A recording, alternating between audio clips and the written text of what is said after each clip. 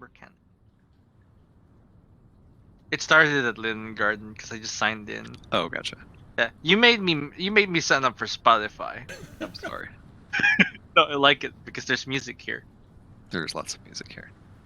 Alright, I think we're good to get started. Gail's going to be out because he is feeling sick, but he might be watching and making some calls so that we don't accidentally destroy his entire quest line without him. And then Flick will be joining us after work. It's probably going to be a very busy day today because he says they're understaffed. But he'll be joining us when he can. It's been 2 weeks, holy shit. But we're back. I should probably go announce that we're going. But in the meantime, if anybody remembers what you did last session, feel free to recap those who don't. Help me. I believe in you. You can do it. So I'm just going to frame this out like I should in a while. So Ace pulls out his little frame and gets his little reporter out. Last time, what did we start off doing? We went down a hole? We went down the hole? Correct. Where did we start, actually? Did we start on the docks? Oh, yeah. Ace handed out his flyers and let everyone in town know what was going on with the big boom. Then they got water breathing and went into a cave. And then the water breathing wore out before they got to use it. The end. No, did we even fight anything? We did. We fought giant crab people. Crabs and hookers, right? Hookers and worms. Hookers and worms.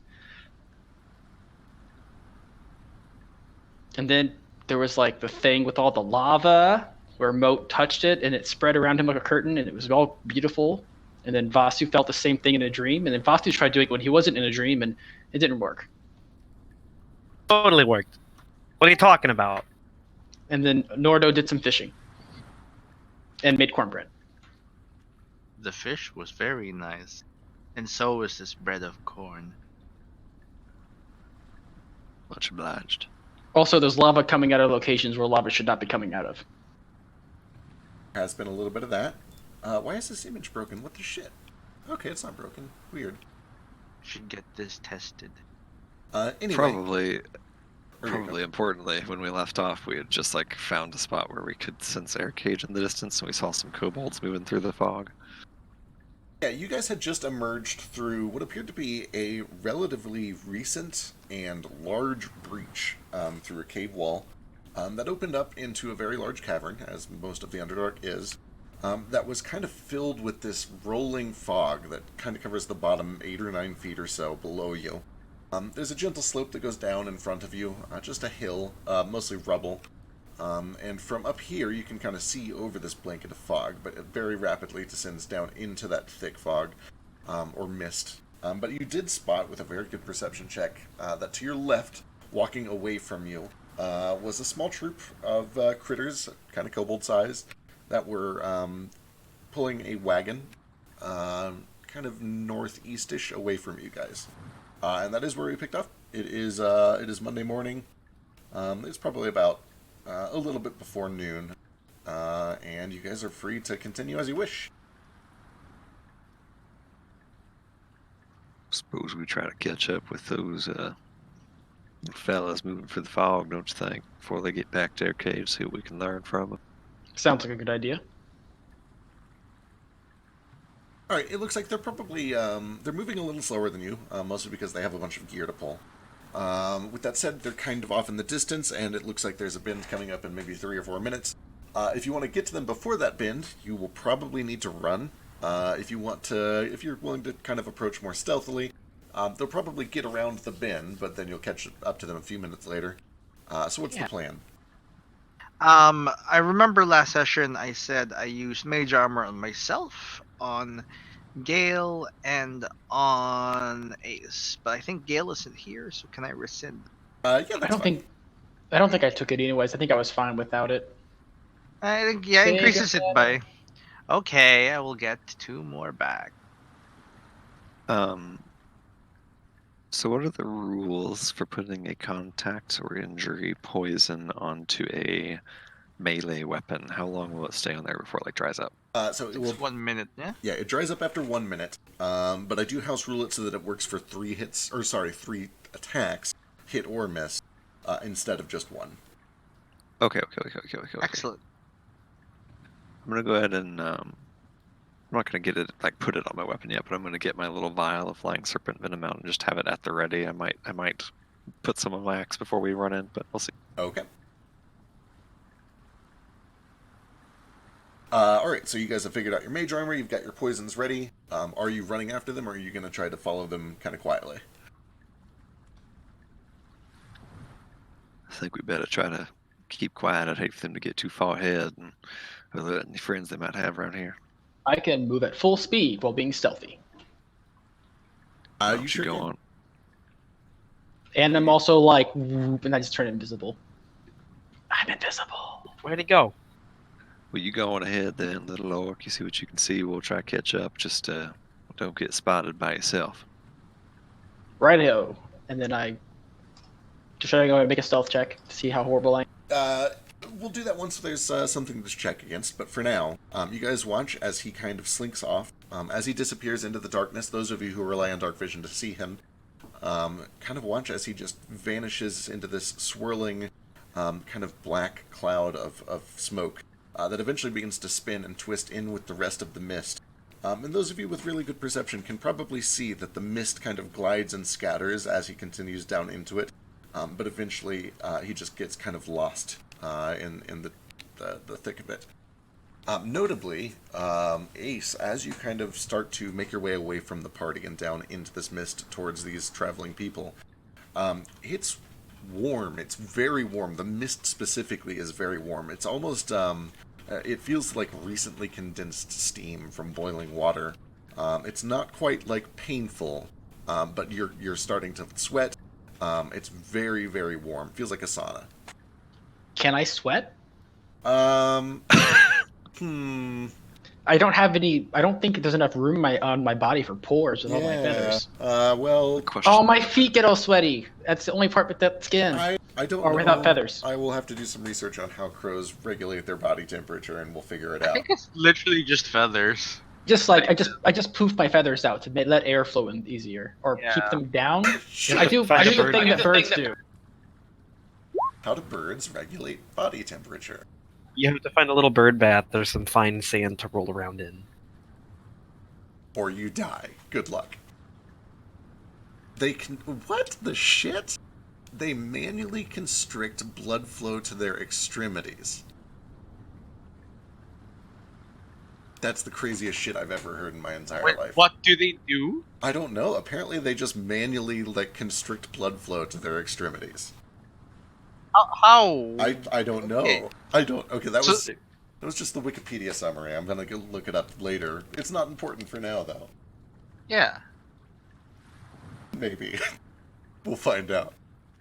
Google says they pant, sort of like a dog. I could see that. Or at least ducks and chickens. Oh, ducks and chickens. Okay, I think I've seen that actually. Interesting. Now that you mention it. Have you? I don't think I've ever seen a bird pant. Yeah, I for sure have. Where they stick their tongue yeah. out and do the little tongue thing. Yeah, ducks and chickens, yeah, because I've lived around a few of them. But I Yeah. didn't know they were panting. I just thought it's a thing they do, like open their mouth and have their tongue out. I've only ever seen geese hiss. That's my symptom. Maybe that's. Hmm. Anyway, as you guys are contemplating the mysteries of nature, you guys watch as Ace kind of begins to take off towards these people. What are the rest of you guys doing? Are you guys kind of moving at a stealthy pace, or are you going to try to walk normal? Going to try to run and keep pace? I think the rest of us were going to move stealthily, follow, but not at Ace's pace, like let him get ahead, but the rest of us move Yeah. slowly in the same direction. All right, sounds I good. will keep telepathic contact with Ace, but I know he can take care of himself. He is the apex killer of the Underdark, but I will keep near the group. All right, Just sounds good. In that case, Ace, after a few minutes, you are able to catch up with this group, and you do so maybe 30 or 45 seconds before they turn around a pretty large bend in the cave. That also looks pretty narrow. It looks like they are, they might have trouble getting the wagon through it, but they seem confident. They seem like they've probably done this a few times before. Yeah, what's up, Norda? I'm sorry, just really quick, as we're following, do we get into that same weird, warm, misty Yeah. fog? As you guys kind of begin to make your way down, you also you notice that this mist is very warm, very, very warm. So this is obviously Underdark is not my wheelhouse at all, but Mist kind of is. Does this seem weird, dangerous, unnatural, etc.? I mean, you're a cook. It reminds you a lot of being over a boiling pot of water. You've never seen so much of it. It also seems like it probably is lingering a little longer than you would expect. But it's pretty warm throughout this entire cave system, so I guess that's possible. I guess give me a nature check. Any chance I could do survival? Yeah, that would work.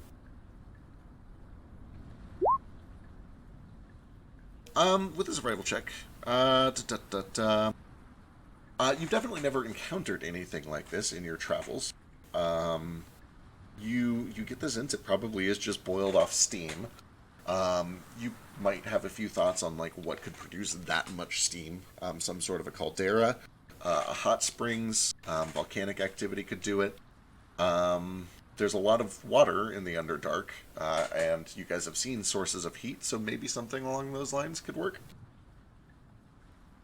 Get a feeling we're about to be out of the frying pan into the fire. God damn it. God damn it. Real quick, inspiration goes to Moat, Vasu, and Gale. Moat, what's up? Can I take out my fan and try to use it? Does it work here? Let me double check what that does. Yeah. I should know this. I You're made it what? like 2 weeks ago.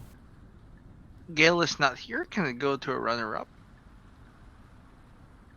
Let me see if Gale has inspiration. Like, he earned it Yeah, last sure. week. Just because he's not here this week, I think he should still get it because he earned it. Here, you dirty bitch. Hey, he made it!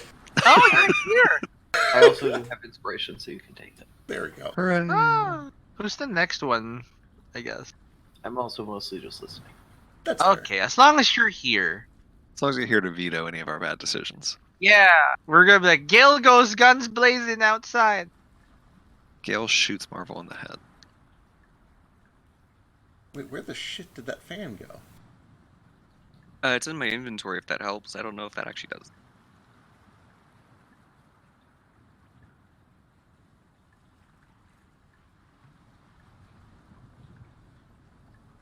Oh, it's in your notes. Okay, that would do it. Yeah, it definitely does. So you guys watch as Moat kind of pulls out this little metal clasped fan, and he spreads it, revealing this bright orange and white paper that's been painted, and just a variety of these very bold strokes and motifs. Kind of a fire pattern across the front of it, and some script written on each side that a few of you probably recognize. I don't remember who speaks what. But then he kind of tosses it into the air beside him. And as it does, it kind of holds in midair and begins to kind of flap and flutter in place. All of this mist begins to sort of swirl as it kicks up a little bit of wind around you. And it becomes noticeably cooler, a little bit more comfortable for all of you. Interesting.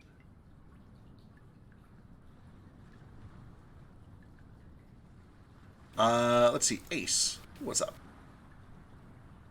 Do do these kobolds seem uncomfortable in this heat as well? Does it seem like there's something they're used to? Are they like complaining about it? Can I overhear anything? Yeah, so as you're kind of trailing along, you get a good chance to observe their behavior, to kind of listen in on their conversations. Do you speak Draconic, I assume? Maybe? I do not. It's one of the few I don't. Okay, then give me an insight check. The lowest it can be is a 16. Alright, 16 is good. With a 16, it looks like they are fairly comfortable with this travel. How do I... They're 16. They're in a little bit of a hurry. They're moving a little faster than you feel like they normally would. You can sense just a tiny little bit of urgency on their mind. They're not running from something or to something, but they're moving at a quick pace. They look a little tired. They're pushing themselves. They are a little short of breath. They're not talking to each other very much. But they seem, they don't seem afraid. They're just in a hurry. And they don't seem to have noticed you yet. How far away am I? Right now, probably about 60 or 70 feet or so. You can get closer if you want. then you will probably need to make a stealth check or risk possibly being seen or noticed. Do they seem fairly preoccupied with getting this card around? Do I feel like it's like a good time? I guess I'm gonna wait for a good time to kind of get a bit closer. Like if they start chatting and trying to move the card around. Yeah, so a bit. you watch as they come up to this this kind of cutaway or this corner that they need to go through, where it gets a little bit tighter. And you notice a few things just instinctively. The first is that there is a bunch of this mist rolling out from behind this corner. It seems to be the source of whatever's producing all this mist. There's just this big column of it that seems to kind of rush around the corner and then immediately flatten out through this basin that you guys have been traveling through. But they kind of all hop out. You can see that there are 4 kobolds, one of which has wings. They are all yellow-scaled. They look kind of like Gale. Most of them are wearing just dirty clothing, except for the winged one, which has these kind of dark black robes on. And all together, they kind of each go to a corner of this wagon, and they begin to pick it up when necessary and turn it when necessary, move it around this big stalagmite formation that's kind of in the way. They cautiously try to pull it up to this corner, and it's a tight fit, but it looks like one that they've done once or twice, and they've kind of got a system for it. And after maybe 15 or 20 seconds or so, they kind of pull this cart through and around to the other side. So as they're working it through, that's where I'm going to start getting a little bit closer. Okay, go and give me a stealth check. Do I have advantage or no? Yeah, you're invisible as fuck. Wow. Ooh.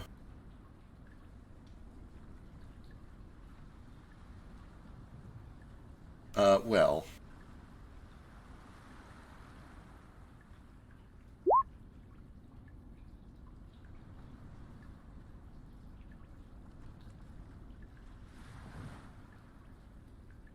As you are kind of getting a little bit closer, you get a good look at what is going on. You can start to kind of peer into this cart. And the first thing that you notice is that there is something big and metal inside of it. You see the glint of light off of what looks like aluminum or steel or iron. A little too shiny to be iron, actually. You see some leather that is kind of folded up into flaps. It's kind of, it looks almost like a kite. It's got these wooden support struts that are keeping it together. But it looks like it is, whatever this thing is, it is disassembled. It's like they've got a thing that they're just carrying in parts in this wagon. Beyond that, go and give me a perception check, too.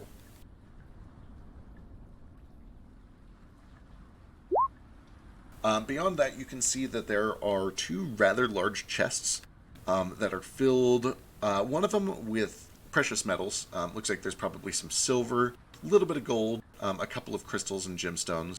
And then the other one a little smaller, but you can sense some light pouring out of it. It looks like a collection of stillstone. But then, just barely lit by that light, you can see resting on a bedroll tucked into the corner of this cart. There is another kobold, a 5th kobold, who appears to be very heavily injured. It actually looks like he is missing one of his arms, and the entire right side of his body is just scorched. And there are these just faint crackles of purple electricity that occasionally just jolt off of that side of his body. Like there's just this lingering static energy all over him. And he's breathing. He's not dead, but he is unconscious and looks injured. Have I seen anything in the Underdark that would cause an injury like that? Oh boy. Give me a history check.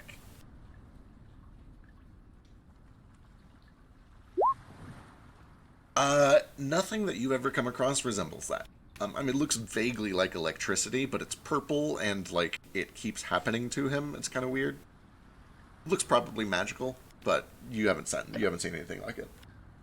However, as you're kind of looking all of this over and trying to get a better sense for what it might be, you do kind of look out of the corner of your eye and realize that one of these kobolds is looking in your direction. He's got his eyes squinted, and he's not looking at you. You don't think he can actually see you, but something has caught his eye in your direction. Do I feel like it's me, or is there something behind me? You kind of look over your shoulder and you don't see much, but as you look over your shoulder, you do see that some of this mist is kind of swirling around you in a way that's somewhat conspicuous.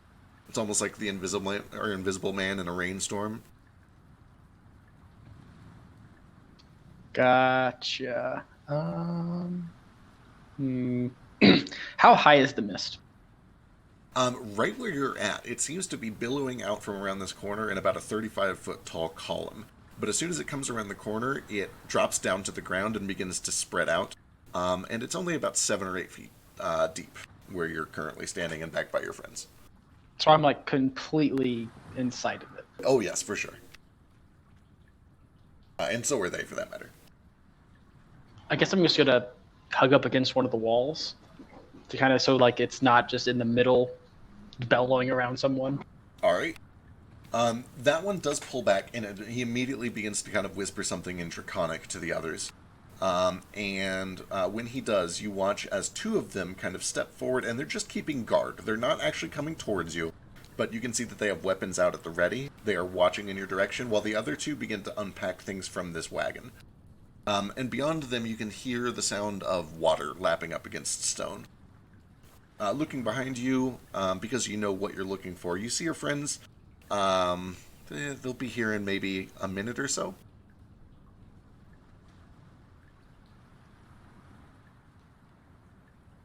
Gotcha. I guess I'll just, for the moment, keep watch until I'm within range of Nomad for him to contact me. All right. After some time, the rest of the party does kind of catch up, at least close enough for mental contact. Are you all right?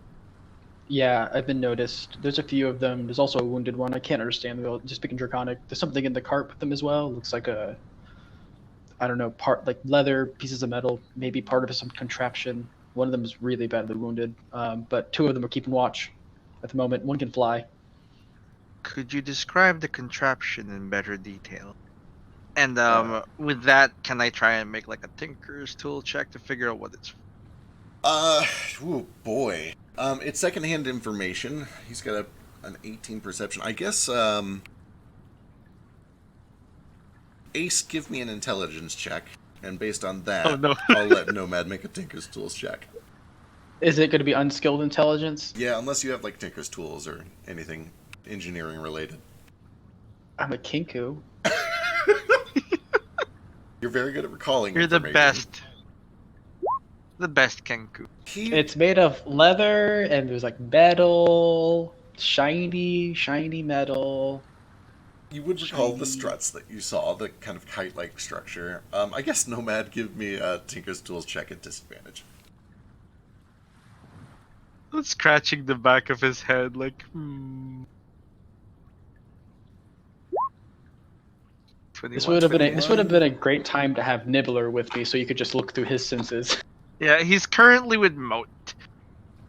Boy, it's hard to say. It sounds like some sort of machine that has metal and leather and wood, but, hard to say beyond that. With that said, as you guys are kind of having this conversation, and by the time he finishes describing it to you, he is pulled back to relative safety, and is able to meet up with the rest of you guys as you approach more quietly. Be careful. The mist starts to go around you, so it's easier to notice people even if they can't be seen. Makes sense. I'm going to turn to Vasu and be like, "Hey Vasu, this is something they said." I'm just going to mimic back perfectly some of the things that they've said. Yeah, that is a thing that you can do. You don't speak Draconic yourself, but you can mimic things perfectly. I speak Draconic. Yeah. Vasu does. Gale as well, and I think maybe 1 or 2 others, but I don't remember. But anyway, anyone who All speaks, of our kobolds? Anyone who speaks Draconic, I don't think they're with you. I think they had shore leave, maybe? Yeah, they have shore leave. Yeah. But anyway, anybody who speaks Draconic would understand, I think maybe we're being followed? Yeah, look at that. Okay. Alright, well, go set it up. Let's get it going. They're not going to follow us into the water. It's a submarine. But also, I kind of wanted to repeat things I said before that, too. I'm assuming they were talking before I noticed them as well. A little bit, not a ton. One of them's like, oh, almost there, thank God. Another one's like, hold on, we're almost to the channel. But they weren't in the middle of an intense conversation when you started following them.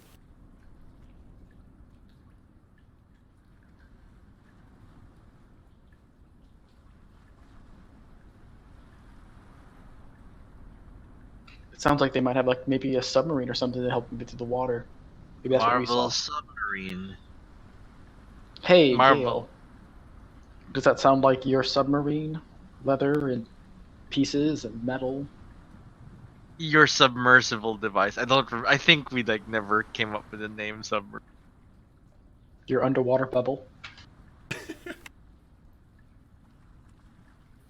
An aquatic travel device. There we go. ATD. Possibly. Does that sound familiar? It sounds feasible. You know that there were like some leather fins that were used to kind of steer the thing. It was mostly metal in construction. Wood was used for the struts. It's possible. It's a very vague description. It could be anything, but the materials listed were all in the submersible. It's possible. I won't know without getting a better look. What's our move, little dragon? You want to go try to catch them before they go? I mean, it sounds like they've got some setting up to do before they can go anywhere anyway. Do you want to just try to talk to them? Yeah, let's try and talk to them. All right, who's leading the way? Probably the kobold. Should I become invisible?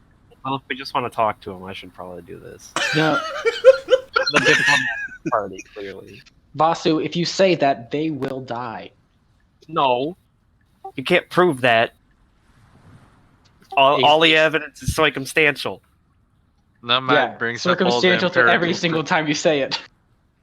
Incidental. All right, as you guys kind of come around the corner, Gale, through the mist, you are almost immediately greeted by a winged yellow kobold in a dark cloak, and another yellow kobold, just no wings, but he has a long staff, and you can see that as soon as you turn around the corner, each of them starts to flare up a cantrip at the ready, and they call it in Draconic. Who are you? Why are you following us?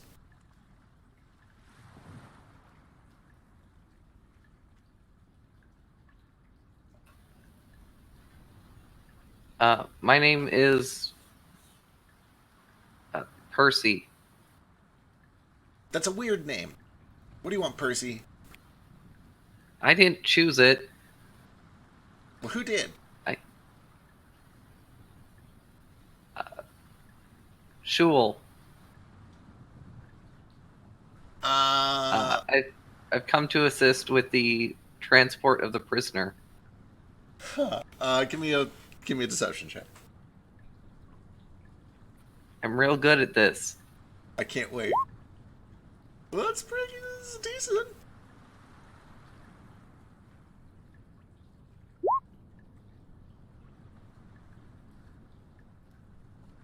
Oh, all right, Percy.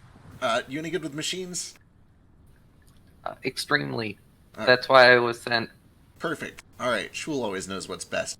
Here, come on. Notably, is anybody else up there with you, or is everybody else letting you go ahead? Oh, I'm staying back. Okay. I'll stay back once I see that it's going well. It Well, I guess I can depends talk on in Gale, what it Draconic. is. I don't know if it's going well.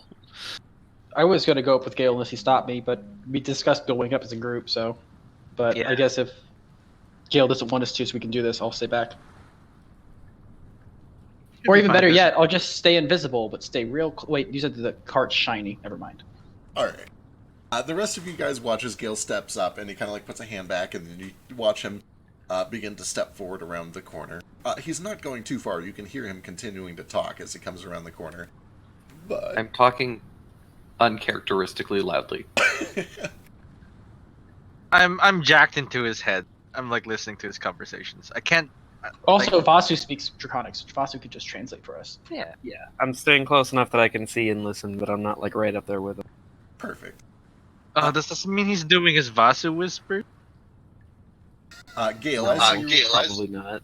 as you come around the corner, Gale, the first thing that you notice is that there's a pool of water that looks very deep and is also very well lit. You can see that it's probably artificial lighting. It's kind of this weird sickly green color that you've not noticed before anywhere else. in any of the water in the Underdark. The next thing that you notice is that these two kobolds behind the two that you're talking to are working on setting up a very familiar submersible. It looks real beat up. There's this big dent in sort of the port side near the stern. One of the flaps is a little bit damaged, but all the same, they are kind of attaching all of these fins to it and beginning to push it into the water. They definitely look like they could use your help. You imagine they probably have like 5 more minutes before they can get this thing actually ready to go without your help.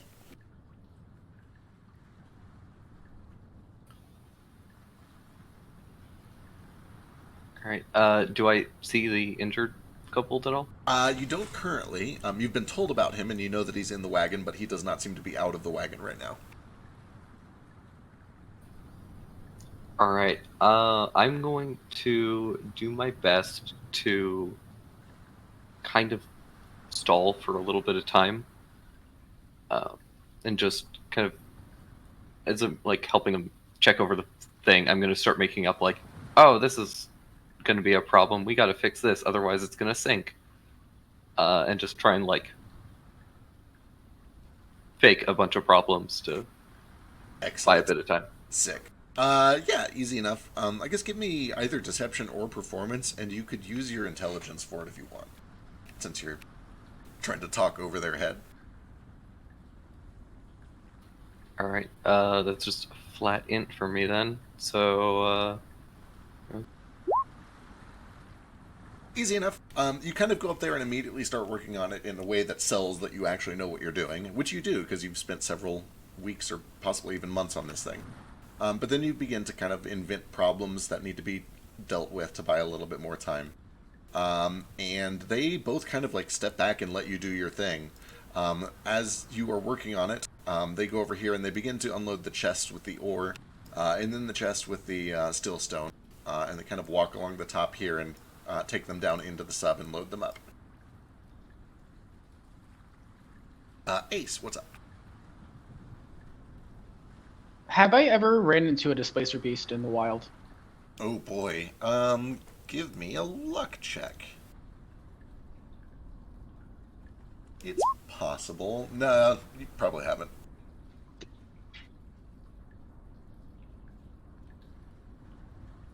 Also, judging by what Gale is doing, do I get to sense he's trying to stall so that we attack them? Oh boy. Also, I also just asked Nomad, is he stalling so we can attack them? Yeah, I just kind of asking Gale's head, what do you wish for us to do?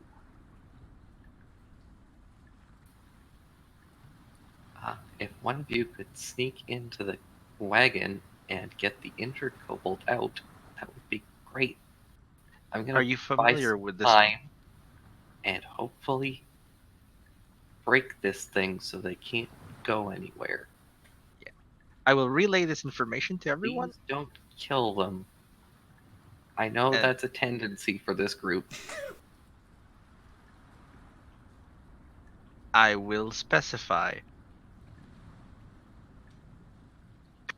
Dear friends, we must rescue the injured kobold and make as little casualties as possible. Preferably none. So, from my vantage point, does it look like there's any light?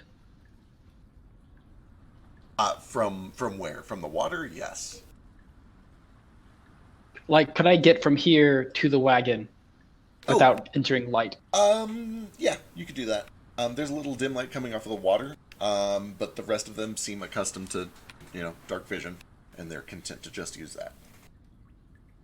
Okay. Is there like so I'm assuming this part's dim light, this is darkness. This part is dim light. Everything that is not green tinted is darkness. Gotcha. I could try sneaking over there.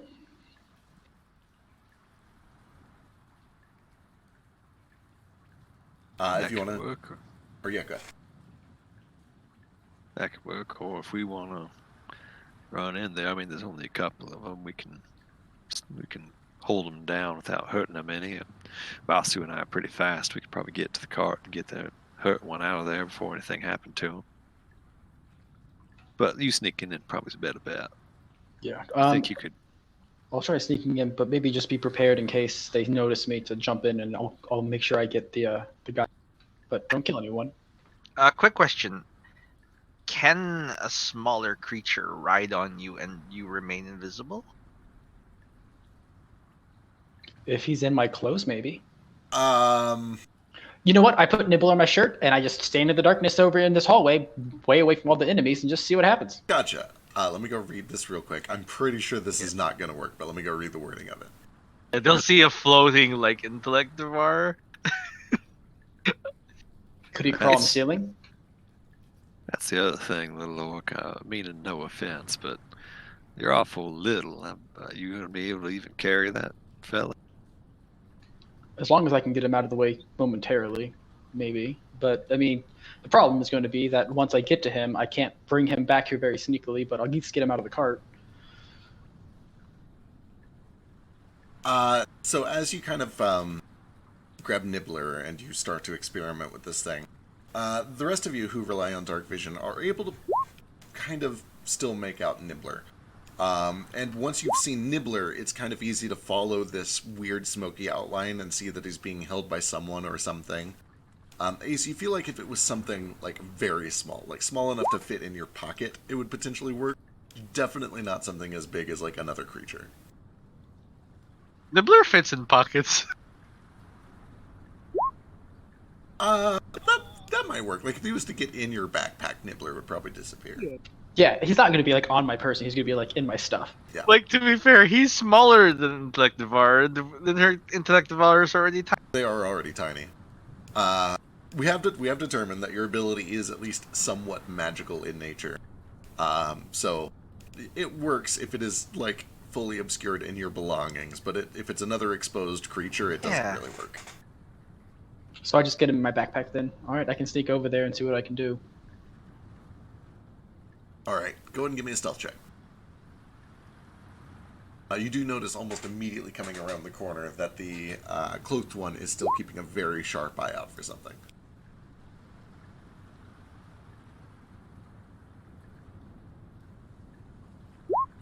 However, as you come around the corner, there is a large splash as one of Gale's attempts to kind of sabotage this thing succeeds, and a big panel kind of falls off the side and down into the water, creating a momentary diversion.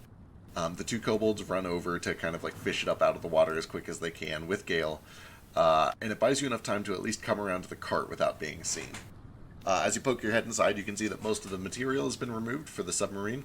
Both of the chests have been removed, but curled up against several bedrolls and some rations, and some just basic travel supplies, including a few mining picks, is the injured kobold. I get closer and I'm like, shh, I'm here to save you. Be quiet. In what language? Probably common, unless... I'll see it in Underdark. Okay, in Undercommon? Undercommon, yeah. Yeah, you kind of lean in real close and you whisper this in Undercommon, and there's just this very faint kind of... But he doesn't respond, he doesn't even open his eyes and look at you. You can see that he's breathing, his good arm is still across his chest, but he doesn't seem to acknowledge or respond. Does it look like there's any like area or little coves, dips in the walls that I could like tuck us in? Oh boy. Yourself, probably. He is about the same size as you, maybe a little bit smaller. Just where I could hide him. So if I can hide him, then I can move somewhere else, maybe. Potentially. It would be very, very difficult, especially because as you kind of watch, you see these little flashes of purple lightning kind of arc across the right side of his body. And in this absolute darkness, those sparks of light are very easy to see. Again, possible, but extremely difficult. So, no matter how package. Cool. I'm going to have Nibbler sort of just gently scuttle out of and give me a visual. Sure enough.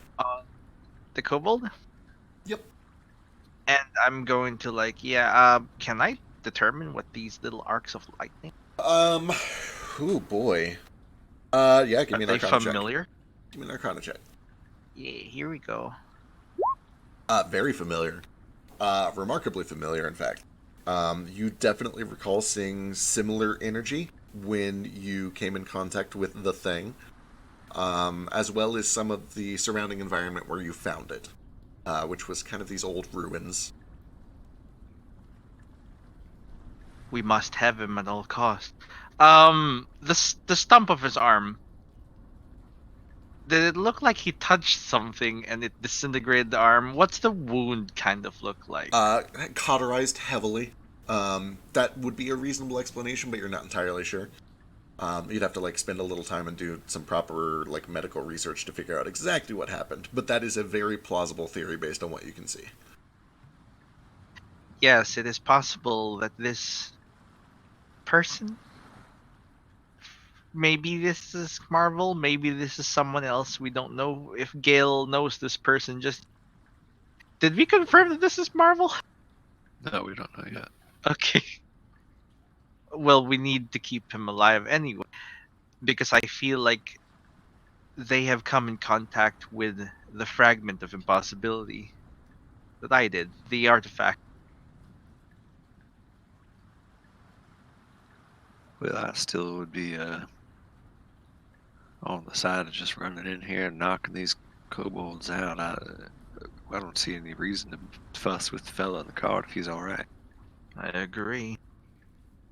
I'll tell Ace our plan. Currently, he has the package. You can't move him, right, Ace? He is missing an arm. I can probably carry him, but Why do we want to move him? I'm confused about that part of the plan.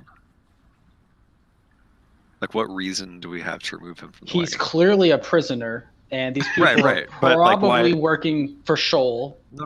I'm saying, why are we trying to move him out of the wagon before knocking the kobolds out? Because I don't want to knock the kobolds out. They're just doing their job. Oh, I see. So okay. Sorry, I was misunderstanding the end game here. Then appears to remove the injured kobold without any of these other kobolds ever knowing we came. Yeah, like I just kind of wanted to grab them and go. Gotcha.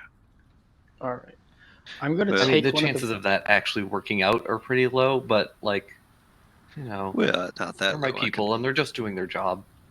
I can hold back a couple of these other kobolds while the rest of y'all run, and I'll catch up. I'm quicker than they are.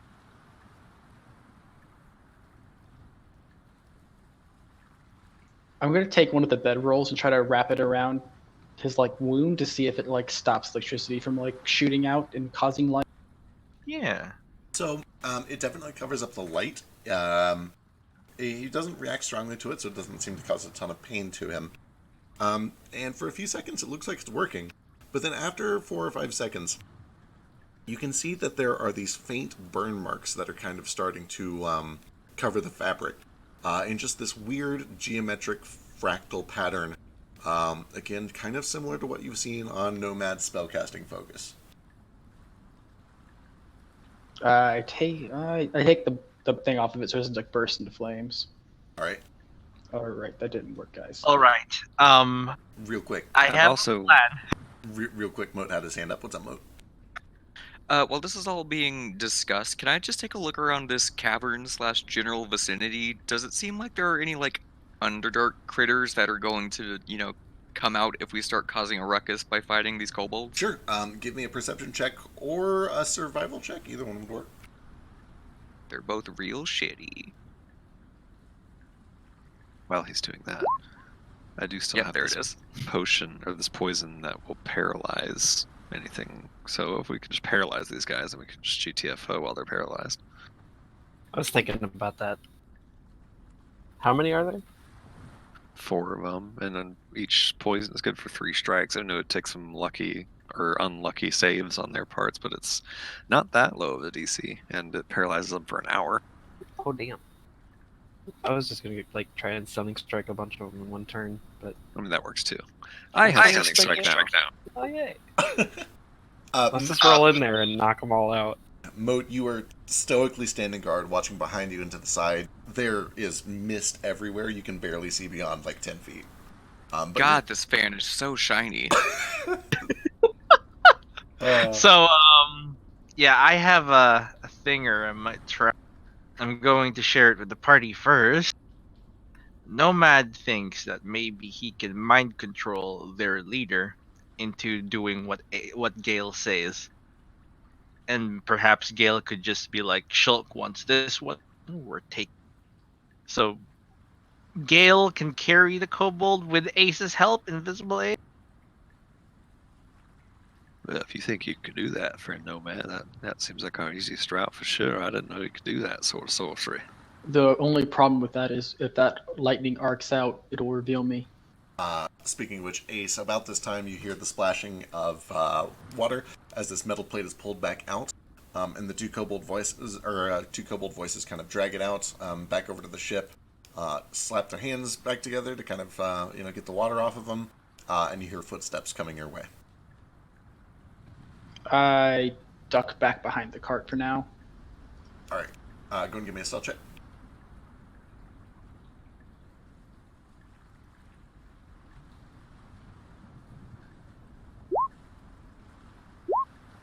Alright, they climb back in. They don't seem to notice you as you slip out the backside. And they climb into the cart.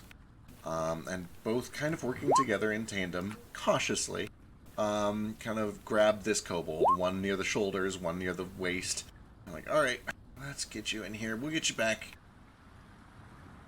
Time is of essence. And I'm going to, with Nibbler's sight, target this one. Alright. And it's within 30 feet of me, so it's fine. That works. I will use a bonus action to increase the DC of this by 2. It is a suggestion. And the suggestion is telepathically into their head. Percy has been sent by Shul to sort of lead this expedition for a short term. For a short term, everything Percy says must be followed. And the DC is 18. Wisdom save. Yes, Mr. Shul. Yeah, of course. Did I do something wrong? Is everything okay? All is well. You must listen to Percy. And then I tell Gale, you call the shots. Oh, okay. All right. We did everything you said. All right. Okay. Yeah. What? No shots. I said don't hurt them. No. You now have control over the wing. Oh.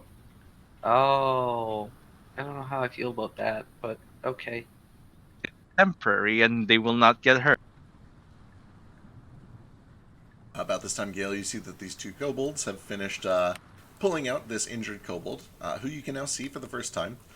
And as they pull him into the light, you do recognize him, but not as Marvel.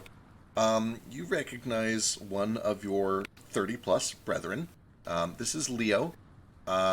He was royalty like you. He was 34th in line.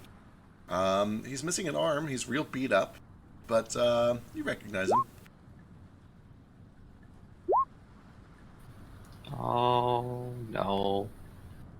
No. And they start to kind of bring him over to the sub to load him up into the submarine. Wait, friends. This submarine is not in working condition at the moment. I mean, you're gonna fix it, right? It's damaged beyond repair. You see this blinking red light? And I'm going to point at something. Sure. Yeah. That means that the pressure regulator is not functioning correctly. And if we are to take this underwater, it would crush all of us within it. Oh, God, no, that's not good. Well, what are we supposed to do? We got to get this back. Thankfully for you, I am a powerful magician, and I can summon assistance. And I say this very loudly. Well, that's very fortunate. Give me a few moments to complete the ritual, and I'm going to go and bullshit a magic ritual, and then telepathically tell everybody to come around the corner. Sure. They seem to be persuaded so far, so you're able to kind of bullshit this magical ritual while screaming for help in your head. Help! Help! Help! Help! Help! Help! Help! Help! Help! Help! All right, I I walk around the corner. See, friends, I have conjured a magical turtle and octopus They're with you? and an elf to assist us with swimming. I am quite a good swimmer. What is your bidding, master? I'm gonna message Gale and we'll be like, "Hey, should I not come out?" Oh yeah, right. What is your business, master? We need to get this prisoner back home. So I would like you all to take him there. At this point, the little guy over here is like, wait, they're gonna take him just like through the water? They can conjure a magical portal that will take him, but it only works for one person. So we're gonna have to stay here and get this submersible working.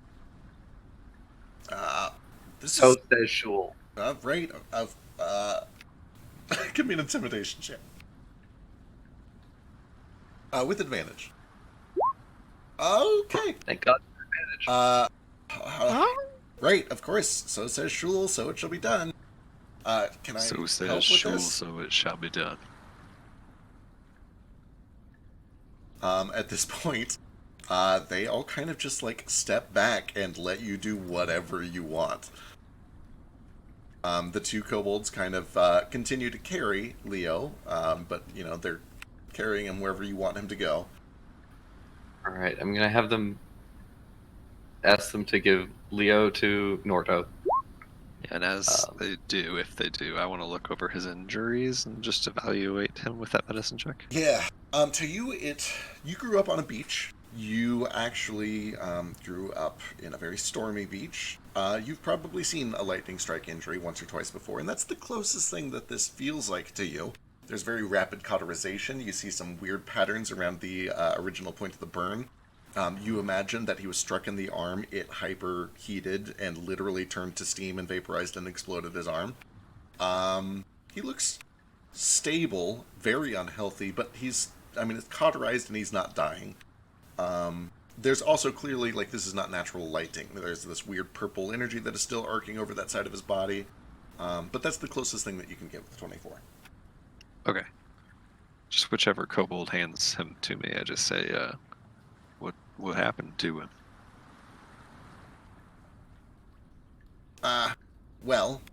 We were doing some mining and some explanation over by the Arcturus crater.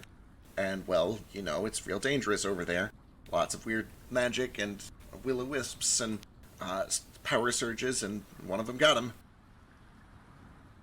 Arcturus crater? Yeah.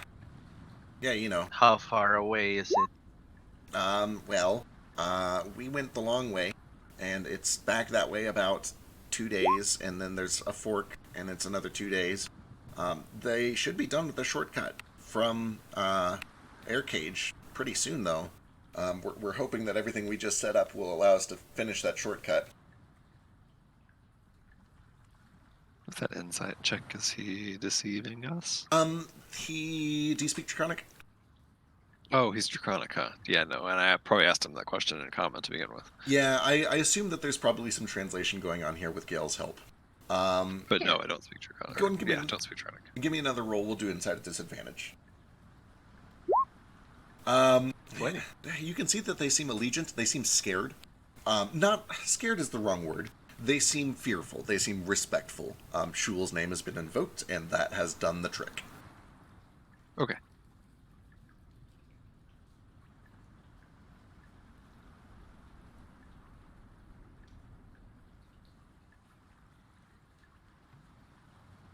I just walk over to Percy. Where would you like him taken there, master? Quickly, return him to the portal and take him home and I give them a very big and obvious wink.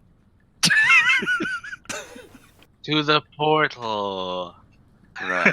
I drift back. Wait, you Just guys. follow Nomad.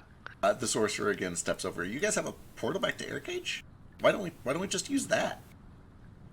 As I have already explained, it only works for them and one other person. Oh right, of course. I'm so sorry. I'm so sorry.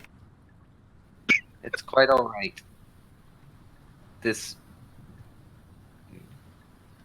Your ignorance will be forgiven this once. But just this once. As you say that, the A-Path kind of like lifts a backhand and threatens to swat the sorcerer. No, that's quite all right.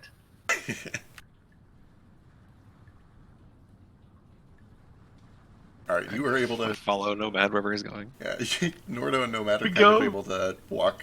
Where are you going? It's just back into the mist. Sure. Yeah, I'm Ominously. basically just saying, just go back the way we came.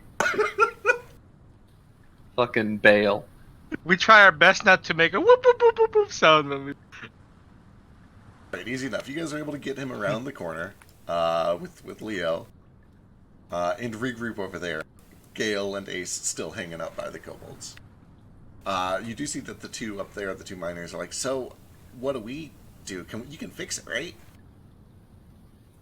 Yes, and I'm going to give them some odd jobs to do, and then I'm just say like, Shul's architect must take a leak, be back, and I'm gonna just leave.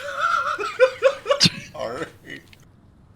They begin doing the odd jobs, retightening old screws and turning a wheel in place and I'm doing gonna whatever you try tell and get them. them to just basically dismantle this thing.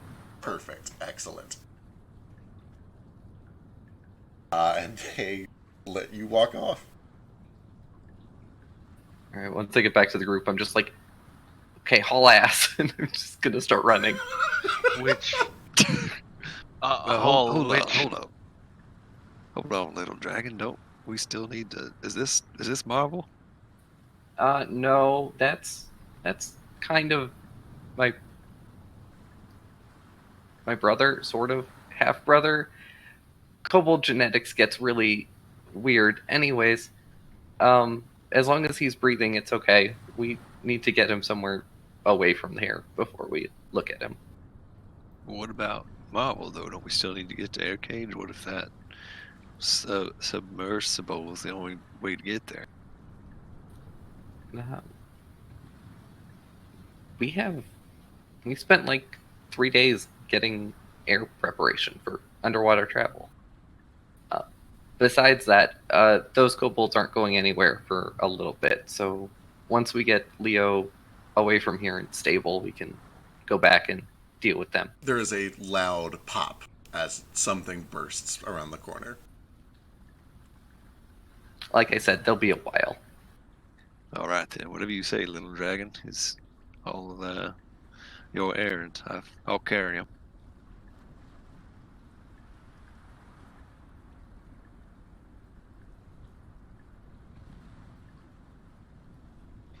Just for the record, whenever Gale started leaving, I got close to him and snuck next to him so that the smoke wasn't really moving around too much. Easy enough.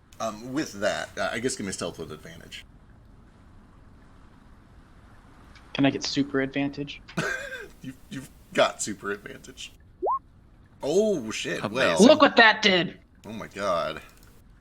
The only one here who is not totally sold is this guy, who is terrible at perception. And he doesn't seem to notice. You're able to make it out with Gale, easy enough. And you guys are all able to regroup and do whatever you would like to do. Vasu, hand up.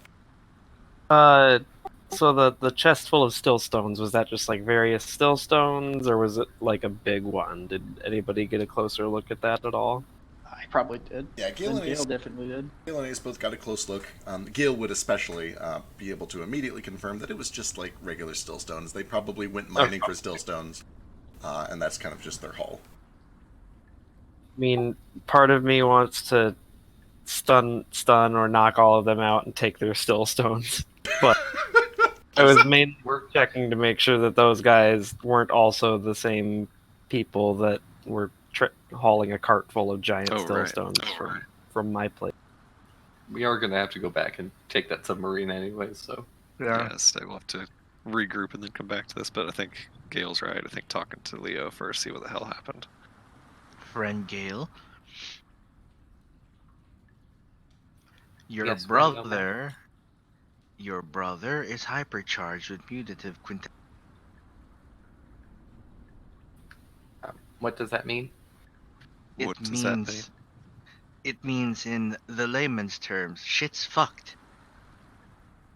Shit's fucked. I know those terms. Yes. It doesn't look When all I that. when I touched the artifact, it altered me to the point where I can no longer function properly enough. He is altered a bit more violently than I was. In fact, he seems to have absorbed some of this energy. Wait, Is he this gonna is. be okay? I thought he was I just hit by lightning or something. You saying this is some sort of necromancy or something? Do you recall the story where Yes, of I course. touched You're this a object? relic or whatever you found. Yes, we'll call it strange magic for the purpose of this. And this strange magic seems to have entered him. It is being regulated by his body for some reason. He seems stable. I do not know what effects it has. I will have to perform some experiments. Well, I was just about to start working on putting together some poultice and such, try to wake him up. Should I not wake him up? You think that'd be a bad idea? Perhaps when we are at a safer distance. It will be better to use something more natural like your poultices than magic. Yeah, I mean he doesn't look like he's dying or nothing. Looks like he'd wake up on his own for too long, but I can whip something up, see if I can get him feeling a little better. The wound's at least cauterized. He is not in any danger for now. It is the arcs of the quintessence that worry me. They leave marks where they. Yeah, I tried to cover him with the bedroll, and it just started to make those strange signs like on your orb on the bedroll, and started to burn through it.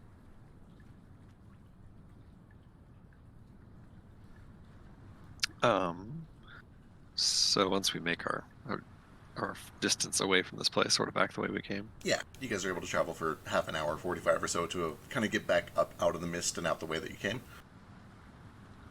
I don't have like a healer's kit proper, but I've got cook's utensils and medicine proficiency. Can I like whip something up to, I don't know, aid this guy's recovery to consciousness? Yeah, I mean, it's going to be homeopathic, but it's at least healthy and good for him and invigorating. Yeah. Could I find any like weird herbs or mosses that grow in the Underdark that could help? Do you have herbalism kit or just survival? Survival. You could do survival. It'll be a little harder than herbalism proper, but yeah. Can I help? I'll assist. Sure. With my A feet. million advantages. Background thing. I don't know if that helps out so much with finding herbs. I mean, you're probably better at survivalism than I am, anyways. Yeah, I guess I'll do it. Both of you are, so I'll help someone. I have a +7. Yeah, same here. Right. At a bare minimum, you are able to find, with the help of Ace, who's very familiar with the Underdark, a couple of these mossy patches that are known to be, what is the word I'm looking for? Local anesthetics. If nothing else, you'll be able to kind of reduce the pain a little bit when he wakes up. And then, make him some good food, a healthy meal, try to clean the wounds a little bit. And by the time that you've done a little bit of this gathering and cooking and gotten a good distance away from this site, you start to apply some of this anesthetic, and the smell of whatever you've made for him kind of gets him to stir a little bit, and eventually he kind of like winces real tight and takes a sharp breath, And he kind of closes, reopens, and blinks a few times. Looks around. Where am I? Who are you? I just kind of help him sit What up. language is he speaking? Draconic. Yeah, just sit him up a little bit and hold his like a little cup of broth in front of him and point him towards Gale. Gale? Gale, how did you get out? It's a long story. How'd you get out? They took me out.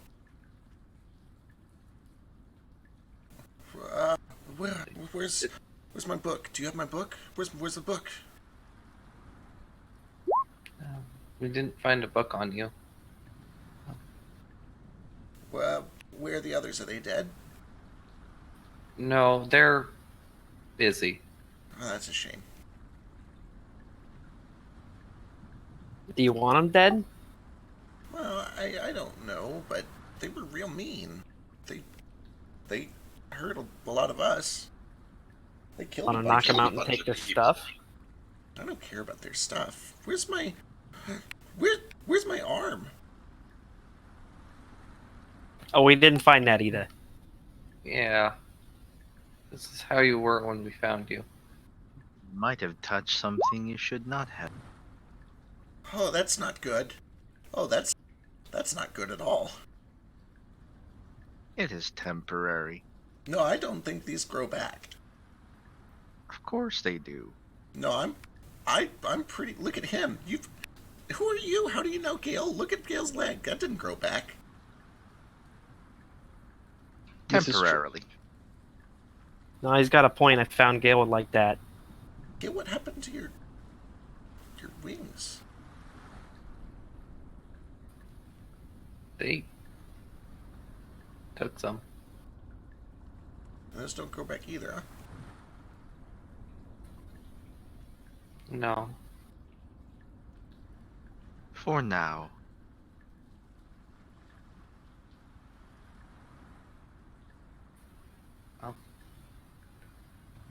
So you had a book with you?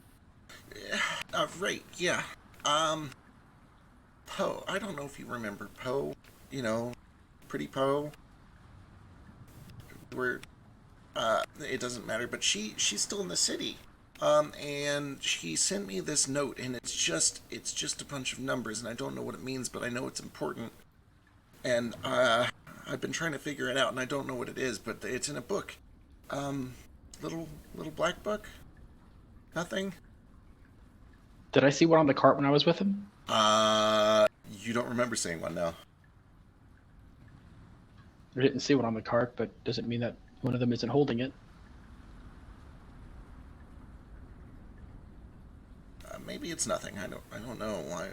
I guess it's good to be alive.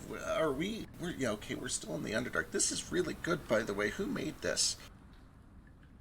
As he kind of like sips on whatever this tea is. It's hot toddy. Hot toddy. That will be our friend here. And he gestures at Nordo.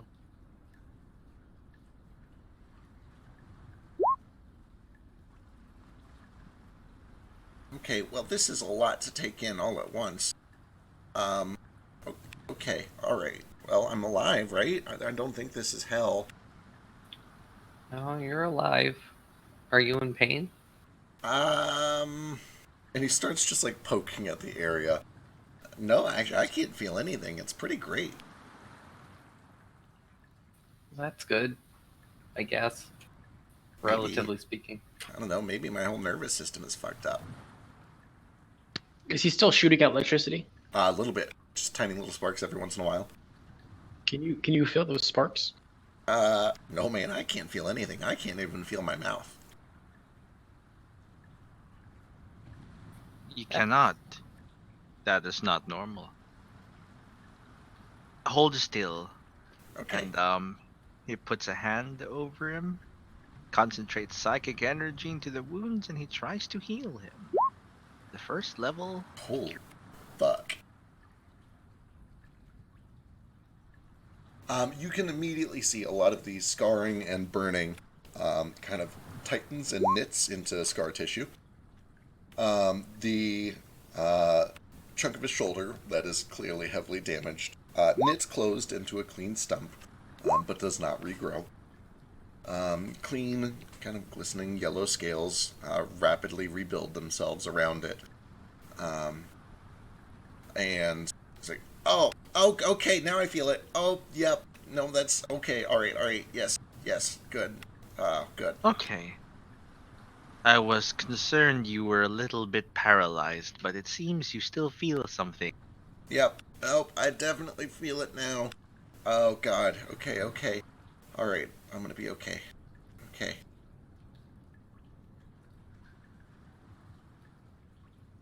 Did they? This may not be the right time, so I will let you recuperate before I start excitedly digging into your brain. Wait, what does that mean? I'm going to read your thoughts later if you do not mind. I might. That's kind of weird. Are you a? He looks together. Is that a mind flayer? It's an octopus folk. No, Kale. Kale, I'm not little anymore. That's a mind flayer. Yeah. Why are you traveling with a mind flayer? Um. Well, we got kidnapped, and then, and by we, I mean all of us individually got kidnapped and were taken into a fighting ring, and then we escaped together, and we just decided to not go separate ways. Because that would have been a very boring story. Yeah, I mean you gotta have a pack, right? Okay, all right. Well, cool. You've got a pack. It's a weird pack. There's lots of little people in it. There's lots of big people He in hasn't eaten or tried to eat any of us yet. it. That's impressive. That's good news. I didn't know if that was just like part of the cost of traveling with him. Maybe there were 12 of you last week or something. Nope, still the same amount. All right. Well, actually, we have a few people, but they're on shore leave. Short leave sounds great.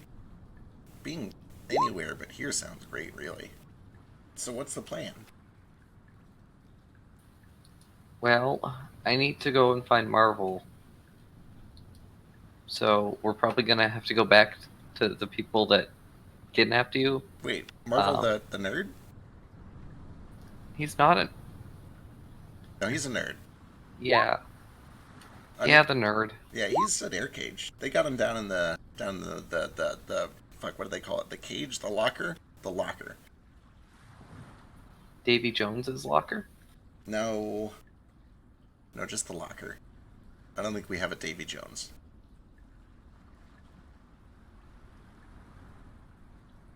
Well, we should fix that.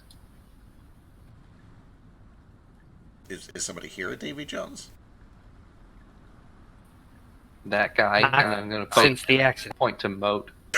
What's up? Name's Davey. Good to meet you, Davy. I'm Leo. Hi, Leo. He waves, but then realizes he can't, so he waves with the other arm. That's the saddest thing I've ever heard.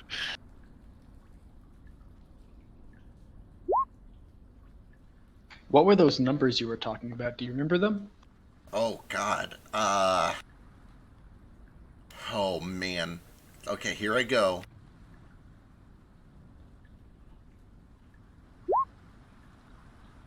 $60, 10, 26, 3, 26, 3, 21, 16, 16, 16, 16. I think there's one more 16, and then there's like 70 more numbers that I don't have memorized. Well, that's not pi. Pi? No, I don't think it's pi.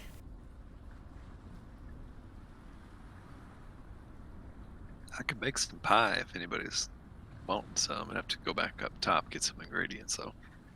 We do need more ingredients. That's rather scarce down here. If y'all don't mind filling me in, I haven't been able to understand y'all draconic conversation. Is he all right? Do we know what happened to him? Do you speak common?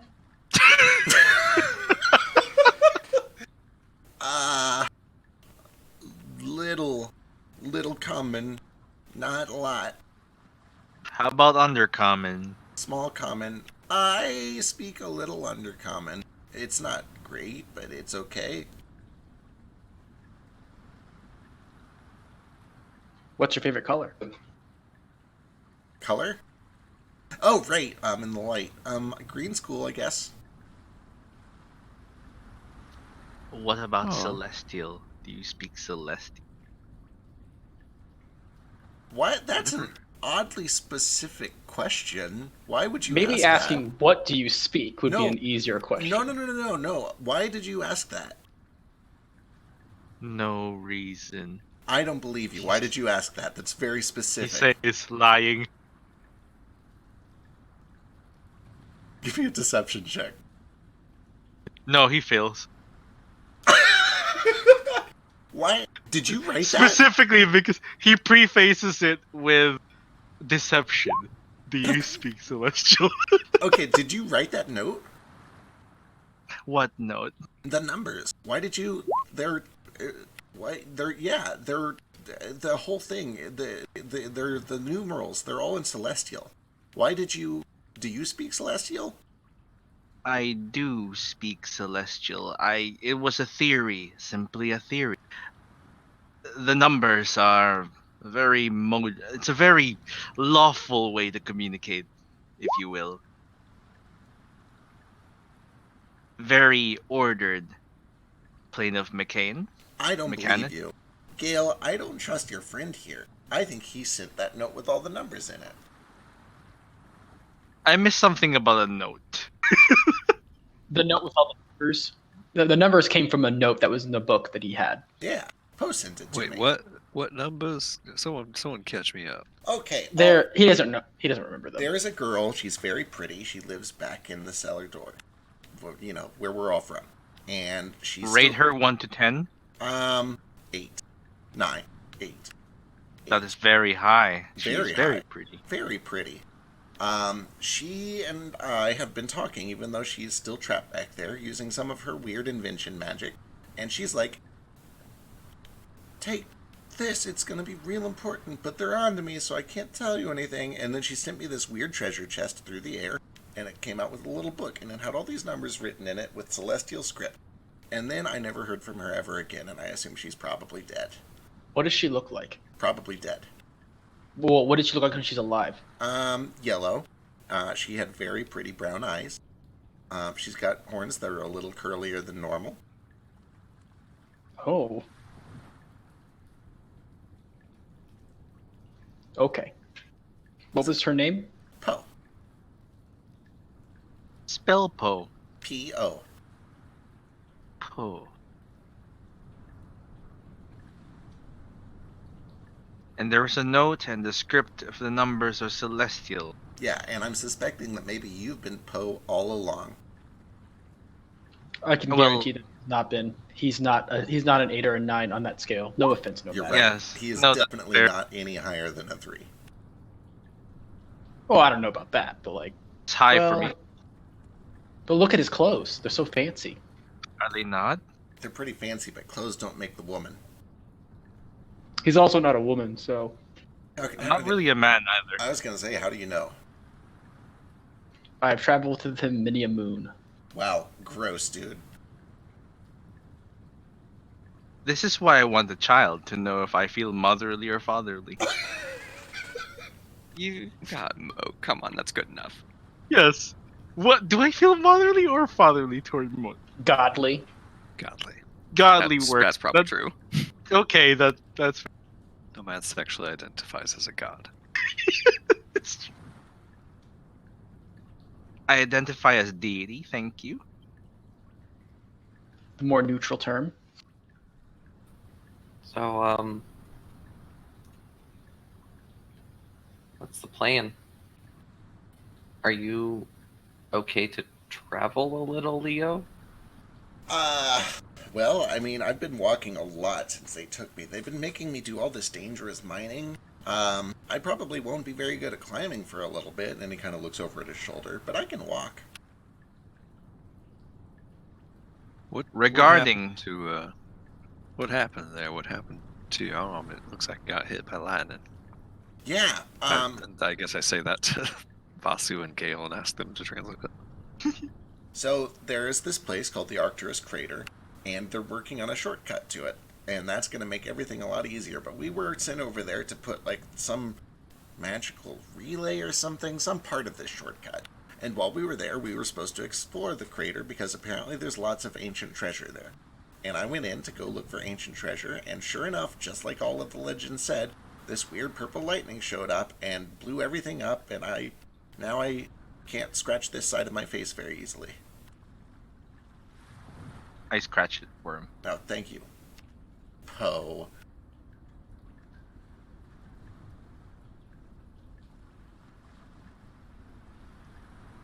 Should we start calling you Pomad? If I become an 8, of course. We need to take you to the salon. I mean, you What- got what- how many tentacles you got on your face? 8, I think. That works. Oh, Look this at that. is new. Where'd this come from? We need to braid your tentacles, make them look pretty. Oh, that feels Well- like. Go ahead.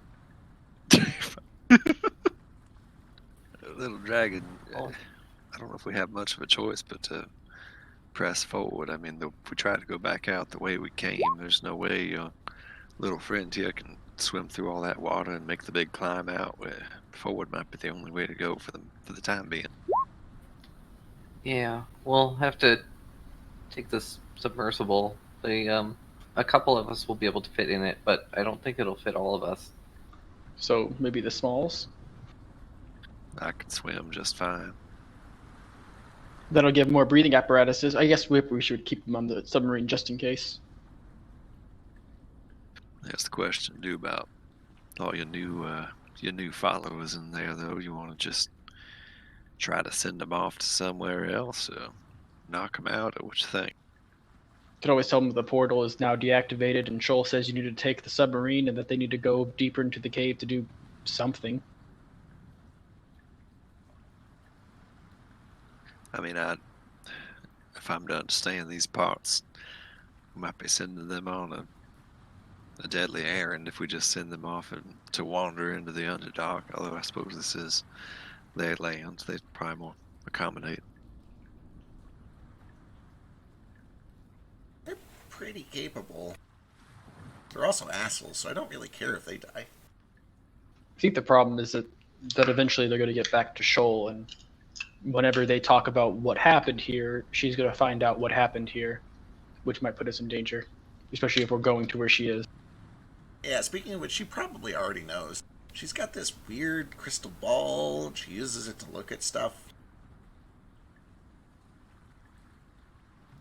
Well, sounds like time's probably of the essence then. Once these folks are delayed past when she's expecting them, she'll probably try and go looking for them one way or another.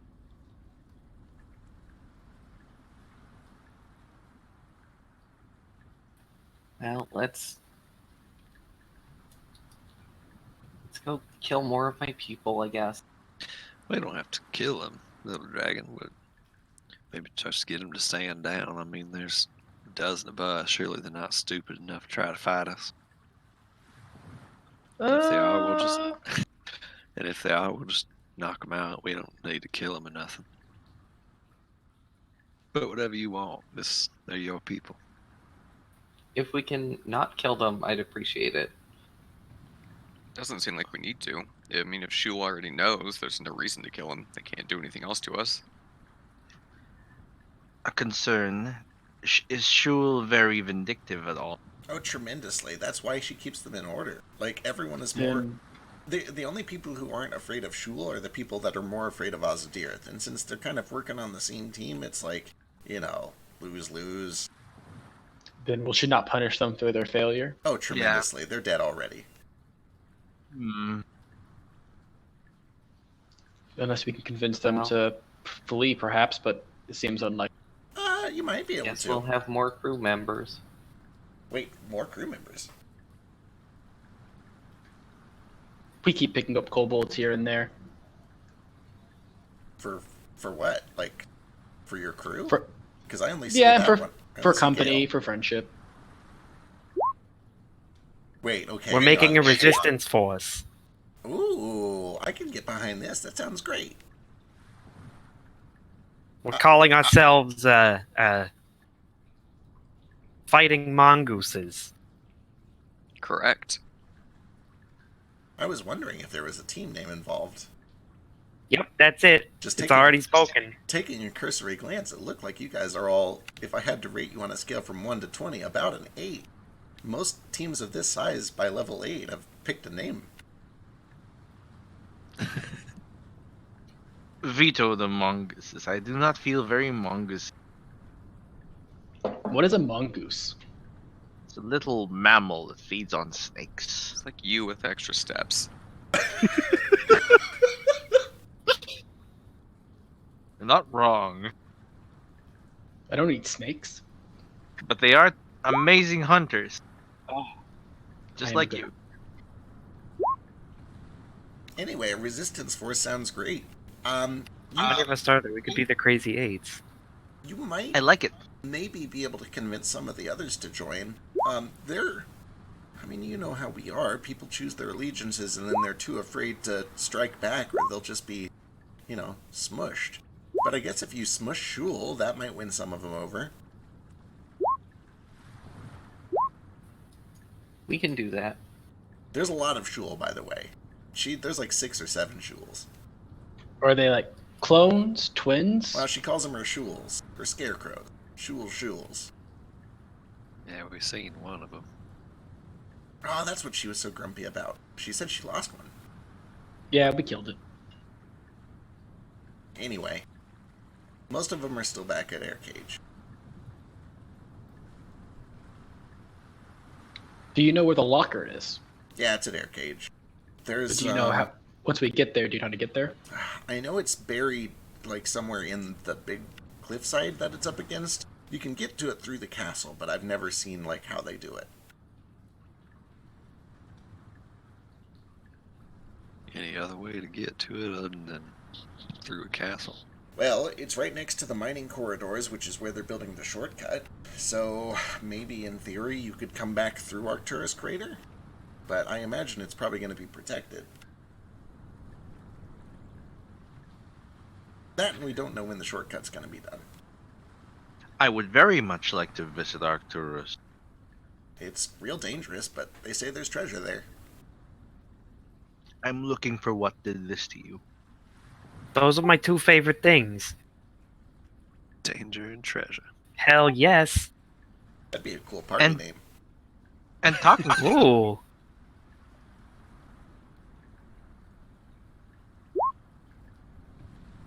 Moat, what's up? Sorry, ignore that. I was going to do I know who Shul check is, but I'm pretty sure I've already done one. Gotcha. Yeah, I mean, you guys have definitely had an encounter with her. If you wanted to do a history check And to we've see... heard that O name before, haven't we? Yes. Gale knows that one, and I believe Yule also knows that one. Which one? Oh, the dragon. Yeah, Ozadirith. Or Oz for short. Is he a wizard? No, he's a dragon. A dragon wizard? I mean, some of them are. I think that's what he's trying to become. That's just my guess, though. You know, with all the still stones. Why don't he just pick up a book, that lazy? I don't know if dragons have opposable thumbs. They can if they're willing to try hard enough. Yeah, we've seen one grow opposable thumb. And fins.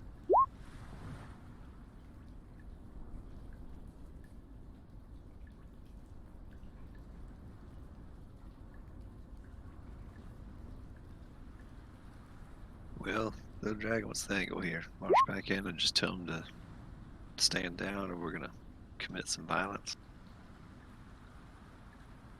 Or you want to try some more trickery?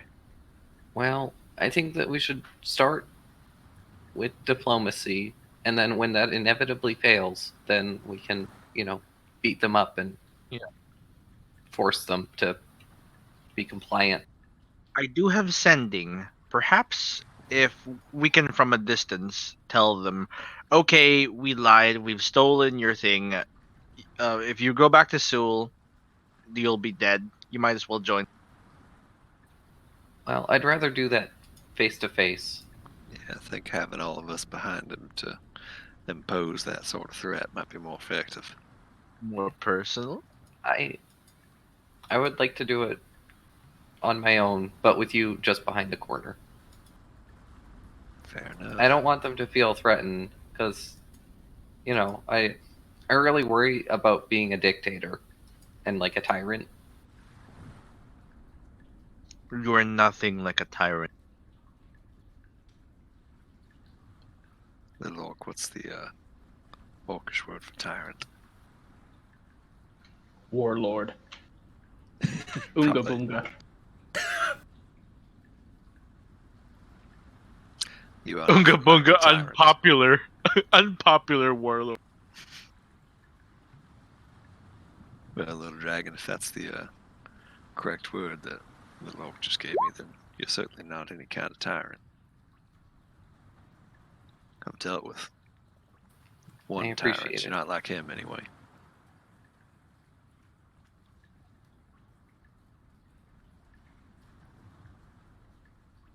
But we'll just be right around the corner if you need us. We won't let nothing happen.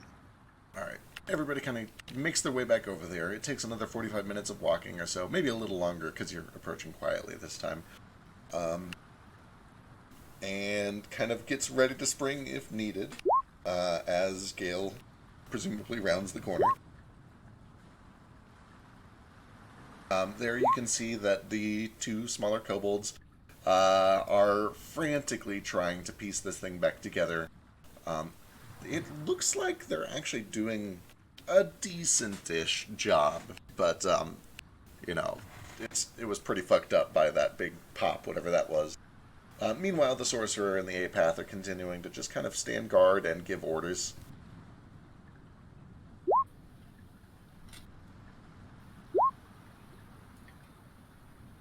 I have skillfully taken your prisoner, and you have failed your duties to Shul.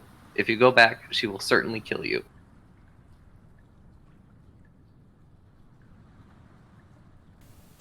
Perhaps. But if we flee, Ozdirith will have us hunted down and made an example of. It's a lose-lose. That's why you should join me,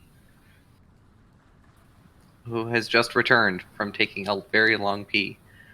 That was a remarkably long pee, by the way. I assume that maybe something else came up. Yes, taking your prisoner took a little longer than I expected. So to be clear here, have we been betrayed? Yes. Quite explicitly, in fact. Well, I suppose it's to arms then.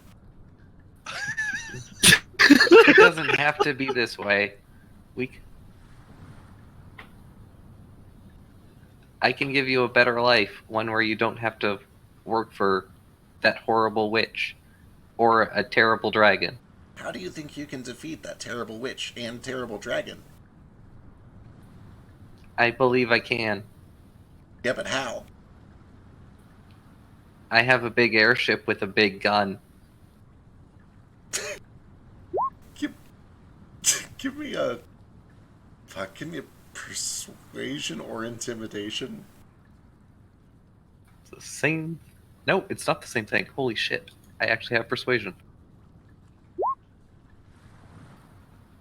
I'm gonna be the best king. If your airship is as reliable as your instructions to fix this submersible device, I'm afraid it's to arms. And you watch as the sorcerer lifts his staff up.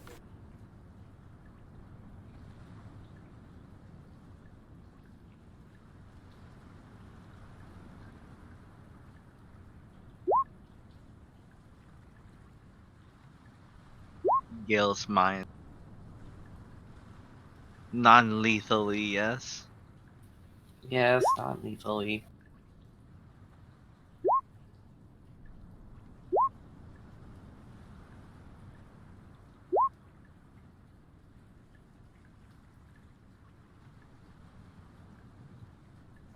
We're gonna have to get a kobold caboose for all these extra kobolds. Kobold with a fucking gun. Oh It no. will never get old to me. Never ever.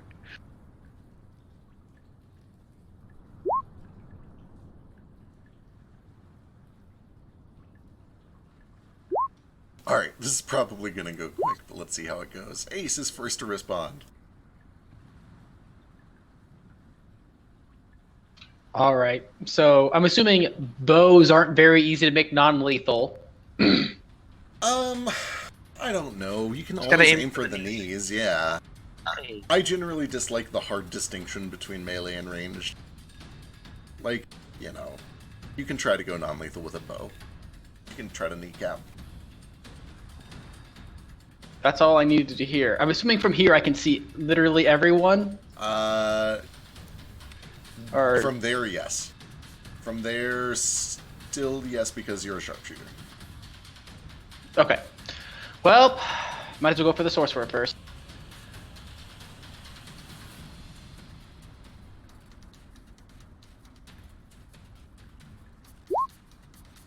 Uh, 28 for 15. His shoulder rocks back and he stumbles.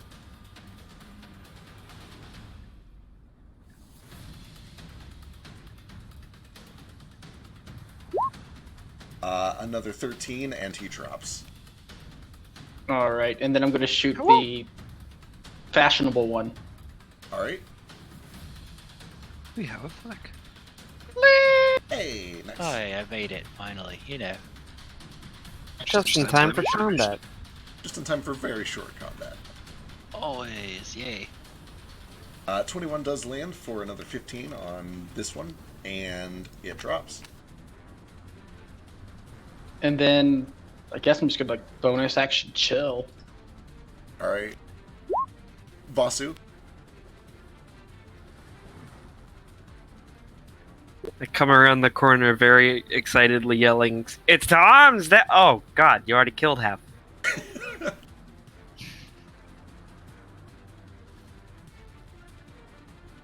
There are 3 expertly placed arrows in 3 of these kobolds' knees.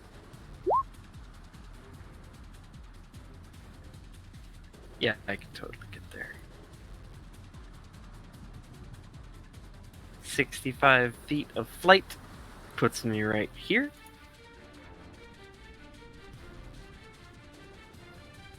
I think.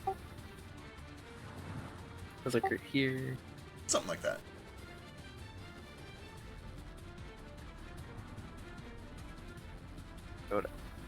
Being wonky. I'm gonna attack this kobold.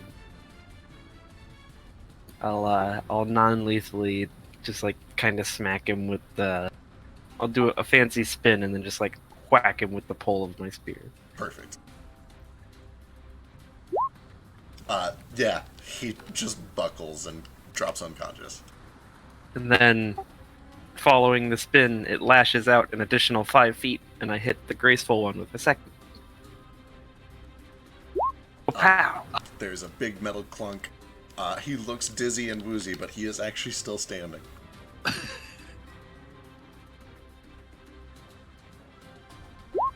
Fire kick. And with that, there's a quick flash of fire, and he kind of slumps. His cloak is burning a little bit, but most of the damage dealt there was from that the weapon smack, so he's just kind of dizzy and unconscious. Bird bros. And just as quickly as it all started, everything goes quiet. I'll run in and quickly stabilize anyone who needs stabilizing. Yeah. Yeah, Easily.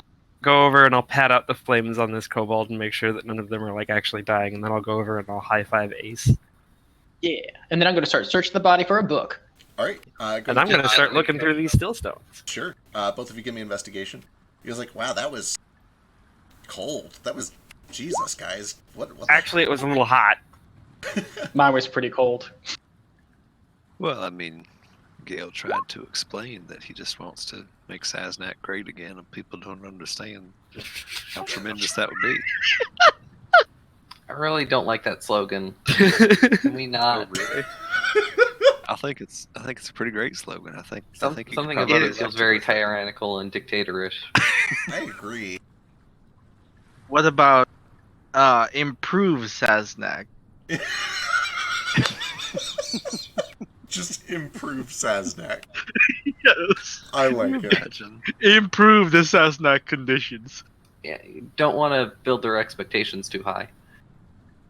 Maybe let's How make about- some how about- things a little better. How about keep Saznak exactly how it is? That's not quite. That's Somewhere basically the between. exact opposite of what I want to do. Yeah, improve Saznak. I think improve Saznak might be the slogan to go with. What's Saznak again? We'll workshop. Gale's home. Why don't you just say with free Saznak? Free Saznak's pretty good. Liberate Saznak. Liberate's a little wordy. Free is a little better. Okay. All right, Vasu, as you look through all of these stones, you find an abundance.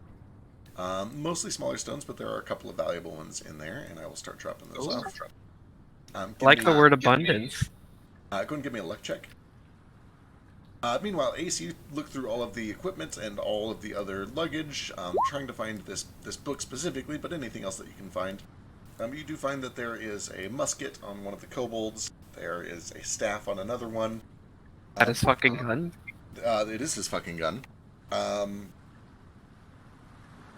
You find mining supplies. You find rations. You find water. You do not find any book. You don't find any sort of book. You didn't happen to be wearing that book on your right side when the explosion happened, did you? Truthfully, I don't even remember if I had it with me. I don't. I typically keep it under my pillow, back at Air Cage.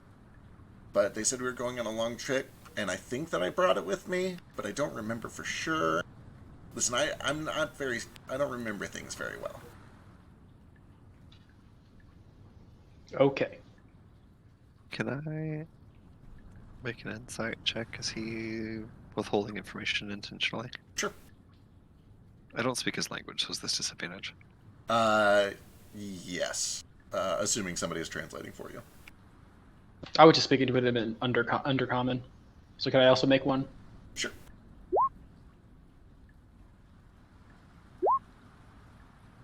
Both of you get the sense that he's being honest. Mine's the lowest mine can be is a 16. 16? Yeah, both of you get the feeling that he's being honest. He doesn't seem to be intentionally, holding information back or anything.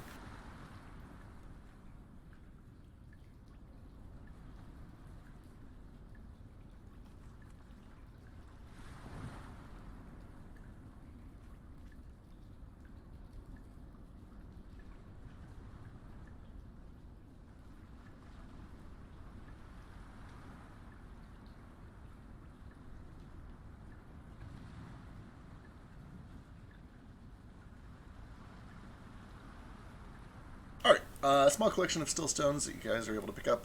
A couple cyans, a bunch of little yellows, a white, a purple, a brown, and a black. And then all of the other things that Ace was able to find looking through the bodies. But apart from that, you don't find anything unusual or unexpected, and you don't find the leather-bound book. What are the stats for the musket? Let me go grab those. If we leave the bodies here, they will surely perish in the Underdark. Should we take them with us? Perhaps they've been convinced. I don't know if Yeah, there's enough room to bring him with us, is there? Maybe We do have a wagon now. Well, can't the very well wagon. take the wagon through the water. Yeah. We'll put them in the submersible and It's okay. They're very easy to move around. It seems. Perhaps we should tie them up. Maybe this is a little bit, I don't know, paranoid, but if this Shul figure is able to look in on his subjects, maybe having them with us is a bad idea. Should be able to listen in on our talks and such. well, we've had the others with us this whole time, so But I suppose that's true, isn't it? Am I proficient at this in point- rifles? I'm proficient in all weapons, so I'm assuming I am. If they are martial weapon, or if you have martial weapon proficiency, then yeah. I could use this gun. Do it. And then I It use is my so slide. loud. Then I use my sleight of hand as a bonus action to reload it, so I can still get my 2 shots. Accurate.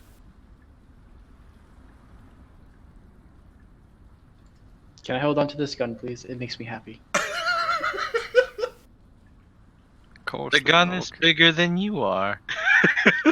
It's why it makes me so happy. This explains much. Of course you may.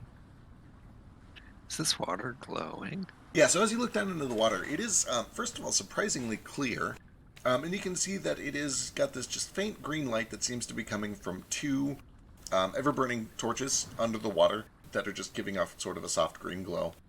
You get the impression that this is an area, a spot that has been used frequently.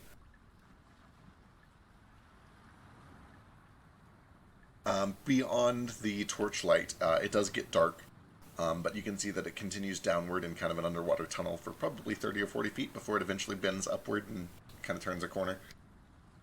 Okay. What's over here? You look through there, and it appears to just kind of lead off into another big cavern.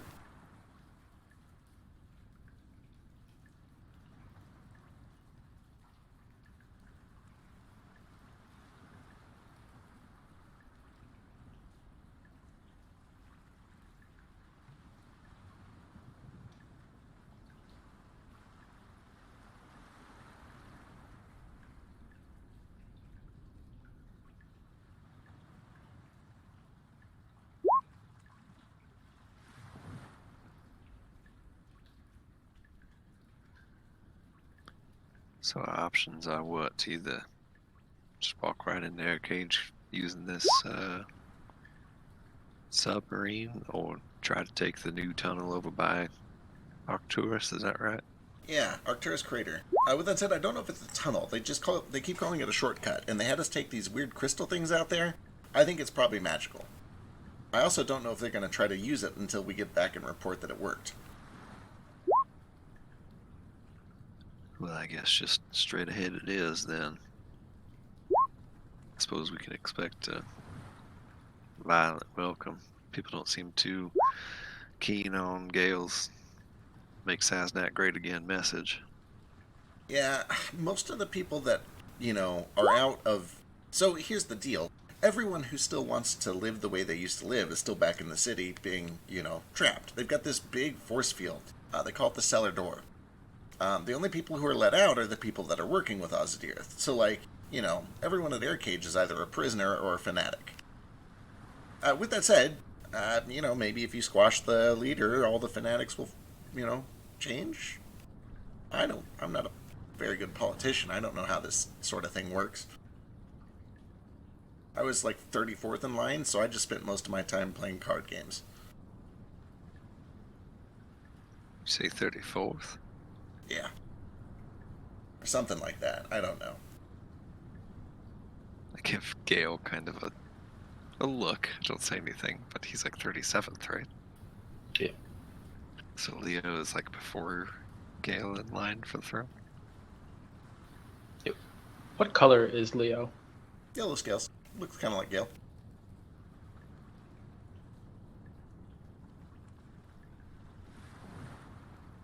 Well, perhaps we should go ahead and get in the submarine or the submergible. Dibs. And Yeah, as Well, I've yeah, been you can't moving, I've swim. been trying to fix the damages that I've caused. I'll help you, Gale. Yeah. Tell me what needs to be done. I kind of assumed that you told them a thing that would disable it, but not actually blow it up forever. Oh, yeah, I wasn't trying to destroy the thing completely. I was just trying to, Yeah. make sure that, remove a wire or something that would prevent it from running. Right. Go ahead and give me a Tinker's Tool check.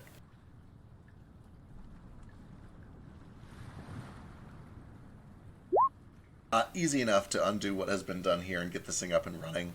After about 15 minutes or so, everything is reassembled, everything is back in order, and it is ready to be shoved into the water. You imagine there's room for probably 4, maybe 5 small creatures if it's really, really packed. I doubt we'll all fit in this. but perhaps I can hold my breath for 30 minutes. How long do we have? When we came out this way, it was like maybe 20 minutes in the submarine. How Well, that fast should be does the fine. submarine go? Oh boy. I don't know. As fast as a fish, I guess. I don't really swim much. Do we think that we could put some lines on the outside of the submarine and tug the slow people behind us? Yeah, I was wondering.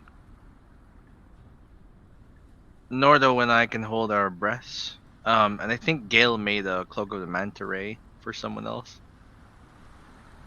The manta ray was for me. I assume you will be piloting the sub, though. Well, Yeah, it's not like attunement 2, so that's pretty good. I was actually thinking that maybe Ace and Yule would pilot the sub. Do they know how? I could probably show do it. them I how. mean, Not- yeah. It won't be that difficult as long as we take it slow, which they'll have to do anyways, since the rest of us will be swimming. I mean, I piloted the big ship before, and I assumed it's like the same, but you're surrounded on all sides. Yes. I find that Ace learns very fast. You just need to show him once, and he learns it. This is probably a little bit more complicated than me just mimicking. You have to know what's going on, but I think I can do it.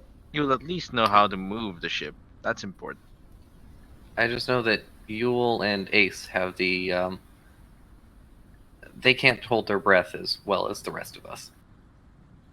Oh, they're definitely going to be inside. I got tiny bird lungs. They need air. Flick looks like he's possibly almost drowned before, but he's not going to say anything. You're too big to fit in the sub. See, that's quitter talk. I could totally fit in there. I think if you lay down and let people walk on you, that might be fine. Yeah, we can sit on you, make a little pillow. Flick is fairly acrobatic and a little lithe, but he also has these two large ram horns. It might be difficult to even get your head through the hatch. Like it was clearly designed for small creatures like kobolds. And also, like, submarines for medium-sized creatures are already tight as fuck, and this is like a submarine for small-sized creatures. Curse these horns. I need to file them down again someday. Maybe. Do not do that. They are majestic. Yeah, but it was so much easier when I could just shove my head into a hole and I'd fit. You know what we will do? We're going to make little portable holes to put your horns through, so that, like little bands. Like shower caps that short. I'm just imagining this and it's beautiful. As you say that, Ace actually pulls out a shower cap and replaces his hat with it. We are going in the water. You're right, I need this. Yes, keep your head feathers nice and dry. Hey, do you got one of those in my size? Unfortunately, no. I only have one. Hey Leo, how far is the voyage here to Air Cage? You already said it was 20 minutes by sub. Yeah, Did he? the, Okay, I'm the sorry, I sub was does it away. in about 20 minutes. So maybe 40 minutes to an hour for us. Easy enough. Just wanted to make sure it wasn't going to be a couple hours of nothing. Something big problem. Alright, so, final call. Are there any dangers in the water here between here and Air Cage? Yeah. You know, it's underwater. It's pretty hot. And the reason it's pretty hot is because apparently there's been, like, some weird volcano shit going on lately. You know, just don't steer into the lava. Are there, like, dangerous creatures under there we should be worried about, too? Oh, man. We didn't see any. I really doubt that anything would survive, like, in that kind of heat for a very long time.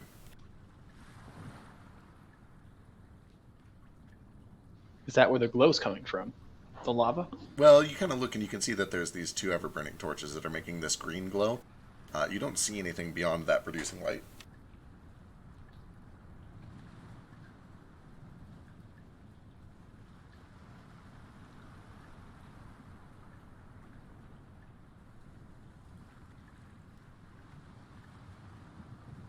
Well, anyway, we should probably get a move on, right?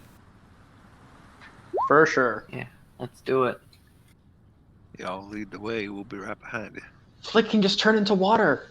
Are you just gonna swim through No the one water knew as that water? besides you talkative little shit. I thought everyone knew. I apologize. No one knew that. This is why we don't tell you things ever. Never tell Kingdom anything. Wow. I mean, Sorry, you just said it in the thing, so I assumed, oh, everyone knows because he said perfect. Well, no. go ahead with your big I would have reveal, been Fleck. like, So those of you outside of the submarine push the sub in with Yule and Patches and Leo and the unconscious kobold. Or wait, what are you doing with the unconscious kobolds? Bring him with Taking them us. with us. All right, and the Yeah, unconscious if we leave kobolds- them here, they will die. All right, it's a real tight fit, but you guys are able to make it work. And I assume that the rest of you kind of just grab your breathing apparatuses and hop into the water. As soon as you get in the water, it's pretty warm, like bathwater warm, not like hot or boiling or anything like that, but it's pretty warm. And you do see that there are occasional bubbles that rush up and seem to be carrying little pockets of steam that hit the surface and then burst. From deep down below, it's almost like this wall of steamy bubbles that is crawling up the far side of the rock face of this tunnel that goes down. Sounds delightful. I haven't swam like this in a very long. And he reaches for the ship. Tentacle comes out from under his sleeve and attaches to it.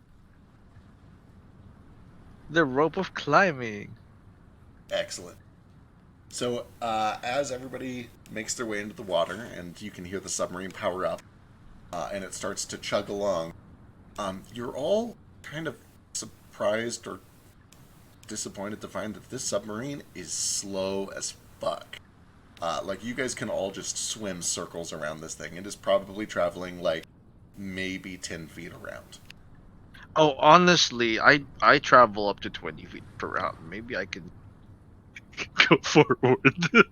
As you guys are all kind of braced to, like, be towed by this submarine, you find that it is just chugging along at a crawl. Well, I already knew that I'd be faster than it. I have 40 feet of swim speed right now. Yeah. Well, we don't have any swim speed.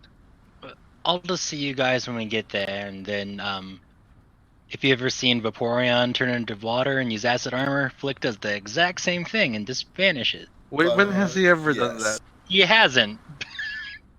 Where'd you go? Vaporeon? Did Flick just Flick melt? turns into water and just melts, basically. Oh no, what happened to Flick? You watch Did as... Flick just die in front of us?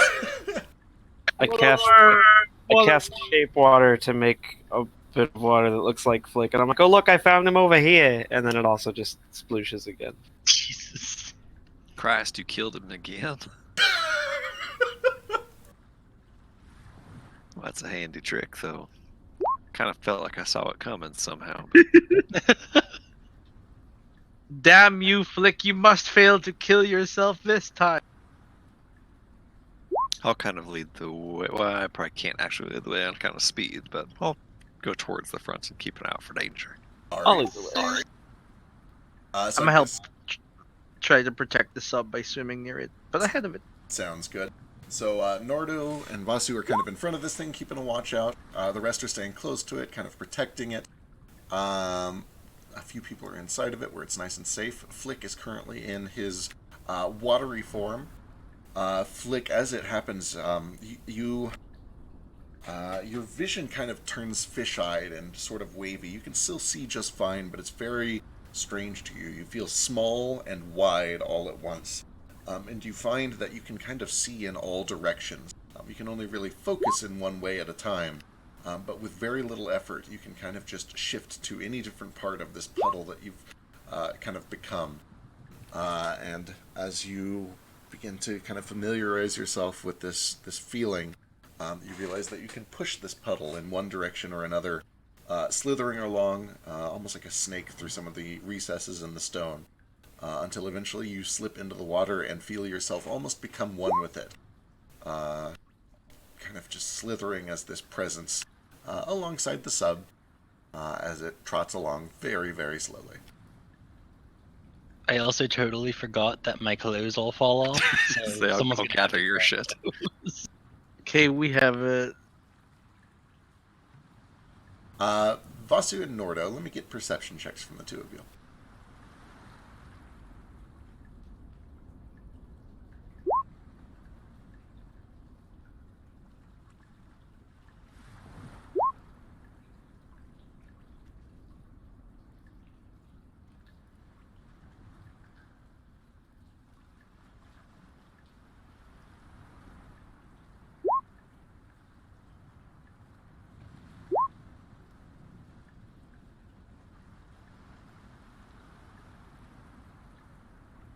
So after you guys have traveled down and around a couple of bends, maybe 2 or 3 minutes of just this painfully slow escort quest, waiting for this submarine to be, tugged along through this winding cavern, you do see light in the distance, and eventually you can see the source of it as there is this vent of magma that just kind of pours out into the water, and then kind of trickles down, slowly hardening into rock, until it eventually hits this stalagmite that is formed, this very tall spire.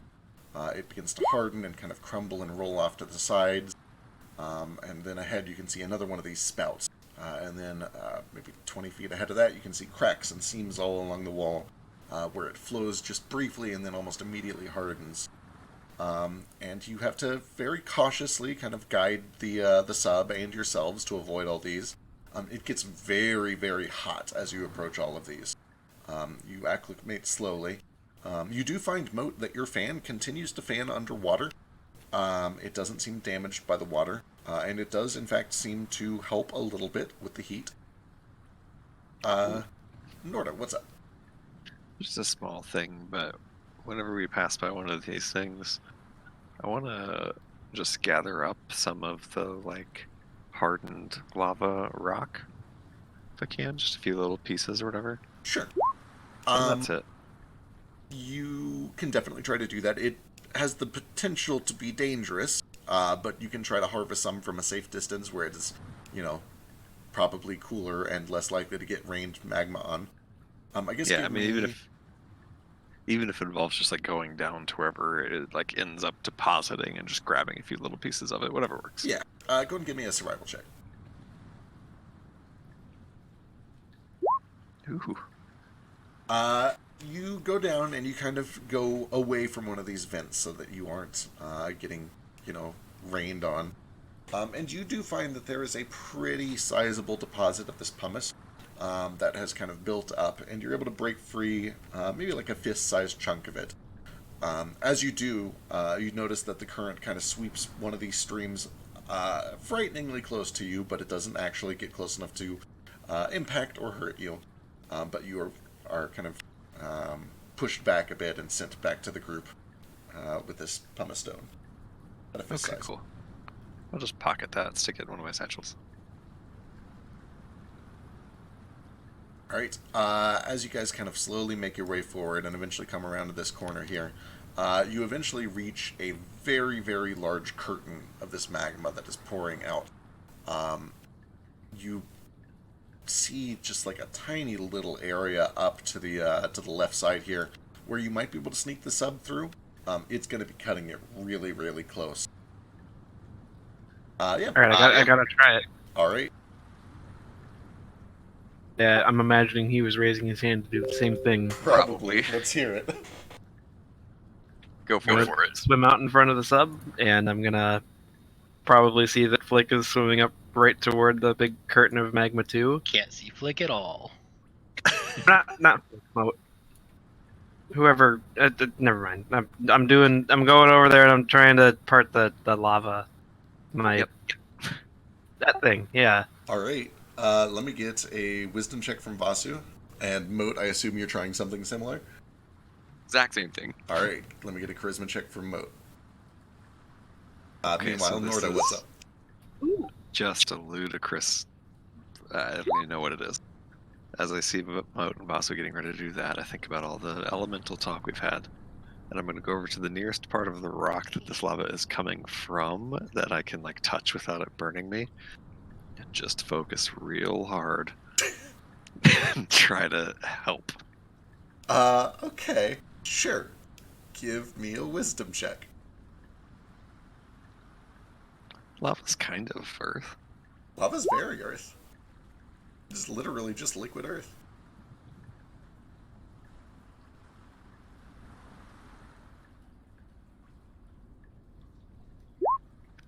Perfect.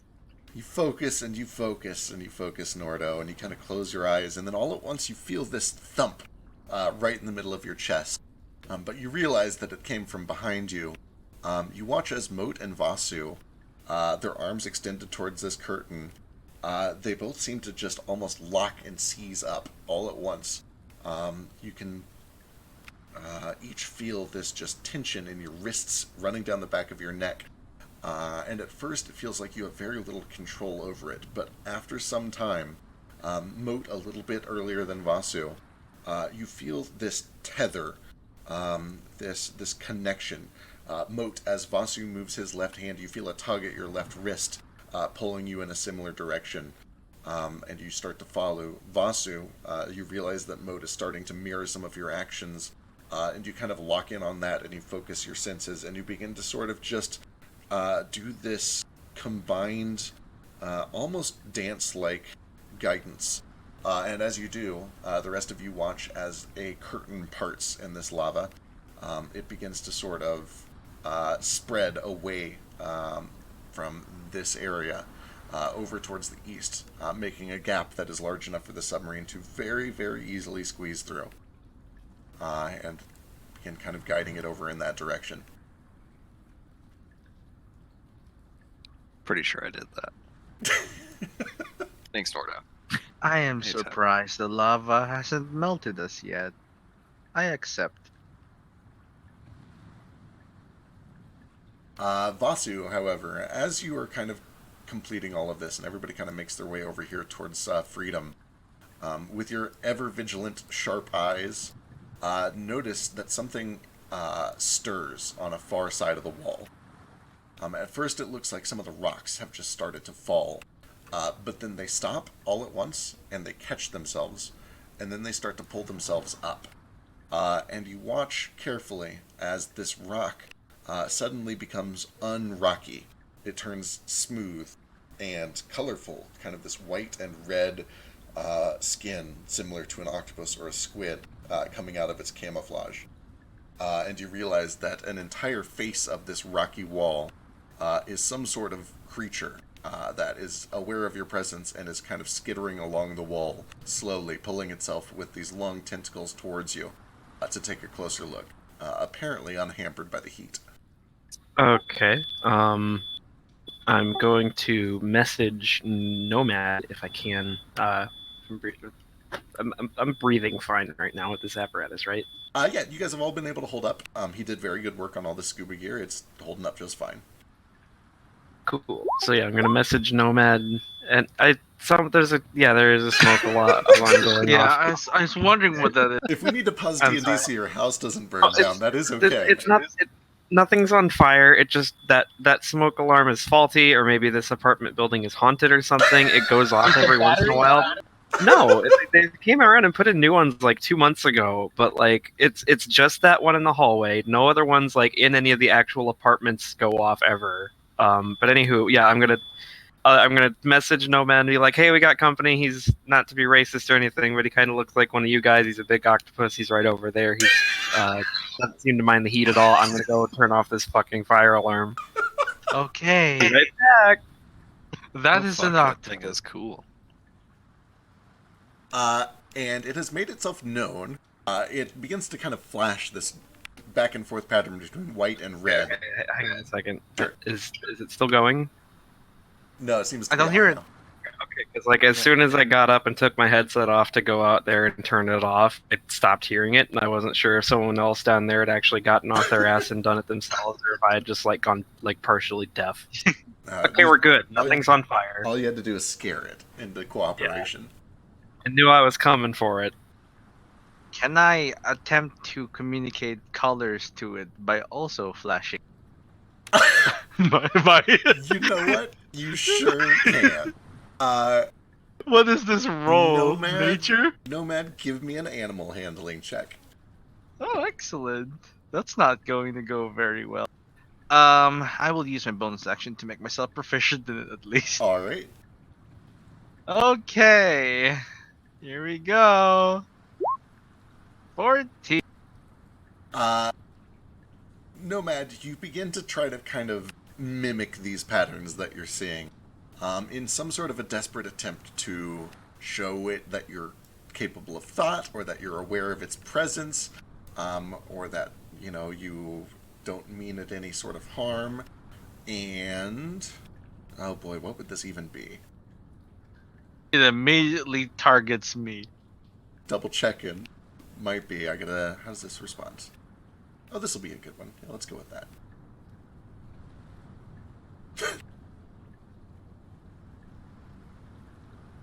Perfect.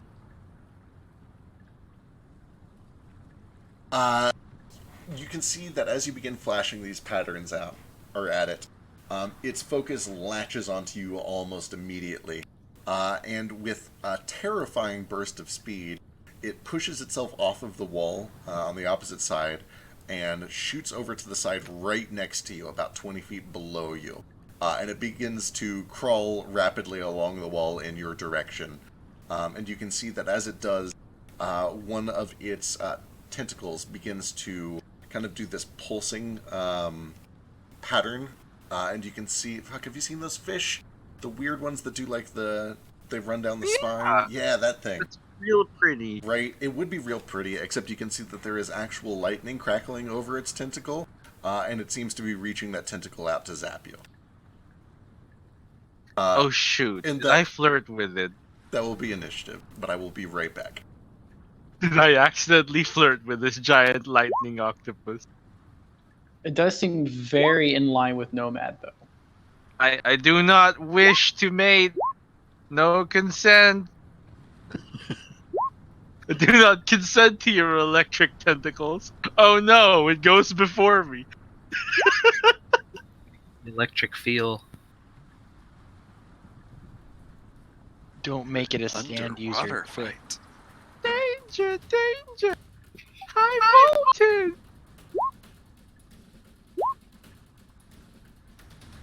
Oh my god, that's right.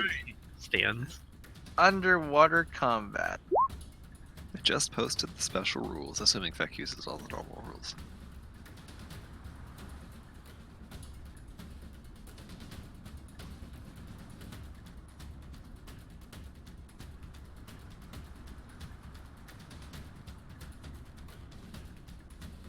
Surely fire will still be just as effective here, right? All creatures that are underwater have resistance to fire damage. Rules is written. Not my fire damage. Good point.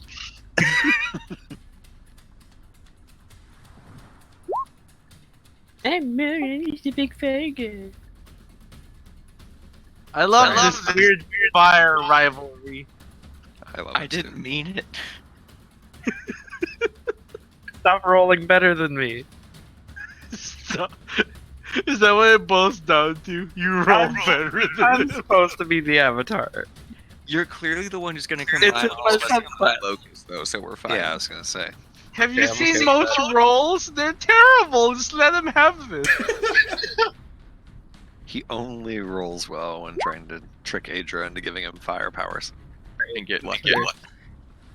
Alright, to literally nobody's surprise, Ace is the first to react. I'm Kill it, kill it, kill it, kill it. probably gonna hold my action to keep maintain control of the submarine in case he hits it so it doesn't go into lava. Alright, sounds good. And I'm assuming there's no weapons of missiles or anything that I can shoot outside of the sub. Well, I look for that with my bonus action because I can do that. sure, give me an investigation check. Like, you see all the buttons, it's about figuring out what button does what.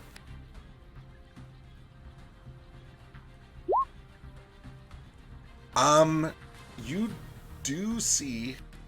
you don't speak Draconic, right? Okay. Oh, but Gale did teach me how to drive the sub Gale, just yeah, now. Gale gave you Leo's an in intro there to too, this, right? and Leo's in there too. Yeah, so all of you start like panicking inside of the submarine as you see it approach, and you all start looking over all of the buttons for anything that might be, a weapon of some sort. And with a 14, you see that there are 4 red buttons that are all labeled. They're all in a box, and that box is labeled countermeasures. This is so tempting to push, but everyone's so close by and I don't know what's gonna happen. So then I yell out, Gale, what does countermeasures do? Really loud, so then oh no, wait, maybe I don't want to be loud because there's an octopus. I was gonna say, you're also Leo, inside what of is the the what, submarine. yeah. Leo, what do these countermeasures do? I don't know, it just says countermeasures. I didn't make this thing. Just push them all. Maybe not all of them. Should we push one of them? Should we see what happens? We're safe in a sub. I'll push one of the buttons. Alright, which one do you push? Are they like in a line or they're in a box? Yeah, there is a rectangle around these 4 buttons that are stacked vertically. Are they all identical? They look like it, yeah. Bottom left. So it's a line, top to bottom, 1, 2, 3, or 4. Oh, 3. Delightful. Okay.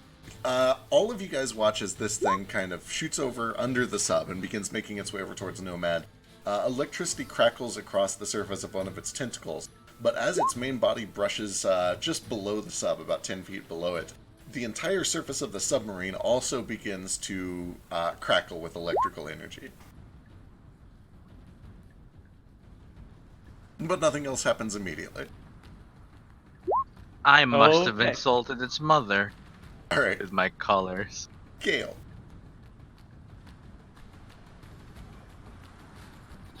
All right. I'm gonna swim over to this thing, and sorry,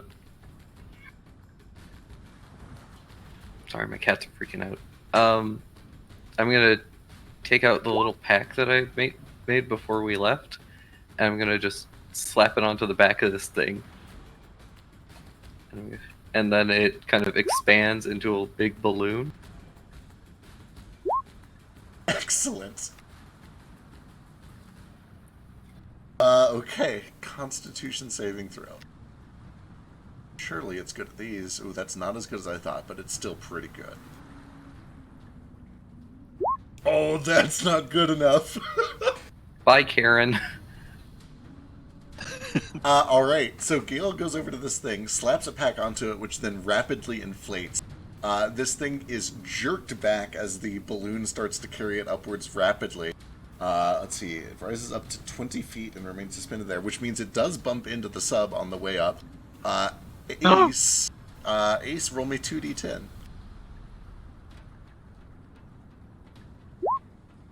As it makes contact with the submarine, you can see that lightning immediately arcs all the way down its head and across all of its tentacles. It takes 16 points of lightning damage, or it would, but it seems to be totally immune. That was cool though. Was pretty cool.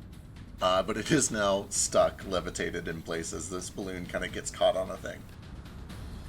Right, and then I'm gonna swim away from it. Alright. Yeah, you're still good. Okay, Flick. Okay, I'm gonna go be water over here.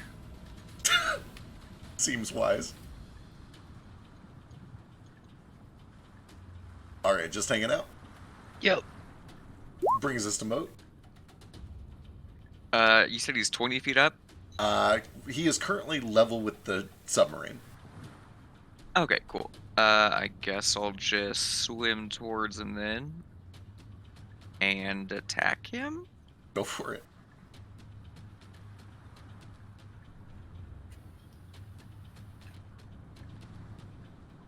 So I think he technically continues to rise up. I think you can, yeah. You can change the target's altitude by another 20 feet on your turn. 15, unfortunately, is not enough to get contact with this thing. It shrinks back away as you approach. Alright. right, that's it. All right, brings it to this thing. I don't think that this... so the target can only move by pushing or pulling against a fixed object or a surface within reach, which allows it to move as if it was climbing, so half speed. Okay, well, it will reach out to the wall and try to get a little closer to its original target, moving at half speed, which is very fucking slow. 10 feet only gets it to here. But I think it has reach. Does I reach? It sure does. Alright, this first tentacle is going to reach out and try to snag Nomad.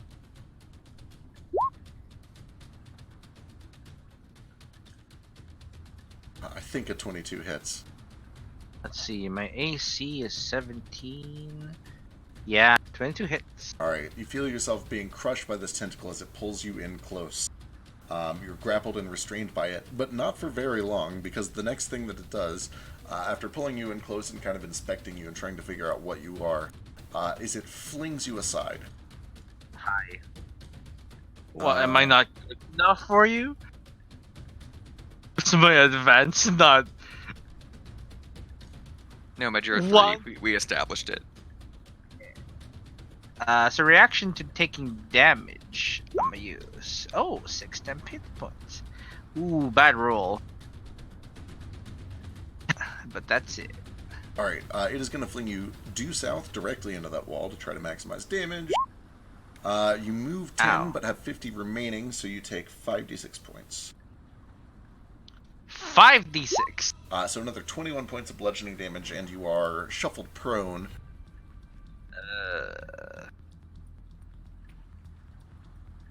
And then finally, it is going to grab onto the submarine,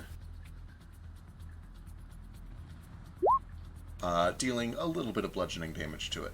Those of you inside the submarine can hear the sound of metal straining as this thing starts to kind of tighten and pull the sub towards itself. I thought you said there were no monsters down here. I yell at Leo. I didn't see any. What is this thing? Okay. Elise is going to bonus action pull out the weapon.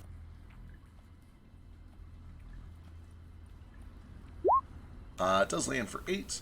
And main action, she's going to swim over and just swing at it.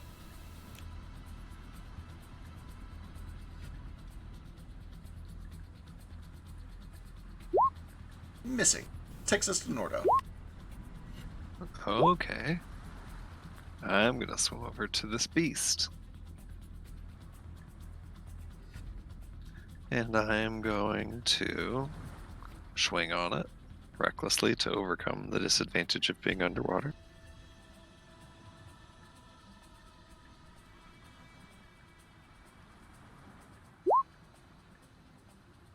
Uh, 13, unfortunately, does not hit. 18 does, however, sinks in for 12, and you're able to cut a nick off of one of the tentacles. Okay, and then it takes a wound, and I will attempt a stunning strike.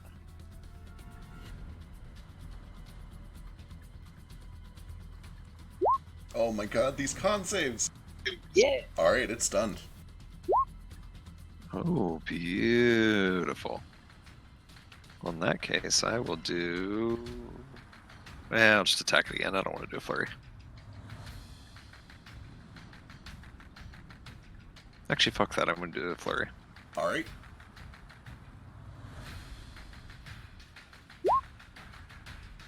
$23 is good for another 11.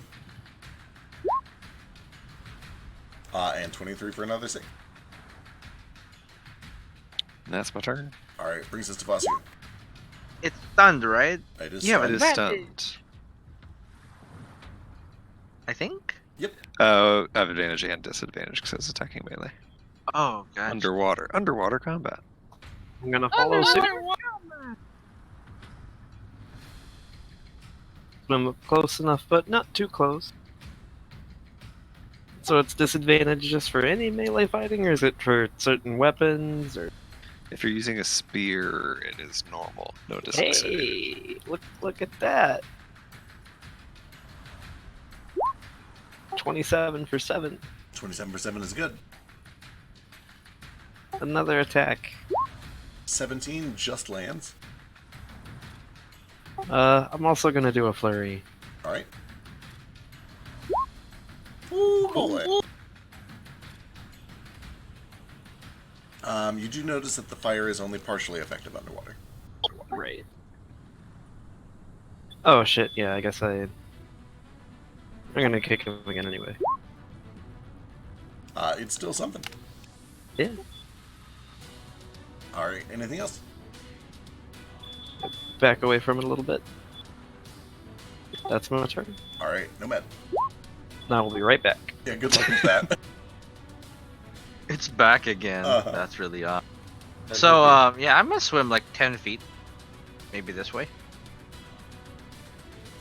Wait, I have to unprone myself, I guess. So I can only swim 5 feet. This way. And, I'm going to call my arms. I make it piercing damage so they can swim through the water easier. 13, 23, 23. Awesome. You do feel this searing heat threatening to scorch you from behind. Ooh, that's not good. So 7 damage. I'll try. Where was I? I was here, so I unprone myself. I think I'll go up to here. I don't want to get too close to the lava. All right. And then I'll like position my swords kind of in front of me, like to parry its tentacles. It's just a whole gaggle of fake weapons over there. All right. Anything else? That's it. That's an action, bonus action, and my movement. All right. Back to the top. That's Ace. So can we have a little talk round? Absolutely. I try to make eye contact with Gale, and then I just hold up like 1 finger, 2 finger, 3 finger, 4 finger. Gale is able to see you through the window because he's on the right side of it. Gale, Ace seems to be asking 1, 2, 3, or 4. I hold up my hands like I'm holding a steering wheel, and I just turn it a couple times.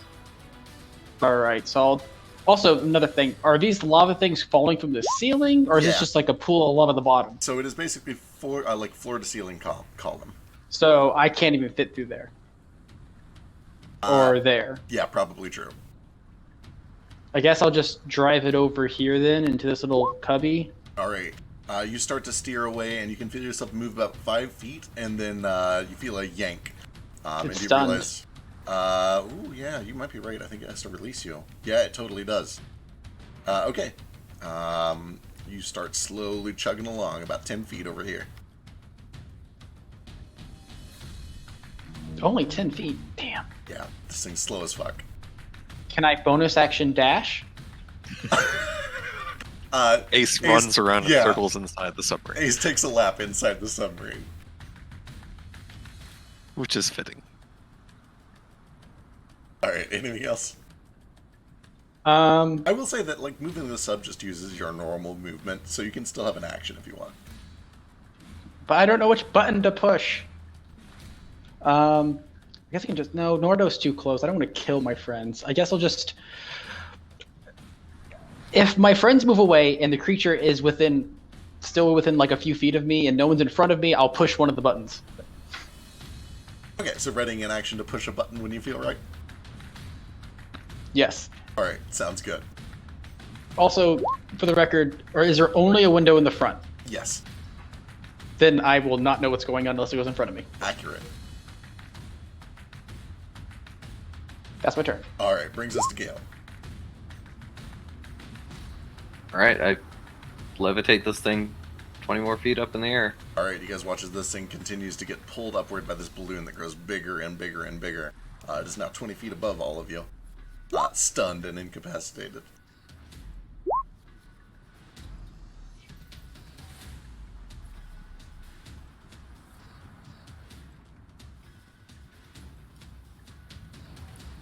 Does that take my action, or is that just a free thing? Oh, let's see, levitate. I think it takes the action.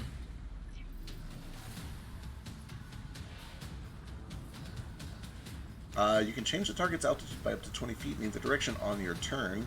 It doesn't say that it takes your action. Just on your turn, I guess. Oh, otherwise you can use your action to move the target, which must remain within the spell's range. But what is that? So you can move it twice? So unless I can move the target of the spell, so I could switch to levitating somebody else. I think maybe as long as it's within your range. I think, and I'll read up on this to be sure, but I think the up and down movement is free, and then you can use your action to move it horizontally if you want. Yeah, but then it doesn't put any limit on how far you can move it. It does say it has to remain within range.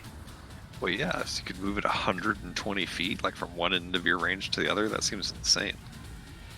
My reading of that, and this is obviously entirely up to you as DM, is that first part that says you can change the altitude up to 20 feet is just giving you, like, the parameters for how far you can move it. And then it's saying you can use your action to do it. If you're the target, you can move up or down as part of your move. Otherwise, you can use your action to move the target. You know what? I think that's right.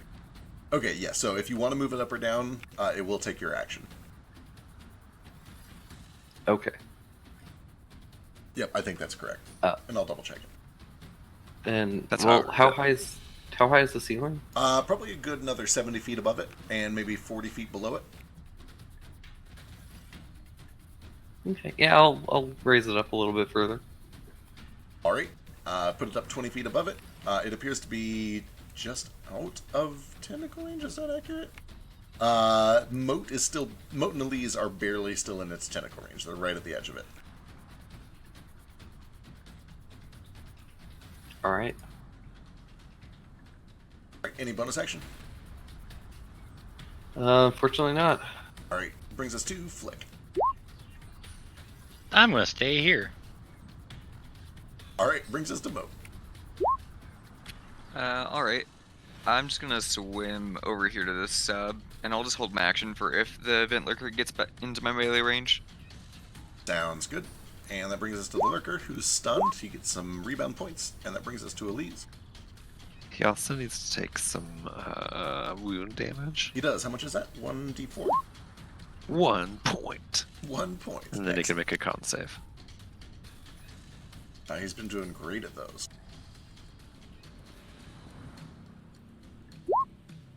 Hey, the wound goes away. There we go.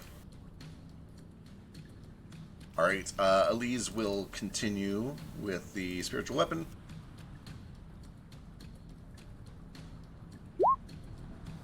For another 5, and then she will use her main action to try a... Does she have this? I know she does. Where is it? Yeah, she swings the sword up towards this thing, and a bolt of light flies up towards it with advantage. 24 does land. It takes a little radiant damage, and it is also lit up, granting the next person advantage, which goes to Nordo. Perfect. I'll swim up. Because Stunning Strike is the silliest thing in the whole game, I still have it stunned until the end of my turn. Right? It's crazy. So I'm just going to attack, not recklessly.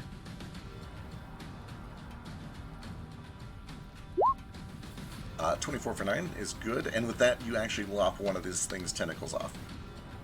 Ooh, fun. I'll take another swing, try to lop another off.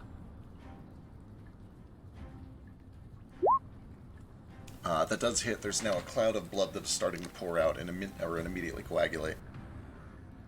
Okay, he's got 2 wounds and then just a regular unarmed strike.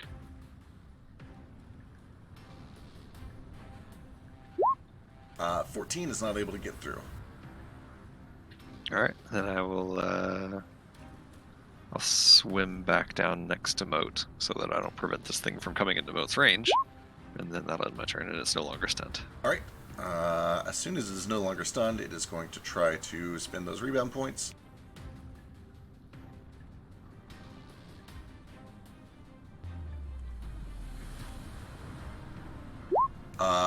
Shittily, very shittily, that does tie it with Moat. Oh no, wait, it does put it above. I think it says you win ties. I'll double check that. But either way, that makes it Basu's turn. While I go look that up.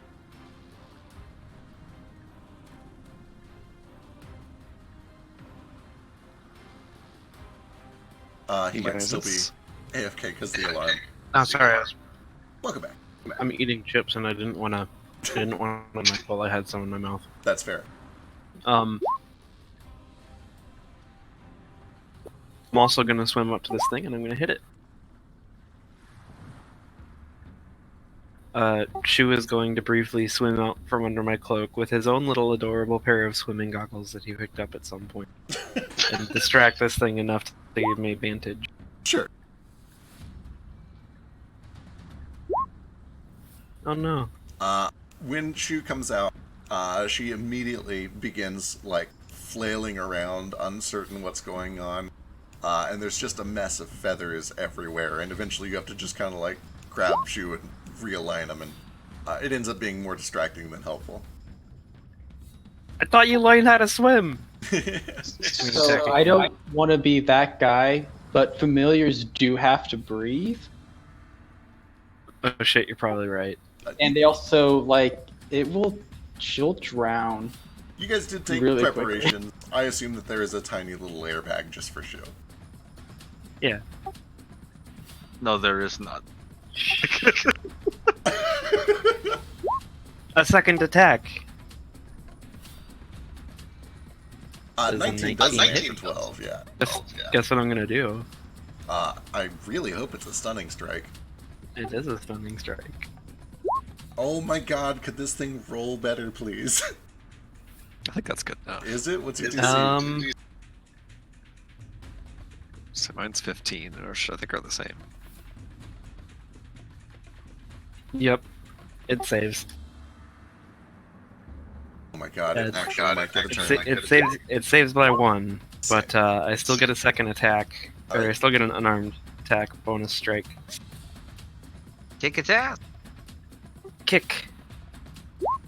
That will land for another 6. I'm gonna try another stunning strike. Oh god damn it. Oh, thank fuck. Rat bastard. It wants to live. Alright, that brings us to Nomad.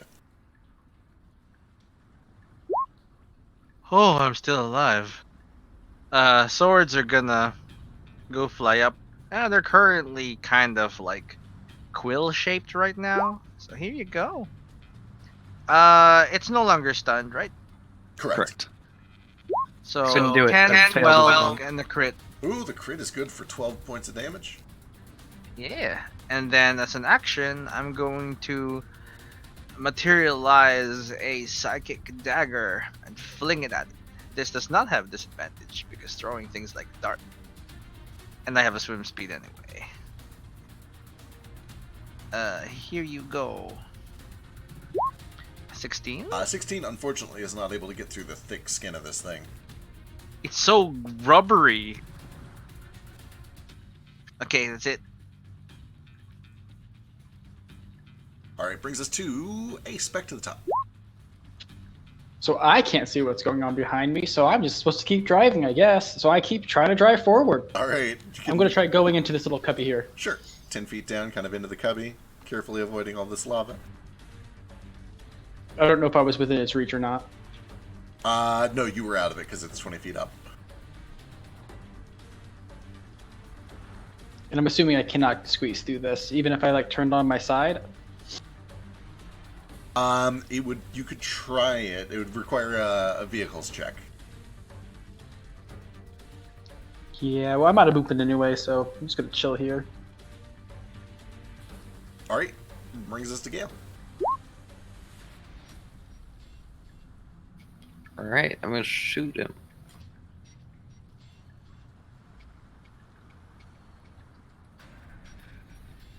Well, first I'm gonna swim to within my range, which is 40 feet, and then just swim back afterwards.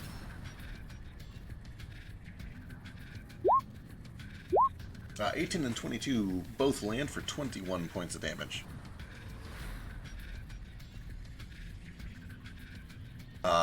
As the two bullets sink in, you watch as another one of these tentacles is kind of ripped free as it gets kind of snagged on one of the rock walls.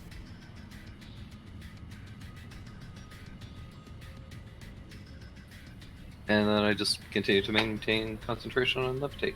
All right. Flick the water boy. Remains water. Yep. Pull the ship. Oh my god, this thing actually gets a turn. It might do something. It does take 6 points.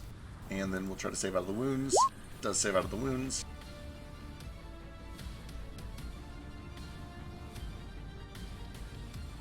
Okay, this thing is now terrified and furious and wants to do damage.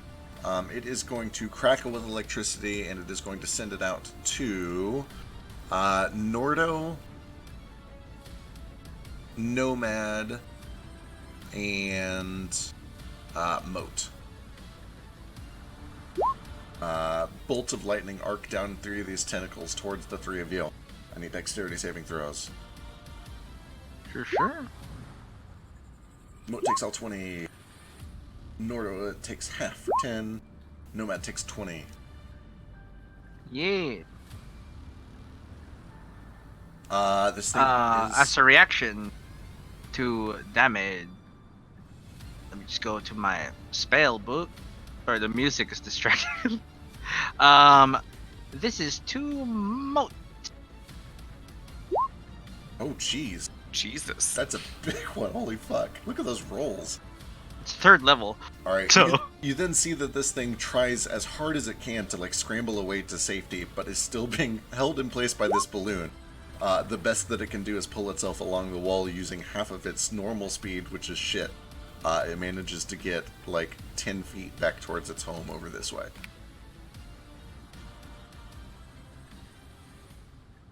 And that brings us to Moat.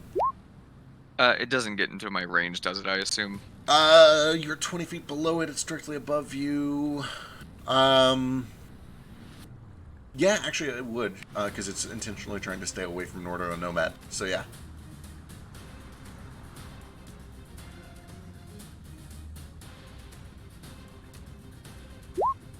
Uh, 18 does land for 16 points of slashing damage. Cool. I'm gonna go ahead and dump some smite into that 1 sec. Alright.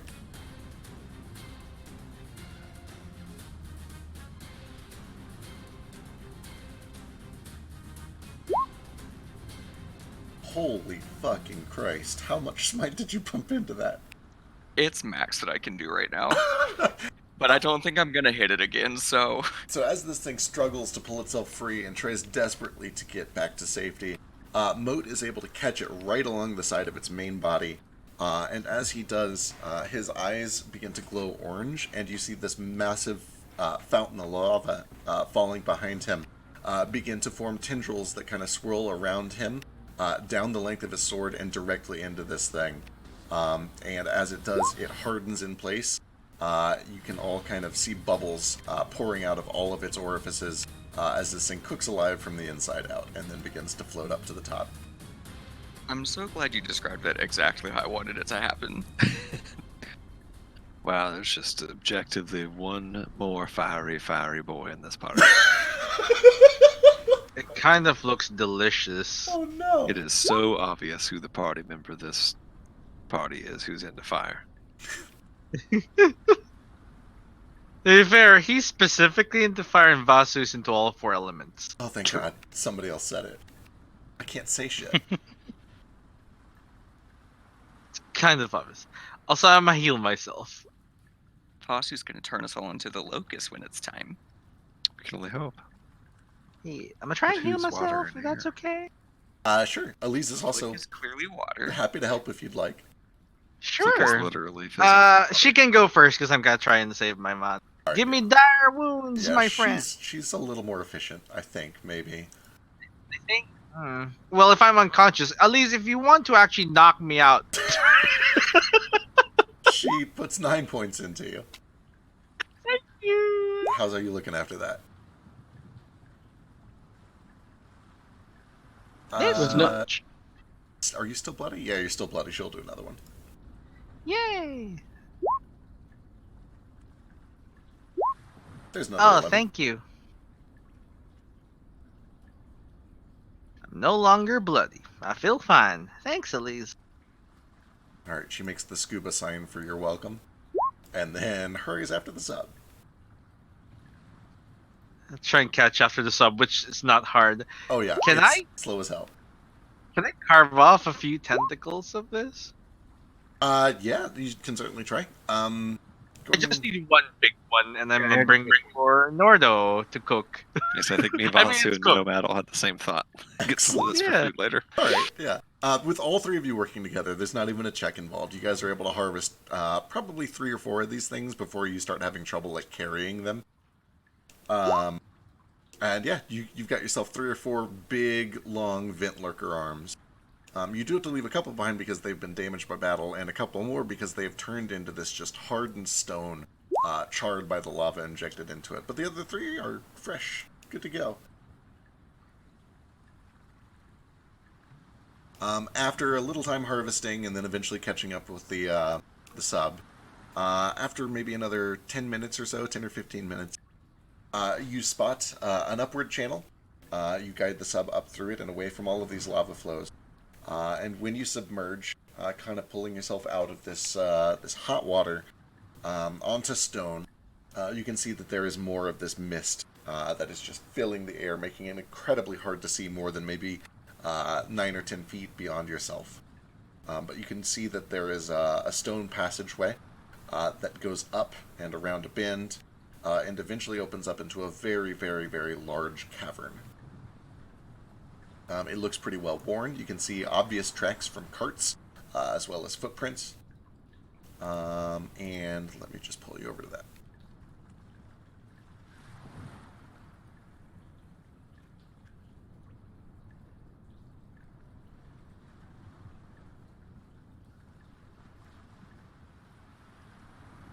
I should make sure I'm not showing anything too early.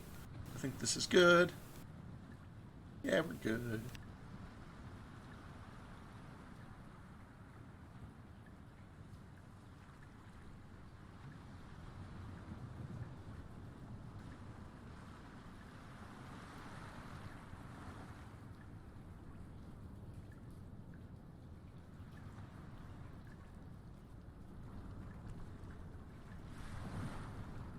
This map is so cool. Which one? If it would ever load for me. Scroll down, maybe. I like jumped up like way in the black. Yeah, mine did too. Oh, there it is. There are kobolds here. I shoot them all from here. Whoa, what is this? Steam.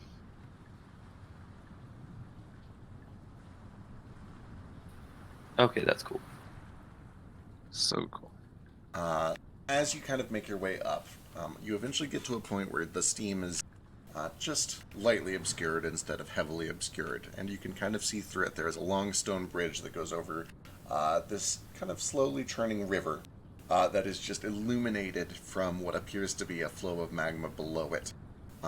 Bubbling and boiling. It seems to be much closer and more lava-filled than the place you just came from. The steam rises much faster. It scalds a little bit. You imagine that you would not want to spend too much time in here. It does seem actually like harmful to health. You imagine that the water would be very unpleasant to touch. But on the far side of the bridge, through the mist, you can see that there is a large stone fort or keep of some sort on what appears to be kind of an island jutting up out of the water. And just beyond that, it's a little bit obscured by the parts that are not revealed yet.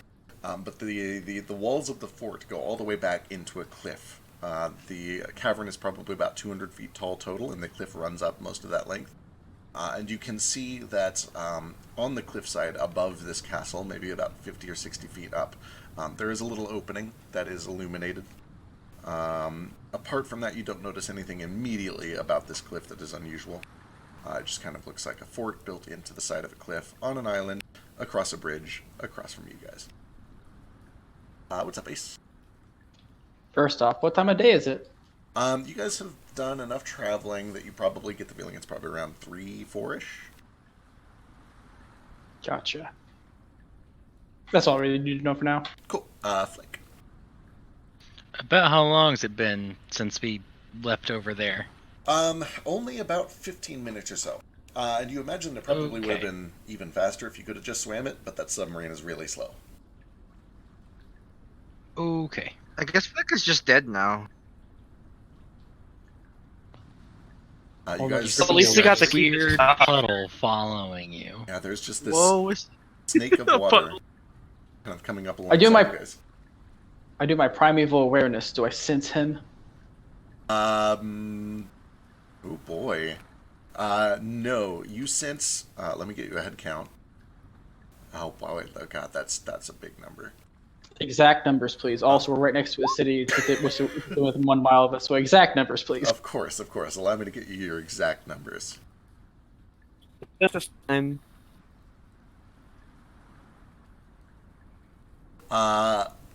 100. Oh no, God! Wait, more than that. There's more. 192 humanoids from that area across the bridge, and all of you guys, but you don't sense Flick. That's not so bad. We could probably kill a lot of them from here. I mean, we're not going to kill them because Gale said no. Probably gonna kill some of them. As you guys kind of take in this scenery and, just kind of get a scope of your surroundings, Yule and Nordo both notice that there is a conspicuous patch of stones right here that just kind of looks like it was set up intentionally. It looks unnatural. I'm sorry, right where I missed it. Right there. Does it look like your elemental heritage, Nordo? Does it look like my elemental heritage? It looks like it was set up to hide something. Oh, like there may be something like hidden underneath it? Possibly, yeah. Do I see any tracks leading to or from it? Give me a survival check. Yeah. Before we leave the submarine, let me bind and gag the kobolds so they don't get help. Oh, we already did that. We did That that was- before we put him in the Oh, submarine. did we? Okay, excellent.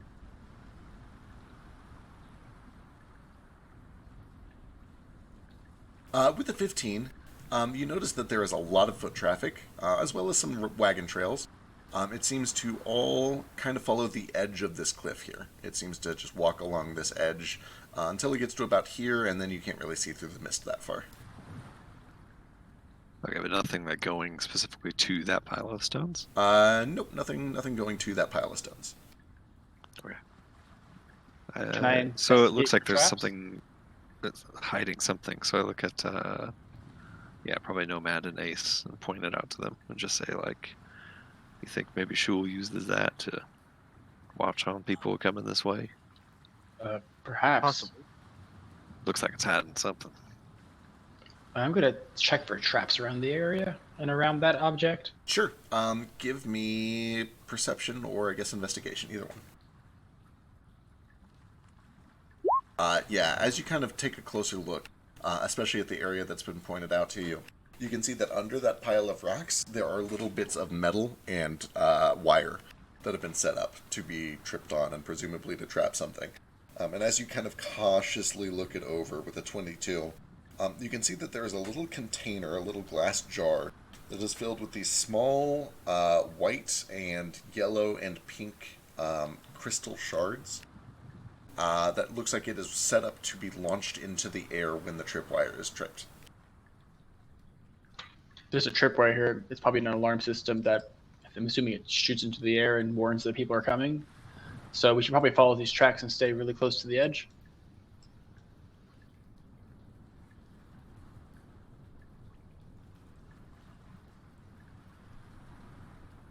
In the distance, you hear it kind of sounds like maybe a young dragon screech. And nothing really comes of it for 15 or 20 seconds, but you definitely hear it from across the cavern.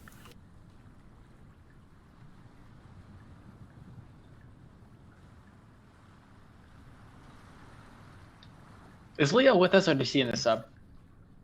I can come with you if you think that would be a good idea. I should probably get my book, actually. Yeah, that's a good idea. I'll come with. You're really injured. The 20 health restored seem to make any effect. He seems to be in good health after that. He seems fully topped off. With that said, he's a Still kobold. injured, yeah. Such fragile creatures. Perhaps you should stay with the sub and make sure that they don't escape. Oh, that's so boring, but okay, I can do that.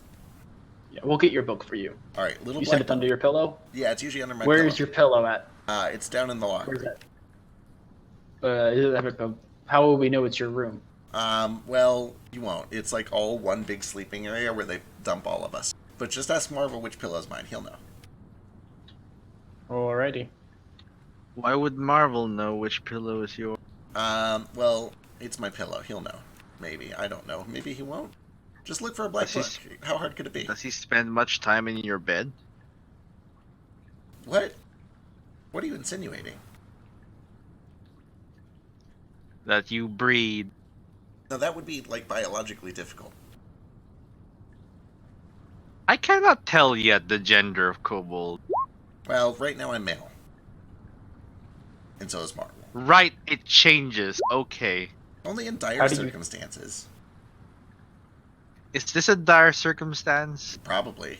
Maybe. It depends on how this goes, I think. Nomad is just imagining, like, I'm in danger! Female son. Oh no, it's a slow process. It takes like a month. Does like a month? It like fall off? What? No, gross. Stop it. It's like shedding tails.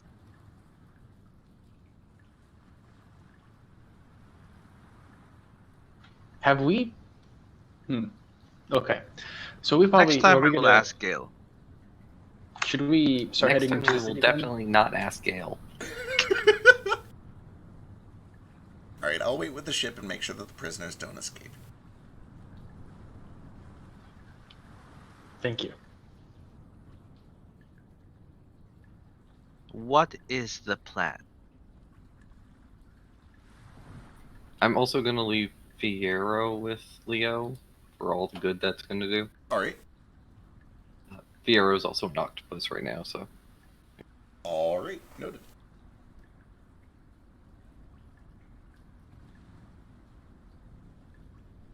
All right. Should we start moving through this to the city? How are we supposed to get? How do you propose we get into the city? Looks like the bridge is the only way.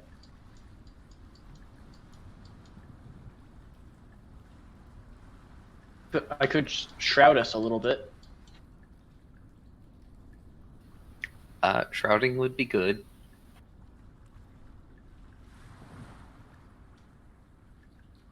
But before I do that, we should discuss a plan. Go in there, and fuck shit up. I like it. It's simple.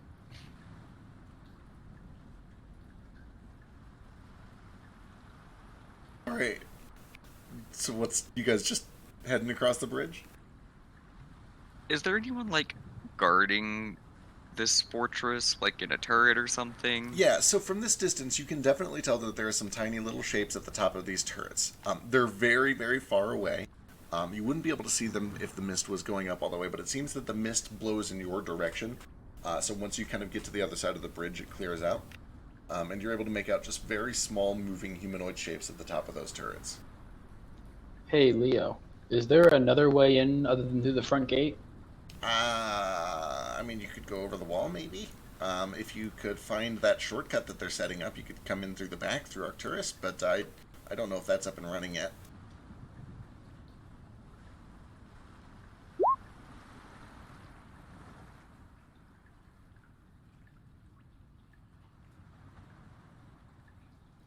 Should we try going up and then going around the sides of the wall? I can't tell how far away they go. You have to go through the front door. What's up, Flick? I just wanted to know if I could see any more of those weird, like, piles of rubble traps all the way over. Yeah, give me perception with disadvantage because of the mist. Or investigation, either one.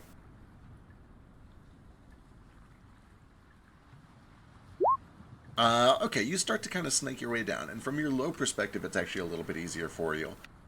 You are able to spot this one, and this one, and this one.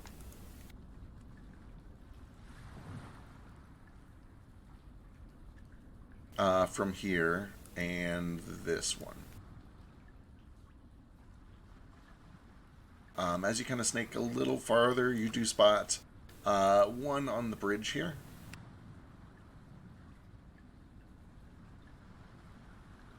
Okay, while they're talking, I'm just gonna go for it because And I'm water. as you do, pew. Okay. Yeah, back over here. As Flick begins to kind of carefully scout these things out and mark traps for you, right after he marks one at the start of the bridge, you see that he begins to kind of slither up onto the bridge. And as he pushes through, a rock kind of switches over to the side, and there's a sudden snap and the sound of wire spinning, a jar being launched into the air, which then immediately bursts. There is a sudden cracking noise and several short, bright flashes of light and sound. I need a Constitution saving throw from Flick. Okay, have advantage on these. DC is... Does it show it? It should be showing it. Fuck. Well, Well, that's going to make this harder. This trap's DC is 16. All well, I right. fail that. Yeah, so you are suddenly blinded and deafened for a minute. I don't know if you can be in your form, but I don't know if it says anything about it. I'm immune to grappled, paralyzed, poisoned, restrained, and prone. Doesn't say anything about blinded or what else you say? Blinded and deafened for 1 minute. You can repeat that saving throw at the end of your turn. It's a DC 16. However, as soon as all of that cracking goes off and these bright flashes of light, all of you hear the sound of that young dragon screeching again, and then another one, and then you can hear the sound of wing beats approaching. And distantly, you hear this shrill voice giving orders in Draconic. Just this awful witch-like screaming and barking of orders. Flick, before everyone else, can see a shadow flying in through the mist, causing it to swirl around its wingtips as a young dragon makes a pass over the bridge. That will be initiative as I bring them over. But I look like water. You do. It doesn't seem to spot you. Also, are you using that middle part of the effect? Yes. Your passive perception. Like, Oh yeah, what is your passive? My passive perception? I have it listed. It is 13, so he's under that. Yeah, it's 13.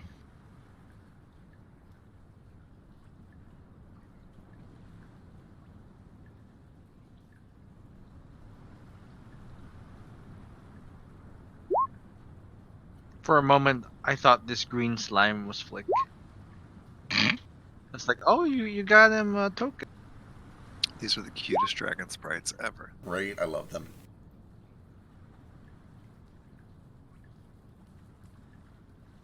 Look how disciplined that kobold knight is.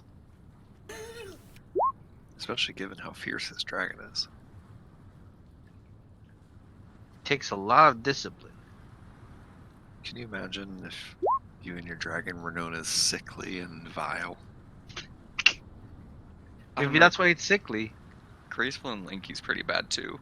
Oh, graceful and Lanky's great. The dragon's graceful. The guy's just a little bit taller than his friends. Disciplined. Can and we fierce switch is graceful and obviously fierce? the ringleader. But sickly and vile, that's just two bad things. Can we put graceful on disciplined? It'll just be way better visually for me. Sure. So graceful goes on disciplined. Fierce. Wait, hang on. Yeah, okay, there we go. So lanky and fierce, and then vile and sickly stay together because they're made for each other.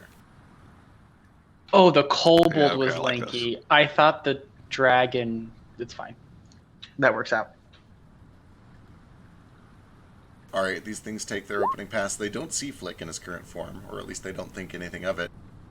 Ace, as is customary, is the first to react. Gil, what are we doing? Are we attacking or hiding? Oh, fuck my initiative. Let me roll it. We wait for someone to say it must have been the wind and keep going. All right. Then I'll probably just stay where I'm at, and I'll just like my form will shift into darkness, and I'm just gonna take the hide bonus action, and then I'm going to hold my main action. Alright, sounds good. Nordo. Do I need to make a stealth check? Once we get around to what everyone else does, yes. Surely Masu's dex is higher than mine, right? Sure, go for it. Boss. I mean, I don't know if those are your rules, but I'm a strength. I mean, I'm just gonna do the same thing. I'm gonna kind of stay ducked back and hopefully out of sight. Alright. I don't think I can actually hide as a bonus action. Yeah, we'll take your full action if you want to hide. Yeah, I probably should. So yeah, I'll just hide. Alright, Nordic. Come back over. Yeah, I will. So is this steam, fog, etc. enough to like can I see the dragons out there and stuff, or is it obscuring view to that extent? So it is lightly obscured, disadvantage on perception. You can definitely see shapes that are starting to sweep over this area. You can make out their location enough to attack them for sure. Turn into a rock. Go into your shell. I was about to say, I'm gonna like remain up front. I think I'm going into my shell as an action, so I can't do that, but I will. I think it's a bonus action and a main action to get out of it. I think that's backwards. I think it's an action to do it, bonus action to get out. My action will be to hide. Alright. Gale. I will also hide poorly. Alright. Me too. Nomad. I too wish to hide poorly. Alright, everybody who is hidden, go and give me stealth checks if you haven't already. Yeah. 7, 8, 17 is good. 26 is great. 24 is good. 26 is great. Water. Oh, the half of the party. The stealthy half of the party. And Nordo. The Nomad fucked it up too. Alright, these three. Oh, that's too many. So one down the middle. Another down the middle. And one on the right.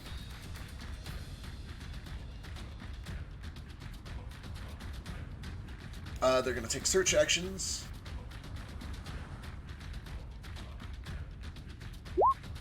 Oh my god. You guys almost got away with that shit. Holy fuck. Unfortunately, the one on the left does spot Nordo and Nomad as they retreat around the corner. Reaches down to his side and blows a horn. When he reaches for a horn, can I use my action to shoot him before he tries blowing the horn? Did you ever read an action? Yep. Go for it, yeah. Disarm the horn. I'm assuming that when you hold your action, you don't get your extra attack. I forget how I rule that. Normally, yes. Rules is written, yes. I think I buff it because I felt like it. Yeah, I'm pretty sure that's what you did. So do I get both or one? Let me go check real quick. Go and make your first one right now, and I'll go check what I do. Consistency is king. 21 is a good hit.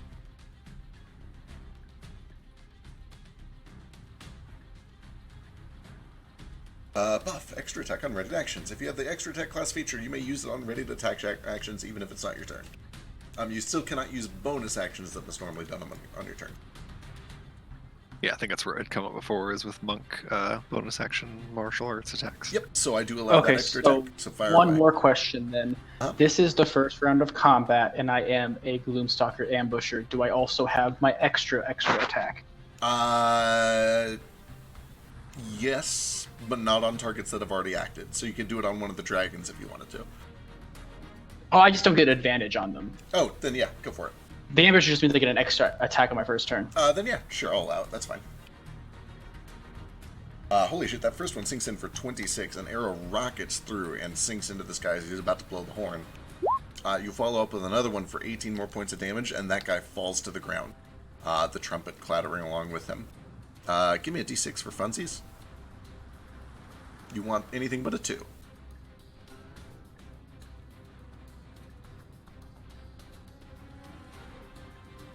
Cool. He falls off this direction.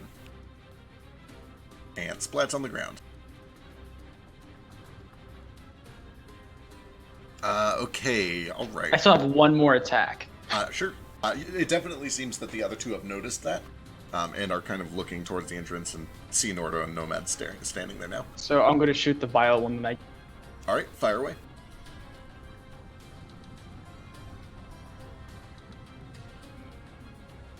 18 does land for another 10.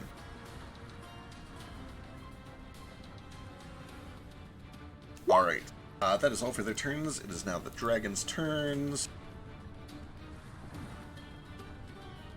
The one that has been dismounted is going to land on the ground, right up in Nordo and Nomad's face, and it just begins going to town on Nordo. Claws first. 15, 22. 22 hits. Alright, 10 slashing damage. It pulls you into itself and tries to chomp at your neck.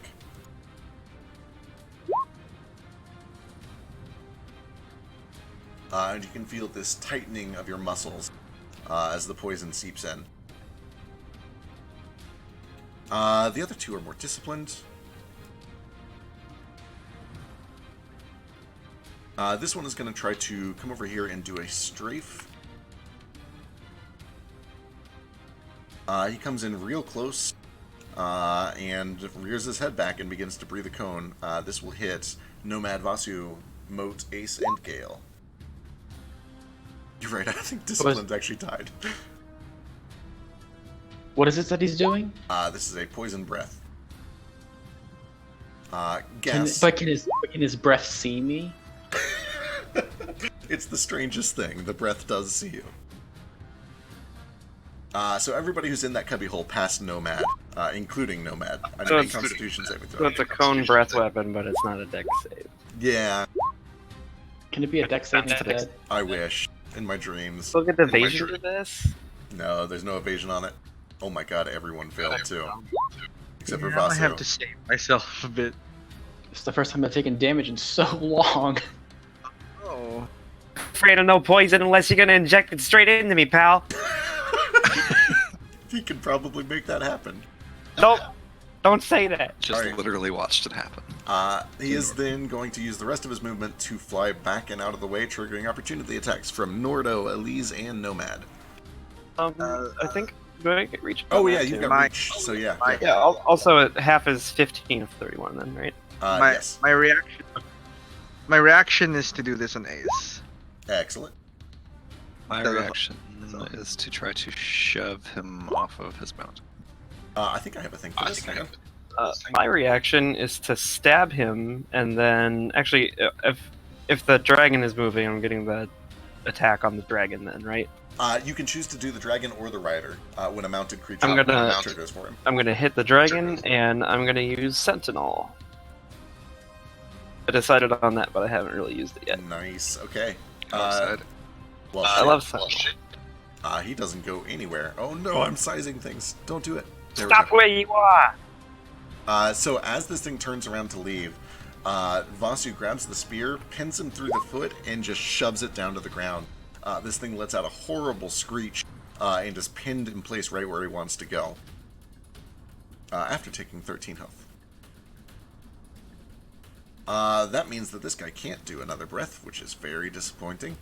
But there is somebody out here that he can attack. He's going to fly over to Elise and do a salvo on Elise.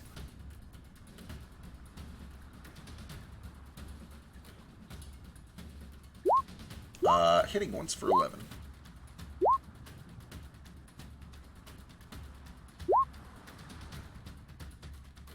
Alright, that brings us to Moat. Okay. I'm assuming I can't squeeze my way through this clusterfuck. You can move through friendlies as if they were difficult. You could potentially go through Nordo space if you wanted to, yeah. I will attempt that then. Okay, I'm going to start with an attack on Graceful.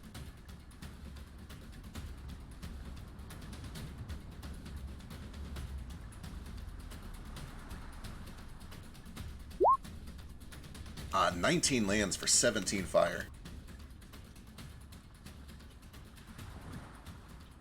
And then with my bonus, Actually, yeah, okay, with my bonus, I'm just going...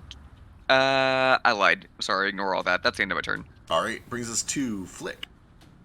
Flick, from your vantage point, you can see that the sorcerers at the top of the towers are starting to look in that direction. You see one of them has glints of fire coming from his hands. Can I see anything? Because I'm still blinded. Nope, you don't see shit. You're right. Okay.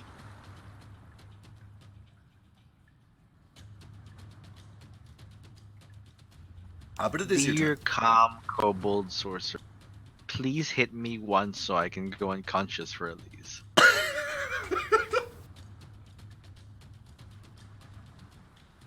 I just need a goddamn killing blow for some tip HP. Just knock out Nomad. It's a perfect plan. It has to be a killing blow, though. Right? No, it's reduced to 0 HP. Oh, then do it! By all means, let me be the life force for which you take. Well, I can't because you go after Elise. Let me be the wind beneath your wings.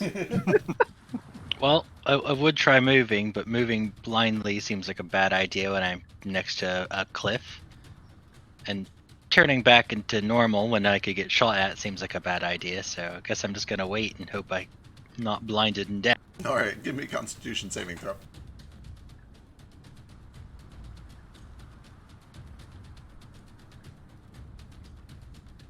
Oh, you're good. Alright, you're able to fight off the effects.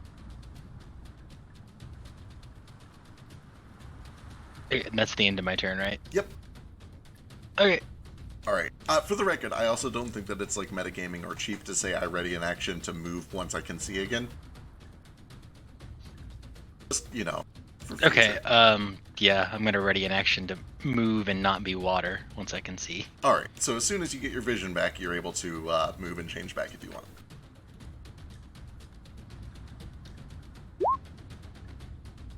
Alright.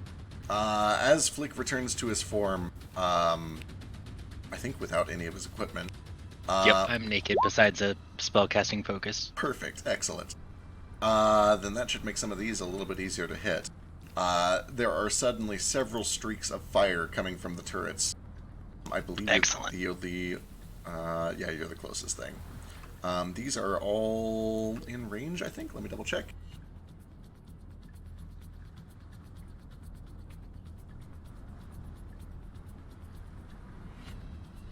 Oh no, not all of them are in range. Shit.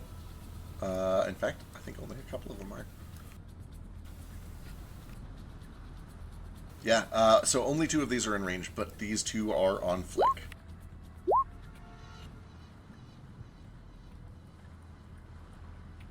Uh, 23 and 17. 23 hits. And You're not wearing armor, so. fuck you. He's not wrong. All I right. thought I had shield, but this is the wrong character, so never mind. Alright, a barrage of firebolts comes streaking across the hot water from the turrets. 2 of them do lash onto Flick for 9 points of fire damage.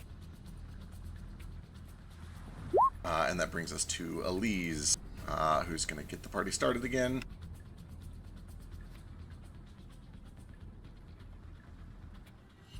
Uh, 14 misses, it does. Main action, she will swing on the dragon. And actually, she will try to... No, it's too high up. Swing on the dragon. Also miss. Top of the round. The entire cave around you starts to just faintly tremble. And you can hear this voice that rises up from the water and almost from the castle itself. You idiots! Get back here! Lure them to the castle, you morons! Ace, you are next. Alright, which of these dragons looks the most wounded? The one on the left. But they all look like they're in pretty good shape. Was that in Draconic or Common? That would have been Draconic. Which I keep forgetting to say, even though that's an important detail. I mean, it's pretty obvious, but I just want to make sure. Alrighty. I guess I'm gonna shoot up on Lanky Boy. Or Pierce? Pierce. Pierce? His name is Pierce, and he's very fierce.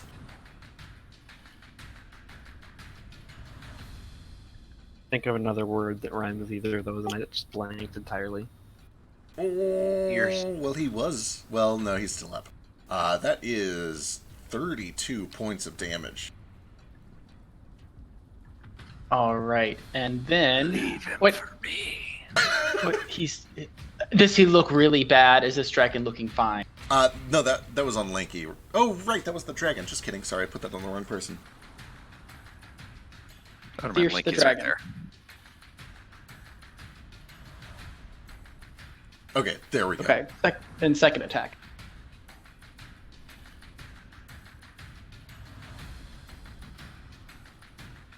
Uh, 19 is another good hit for 11 points. Alrighty. Then I'm gonna tuck up in this corner, trying to get behind this, and then I'm gonna start casting a spell. Oh, snap. A spell? So the shadows are near Nordo start forming, and a little spiritual little displacer beast is there, and he instantly gains 1d6 health. Cute. Oh. And there are 11 more uses of that. I will have to make something for this, but in the meantime, this is now your healing spirit. Praise be, thank you. Little spiritual displacer, how cute. What does this place should be? Why And- is it this place? Because Underdark, and they're really cool. Fair point. 8. But they're Fae, aren't they? They're Fae, but you can find them in the Underdark. They originate from the Fae Wilds, Gotcha. but they got like chased out by like dogs or something. All right. But that's my turn. That brings us to Vasu. Okay. I'm gonna kind of just yank my spear free from. It was Fierce Pierce, right? That was Fierce the one I Pierce. stabbed. Yep. Okay, I'm gonna yank my spear free from his ankle and just kind of stab up at him again. Actually, how bad does he look? Still in good fighting condition. He's at worse. Yeah, he is able to pull himself free and get away from that blow, but he can't block that one. 25 for another 10, and I believe as that one sinks in... No, he's still looking okay. Okay, or like on death's door. He's looking okay. I'm looking over at like Nordo between every attack. Is this good? Is this good? I'm gonna kind of jump up to flight level with them, and I'll make this a flurry. Alright. Kick. Oh, 19 does hit for 10 points of fire damage. And with that, you can actually see that a big scar forms down the side of his face and neck as you burn away some of the scales. But how red has he turned? You haven't found his weak spot yet. Damn. There's no screen shake. I was hoping this was like a Metroid enemy, and it just like the saturation or color got like darker as he beat on it. Yep. Hopefully, I'll kill it. 27 does land for another 10 points of fire damage.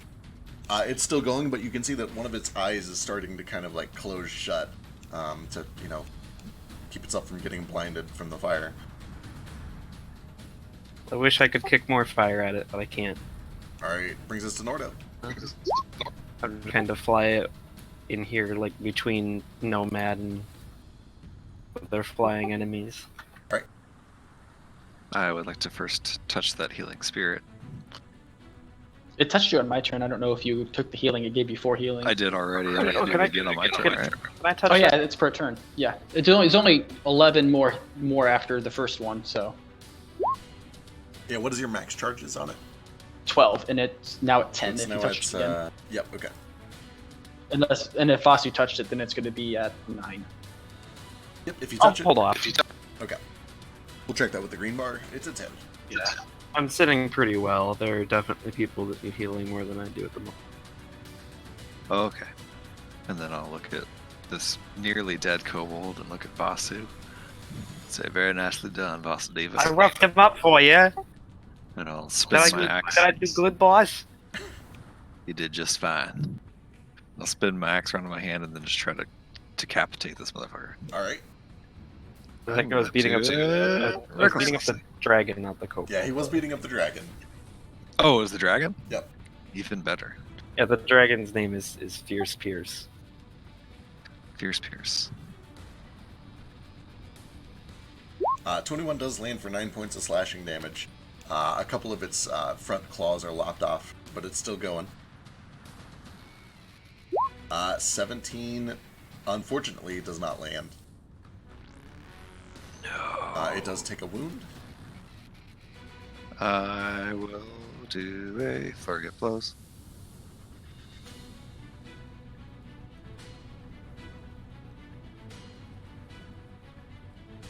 Uh, 20 hits for another 6 points.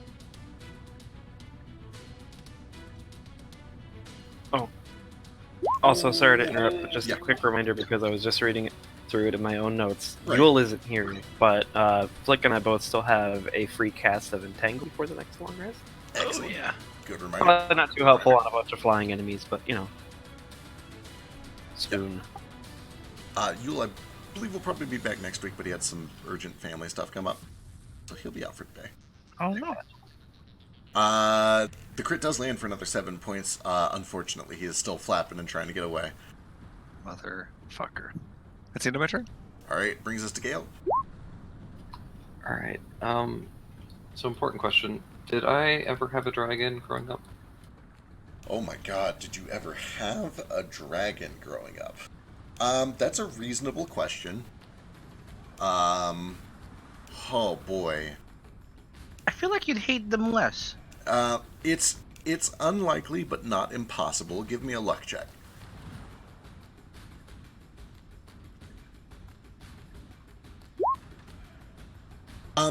There was a point for about 2 weeks when you were about 3 or 4 months old, still pretty young, where the royal family was tasked with babysitting 2 young red dragons.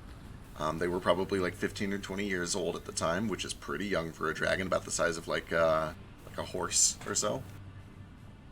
You spent some of that time interacting with them. It never really belonged to you, but you've spent some time around young dragons. Okay. Are any of these that dragon? No, these are all green dragons. Then perish.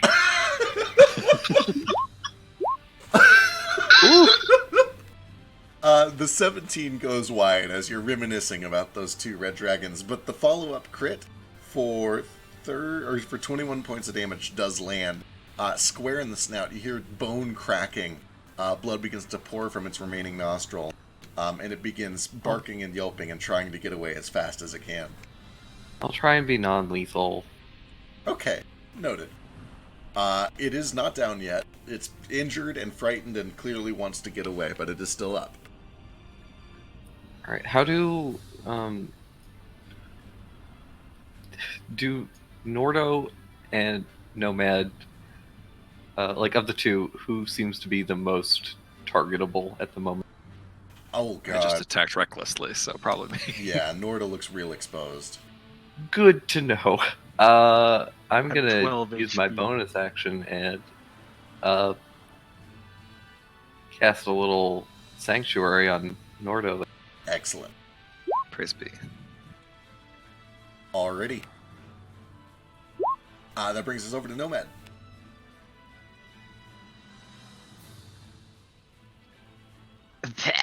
Blood everywhere. I inhaled a lot of that poison for some reason. I do not know. A part of me thought I was immune to it. Let's see. There are a lot of spells here that will not help this whatsoever. So instead, we're gonna do this. How many kobolds are still alive nearby? I mean, you can see these 3, and you can tell that there's some up on the turrets of the tower. Ace said there were like almost 200 total in here. Excellent. Okay, so 2, 3. Targeting the 3 kobolds atop the dragon. Nomad, kind of just wheezing a little, raises a hand up into the sky and clenches it into a fist. And all 3 of them are targeted by a 4th level hold person. You can actually do 3rd level if you want. I forgot, one of the kobolds already fell onto the ground. Oh, then 3rd level, yeah. Alright, so they need wisdom saving throws. Those are both fails. They are both paralyzed, locked in place on the backs of their mounts. You see they're like kind of threatening to topple over the side. No commands to your dragons now. That's his turn. Yeah, no commands indeed. Shit. Do they have anything for this? I don't think they do. They could They just can give try up and saving. die. I mean, they could save the end of their turn. Oh my god. What the fuck is this? Okay. Well, Start to the end. Okay, let's start it. so it makes the save at the start instead of the end of their turn. And if this one succeeds, the other one breaks free as well. Holy This shit, is I so can't believe cool. this is actually being used.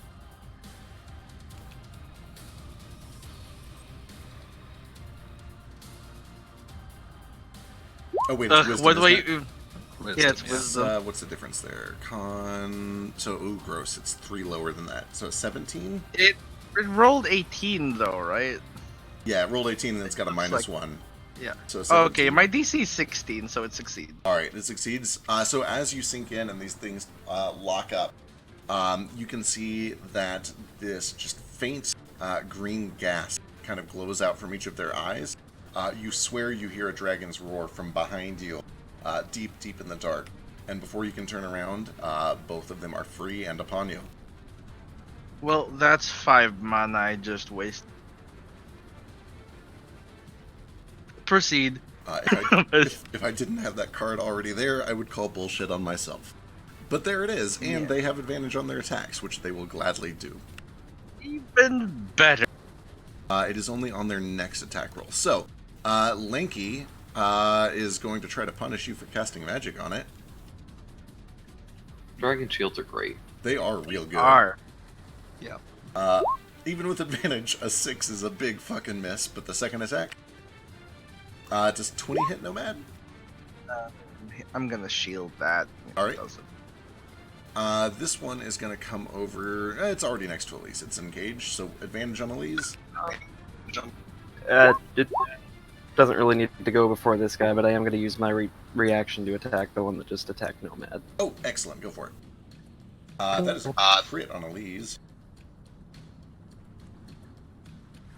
For 8 points of piercing. 24 does hit, and 8 damage to that knight, or to the dragon shield. And then follow up with no advantage on Elise. 17 misses.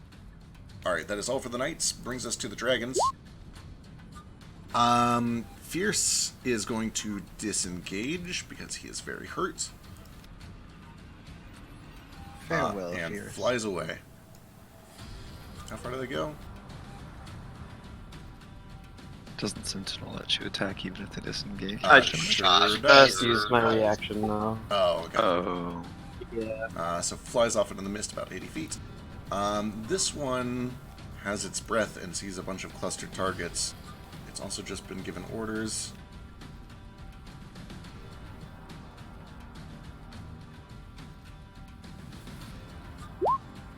It follows orders. The dragon will take a disengage and fly away. However, the one that is not being manned is going to stay right there and do what its instincts tell it to do, which is a poison breath. This is going to hit Nordo, Vasu, Nomad, and Elise. Just used my reaction. Holy Ooh. fucking shit. Is that right? Hang on. I'm down even though I save. Fuck it. Oh shit, I think that is right. It's I say 12d6. irrespective, I fail.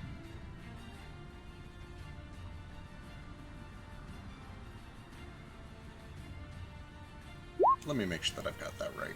That seems incredibly high. I save. Nope, that's right. He just rolled well. Jesus. Oh. Duration.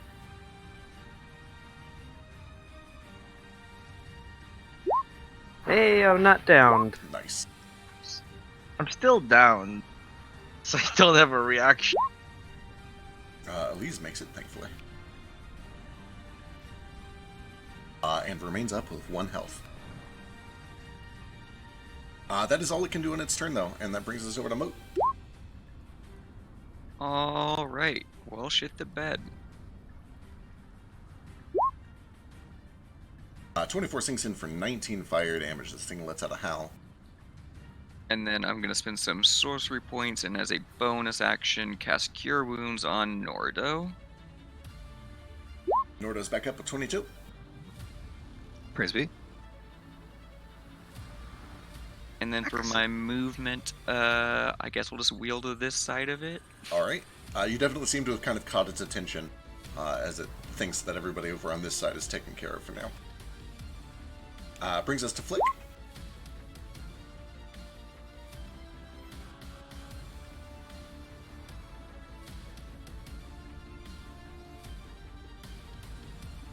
Oh, do we have a Flick? Yep, my mic was flipped. I'm done. There we go. Your mic was flicked. Hey. Ha. Ha. All that's left over here is the dragon. Okay. You have Eldritch Blast. Yeah, the other two flew up to the Could you north. quit taking my turns for me, please? Because, I mean, yes, that's what I'm going to do, but I was also going to turn into water, and you told everyone I was going to do that too, so stop. Eldritch Blast. Oh my god, do you get 3? I think it's just Shit. 2. I think it's just 2. The 9. Who's this on? Dragon Boy. Alright, the 9 misses, the 24 does hit. Or the 25 does hit. For 13 points of force damage. Okay, that's all I'm doing for now. Alright. The sorcerers are... did you move at all on your turn? Just now? No. Okay, then they're gonna be... Oh, wait, I would have if I'd realized I forgot about that. That's oh, fair. well. You still have movement. You can if you want. Okay, that puts you out of range of all the sorcerers. They all ready. Elise... Oh, fuck. Elise. I think she has this now, doesn't she? She sure does. Elise is going to kind of stand over in the middle of everyone, and she begins to swing her sword through the air a few times as she does multiple rays, shoot out, healing multiple creatures, including herself. 5 health for herself. Nomad, Nordo, Moat, Vasu, and Gale. That's maxed on me because I'm unconscious, right? That is correct. So on you, it is... 6. Yes. 7. Oh, 7. Neat. Sorry, Discord was kind of cutting out for me a little bit. Was I included in that? Yep, you get 5 points. Thank you. I am back. That is her bonus action. With her main action, she is going to... Oh god, what does she even do? She's going to run up and try to shove this thing prone.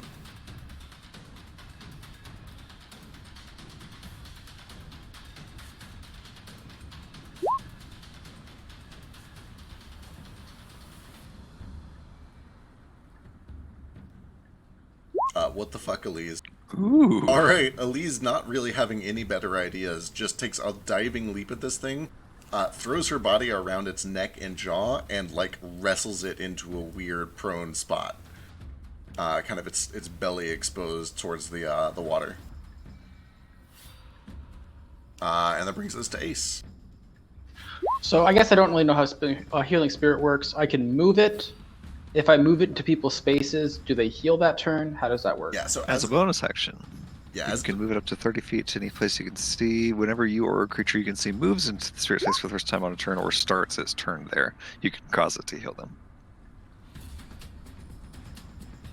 So, could I move it? Is it like I can only move it like it like blips out of one spot and appears in another, or can I make it go as a? yeah, it blips out one spot and it reappears in another. All right. I can't really see people's healths from here. I'm at like half health. I'm at Elise is 7. really bad. Nomad is really bad, and Elise is really bad. Basu's Elise is- not great. I'll move it to Elise because she's the one who's like wrestling a dragon right now. All right. So if she gets, you can roll for it, Beck. 1d6. A little bit of healing. All right. Is Fierce obscured by me by the fog or no? Only lightly. You can see him well enough to attack without any disadvantage. All right. So I still have advantage from being hidden. Accurate. This is on the Fierce Dragon boy. I think that's right, actually, yeah. It's all good.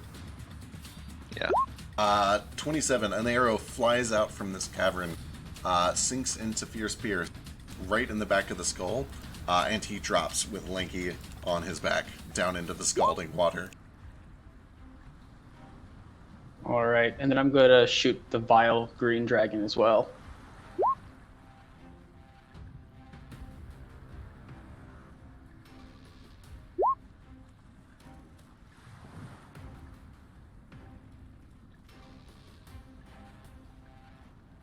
I assume 17, a 17 does miss, yeah.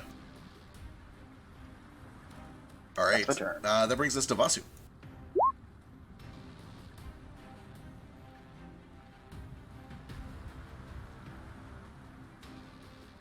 Okay, kinda gonna come around to the exposed side of this dragon and take a stab at it. Advantage because it's prone, right? Uh-huh.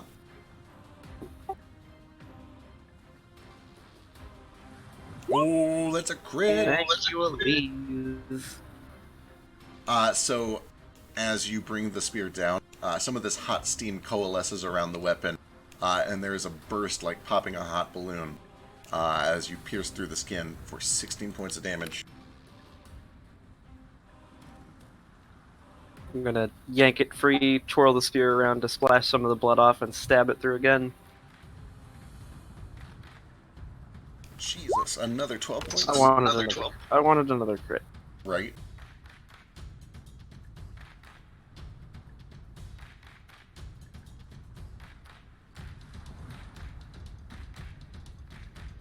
Alright, anything else?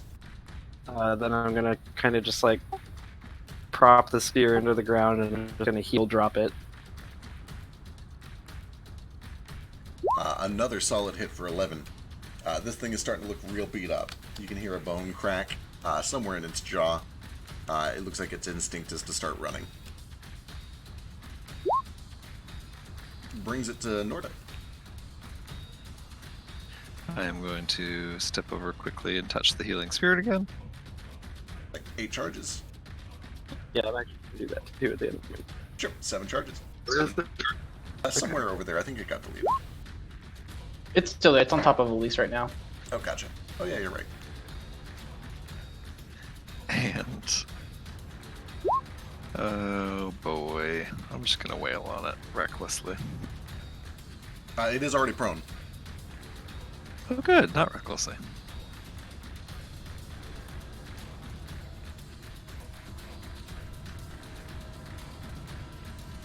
Uh, 22 for 11 is good.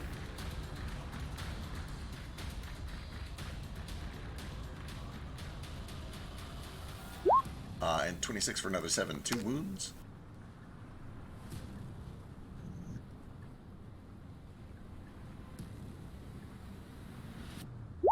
Following up with 11 more. It's still up, but it's looking terrible. Does it look so terrible that I feel like one more good punch could kill it? It would have to be a very, very good punch. I'll just hold off All right. and cry. That brings it over to Gale.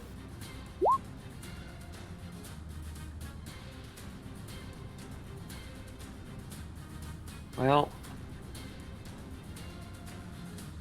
I'll head over here and I'll try and put this thing down gently.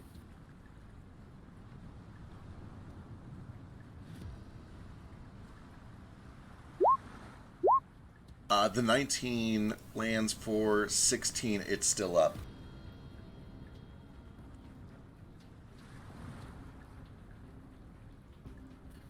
Damn it. Hanging on by a thread. Can I use a bonus action to just, like, breathe on it? You can try. Give me a constitution check.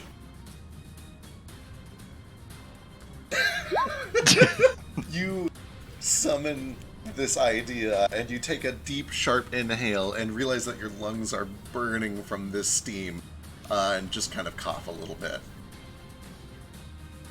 Guys, if the wounds kill it at the start can of its breathe turn, water. I still get my thing.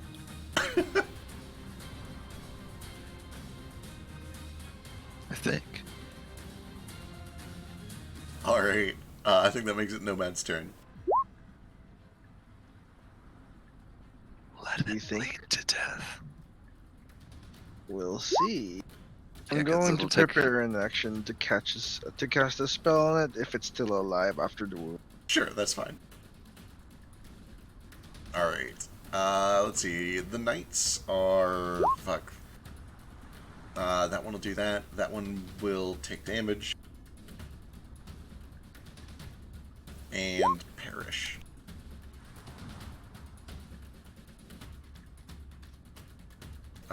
This thing dashes.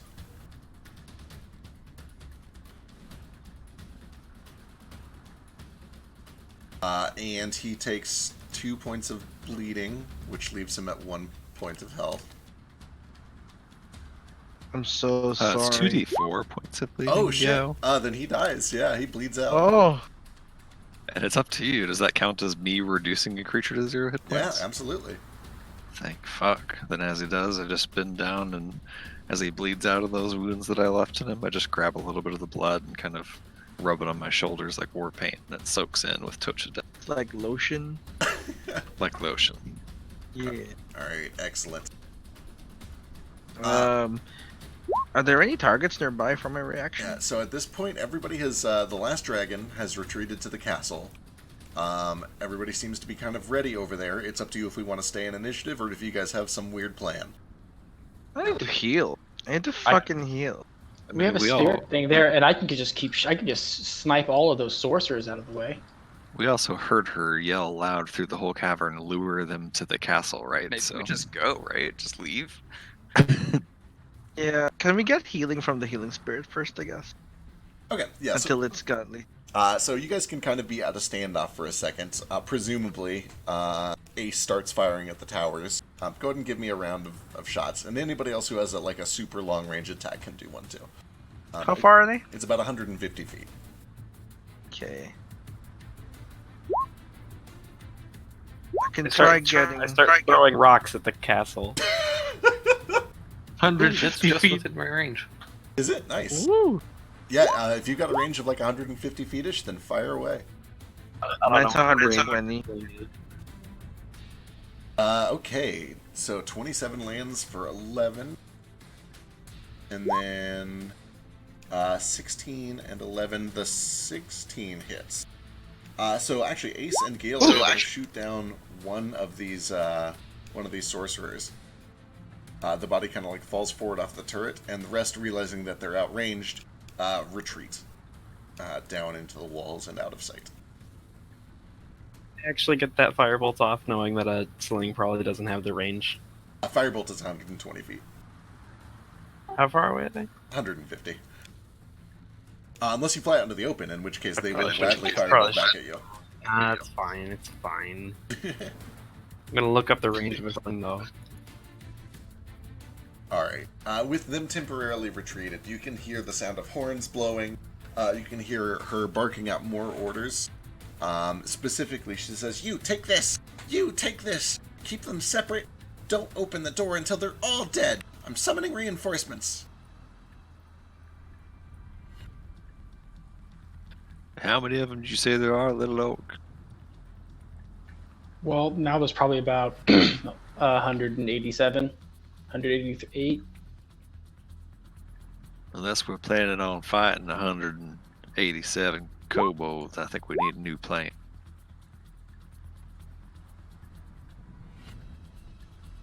I'd rather not. I think it make me kind of feel bad.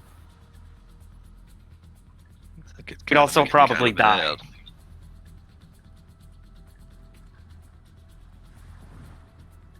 Little Dragon, do you think that this Shul character would be open to a parlay?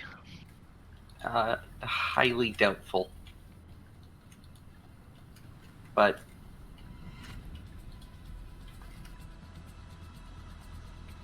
Well, I'm behind you. You want to charge in there, I'll charge right behind you. But seems like a dangerous task. You should recuperate for maybe catch your breath for a minute or two. Yeah, you do see Elise immediately kind of pulls back around the corner and begins casting a prayer of healing. You guys do also have 7d6 more healing spirit to split up. Yeah. I should probably take some since I have like no health. Yeah. I'll take maybe 2 of them if that's okay. Yeah.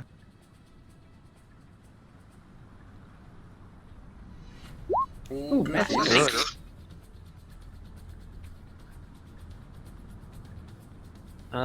If Elise is preparing a more healing spells, I'll take probably just 1 to hopefully get above bloodied. You're bloodied? Just barely.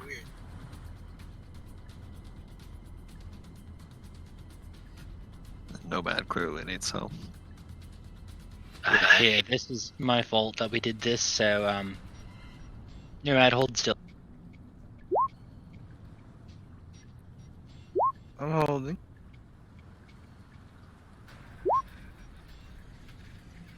You're The going dice to roll didn't work, so I'll You're redo going that. to attack me. I said That's the think wrong of this one. to be That's the sp- wrong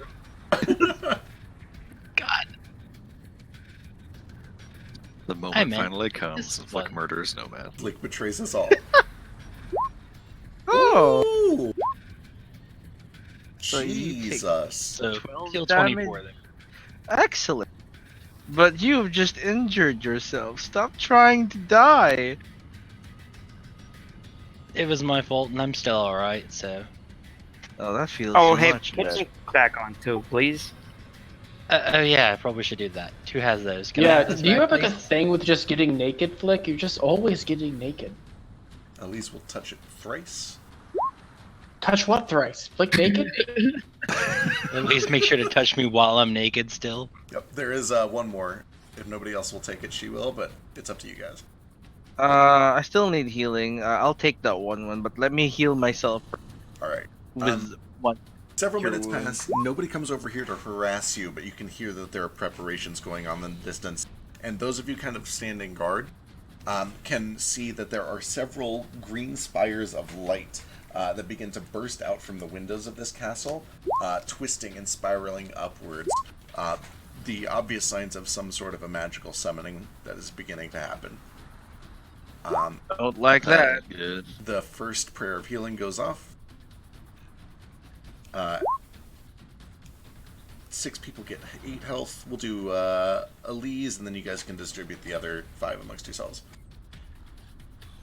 Okay. Who needs healing? I'm down still- 15, so. I'm down 12. I'm at 31 out of 61. I'm just barely half. I'm at think you should- 28 out of 40. 32 out of 58. I'm much better 32 now. 47. You guys should take it. I'm always in the background anyways. I'm gonna take 1 of them. I'll take 1 too. Alright, 3 left. If no one needs does it more, anybody then I'll else take have one. mirror?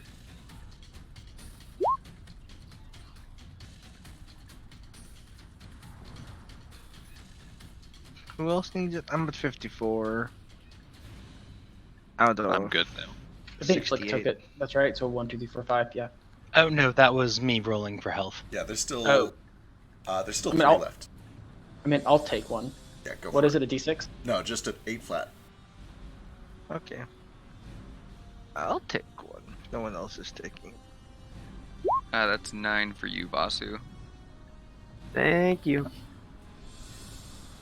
Little dragon that looks like they're cooking up something pretty big over there. We Do you have probably a ought to mirror? move if we're gonna move.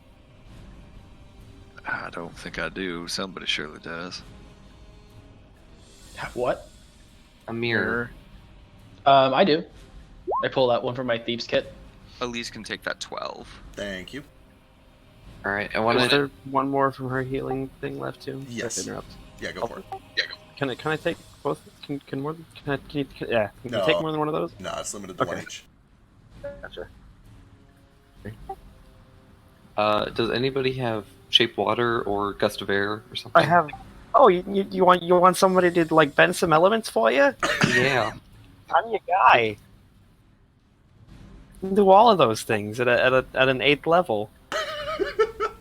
All right, we're gonna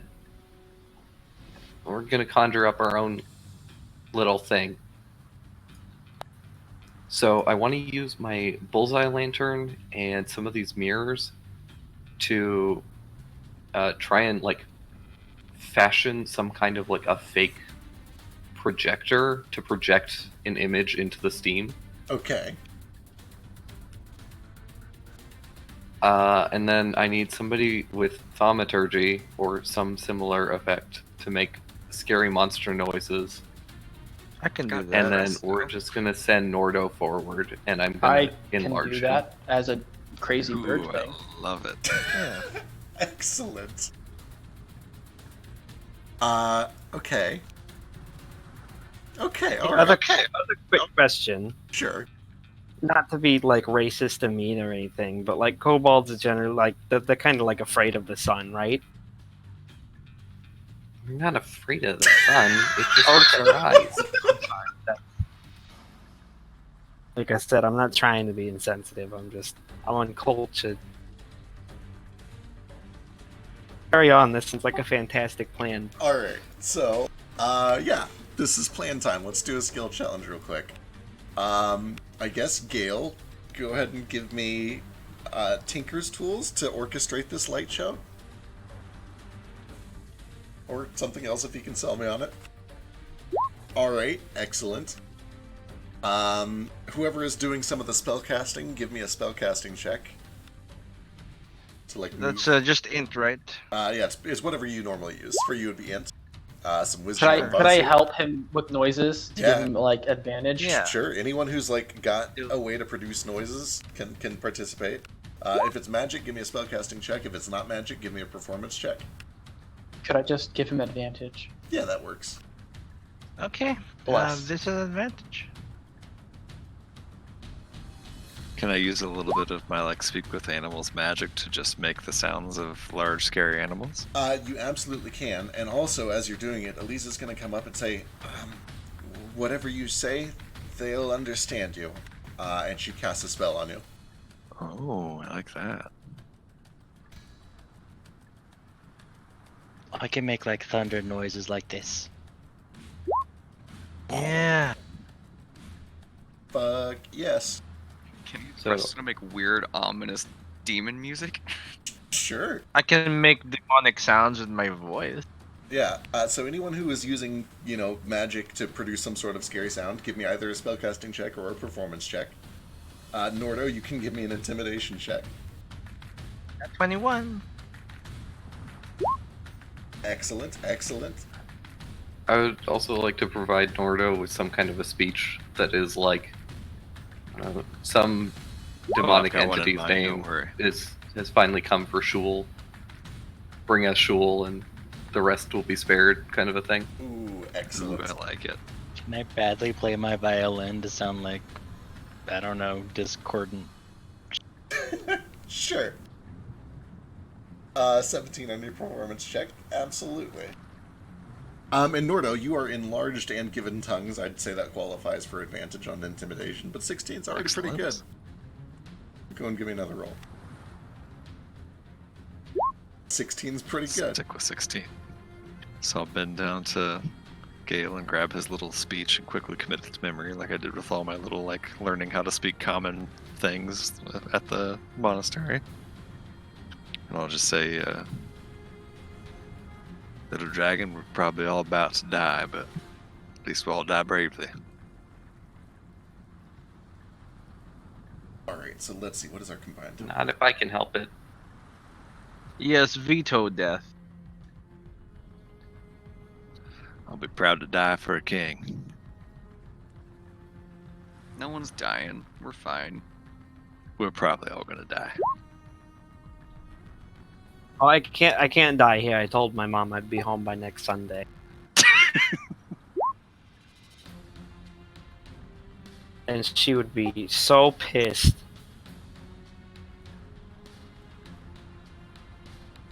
We got this.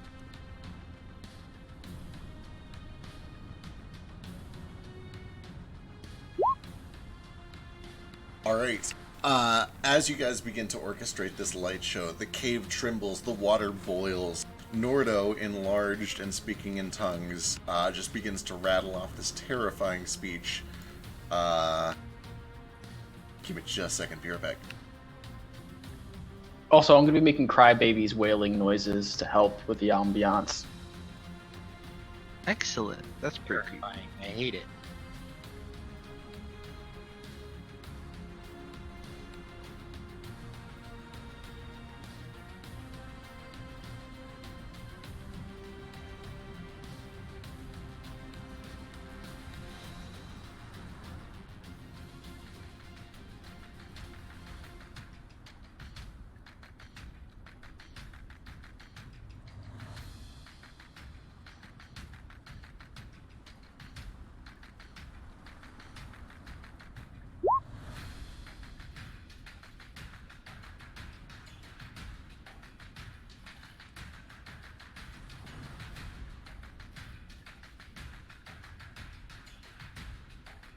Alright, sorry, back.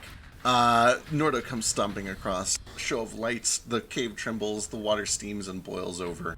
Did you have an actual speech in mind?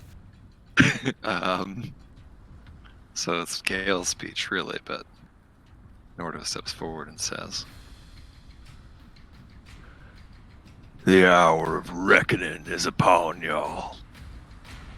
The demon lord of dragons, Tiamat, has come to claim Shul the usurper, she who has laid down low nations and peoples. You need not all suffer and burn. Send out your leader." And whatever else Gale says. Excellent. No, those were good. Just should let you write all of my speeches.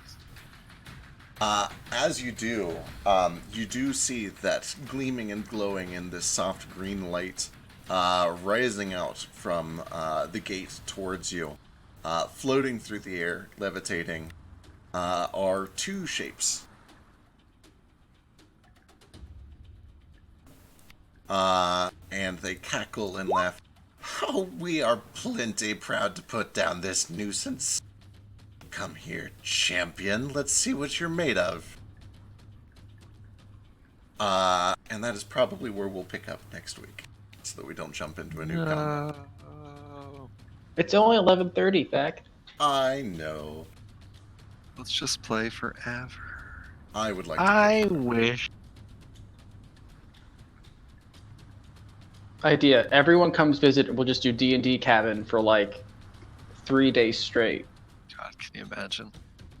Sounds great.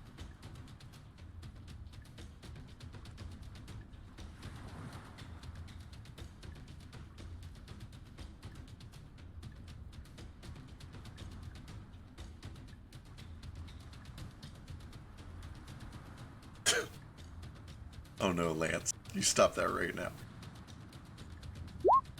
What? Why? Lance says that Flick's special power is Capri Sun, and it has brought back all of those old commercials. No. Right? Is the Power is what? It really is. cut out? Capri Sun. Oh no. That like weird Quicksilver puddle.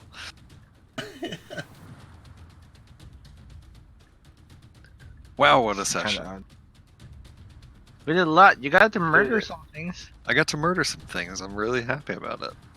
I even got a killing blow right at the very end with my new axe. You did it. Smeared dragon blood all over myself and sized up to tee him up. You did it. You've beat the campaign. We are literally all going to die next session. For the record. Yeah. There Also, are I'm 200 kobolds in here. I have a lot of arrows. A lot. Also, I'm counting when that guy fell in the water and died as damage I did, because it makes me feel better. Oh, absolutely. Dude, like... I am a member of the royal family. If they attack me, it's treason. Accurate. I think they're aware it's treason. Have they attacked you before? Yeah, they definitely have, and it was definitely treason. Isn't this whole Hey, city don't- treason? Isn't this just a city full of treason? Yeah, that's why I'm saying off with their fucking heads. I hope It to sounds God very dictatory. that if we murder Shul, the rest of these kobolds will bow to you as their king, and I'll be so happy if we have our own Underdark base of operation, surrounded in lava for Moat's, elemental energy. Moat and nobody. Sorry, Moat and Fossils. No, it's fine. And I maybe an Ordos. hate not being able to say anything. Anyway, I hate to dip out early, but obviously some stuff came up. I want to make sure things are okay over there, so I'm gonna bounce. I'll catch you guys next week. Everyone. Hope all's well. Yeah, I'm gonna run to it. Goodbye. Good night, everyone. Night, guys. Quick, while he's gone, let's break this campaign. Alright. Quick. Let's level up. It's all been approved. Let's level it up.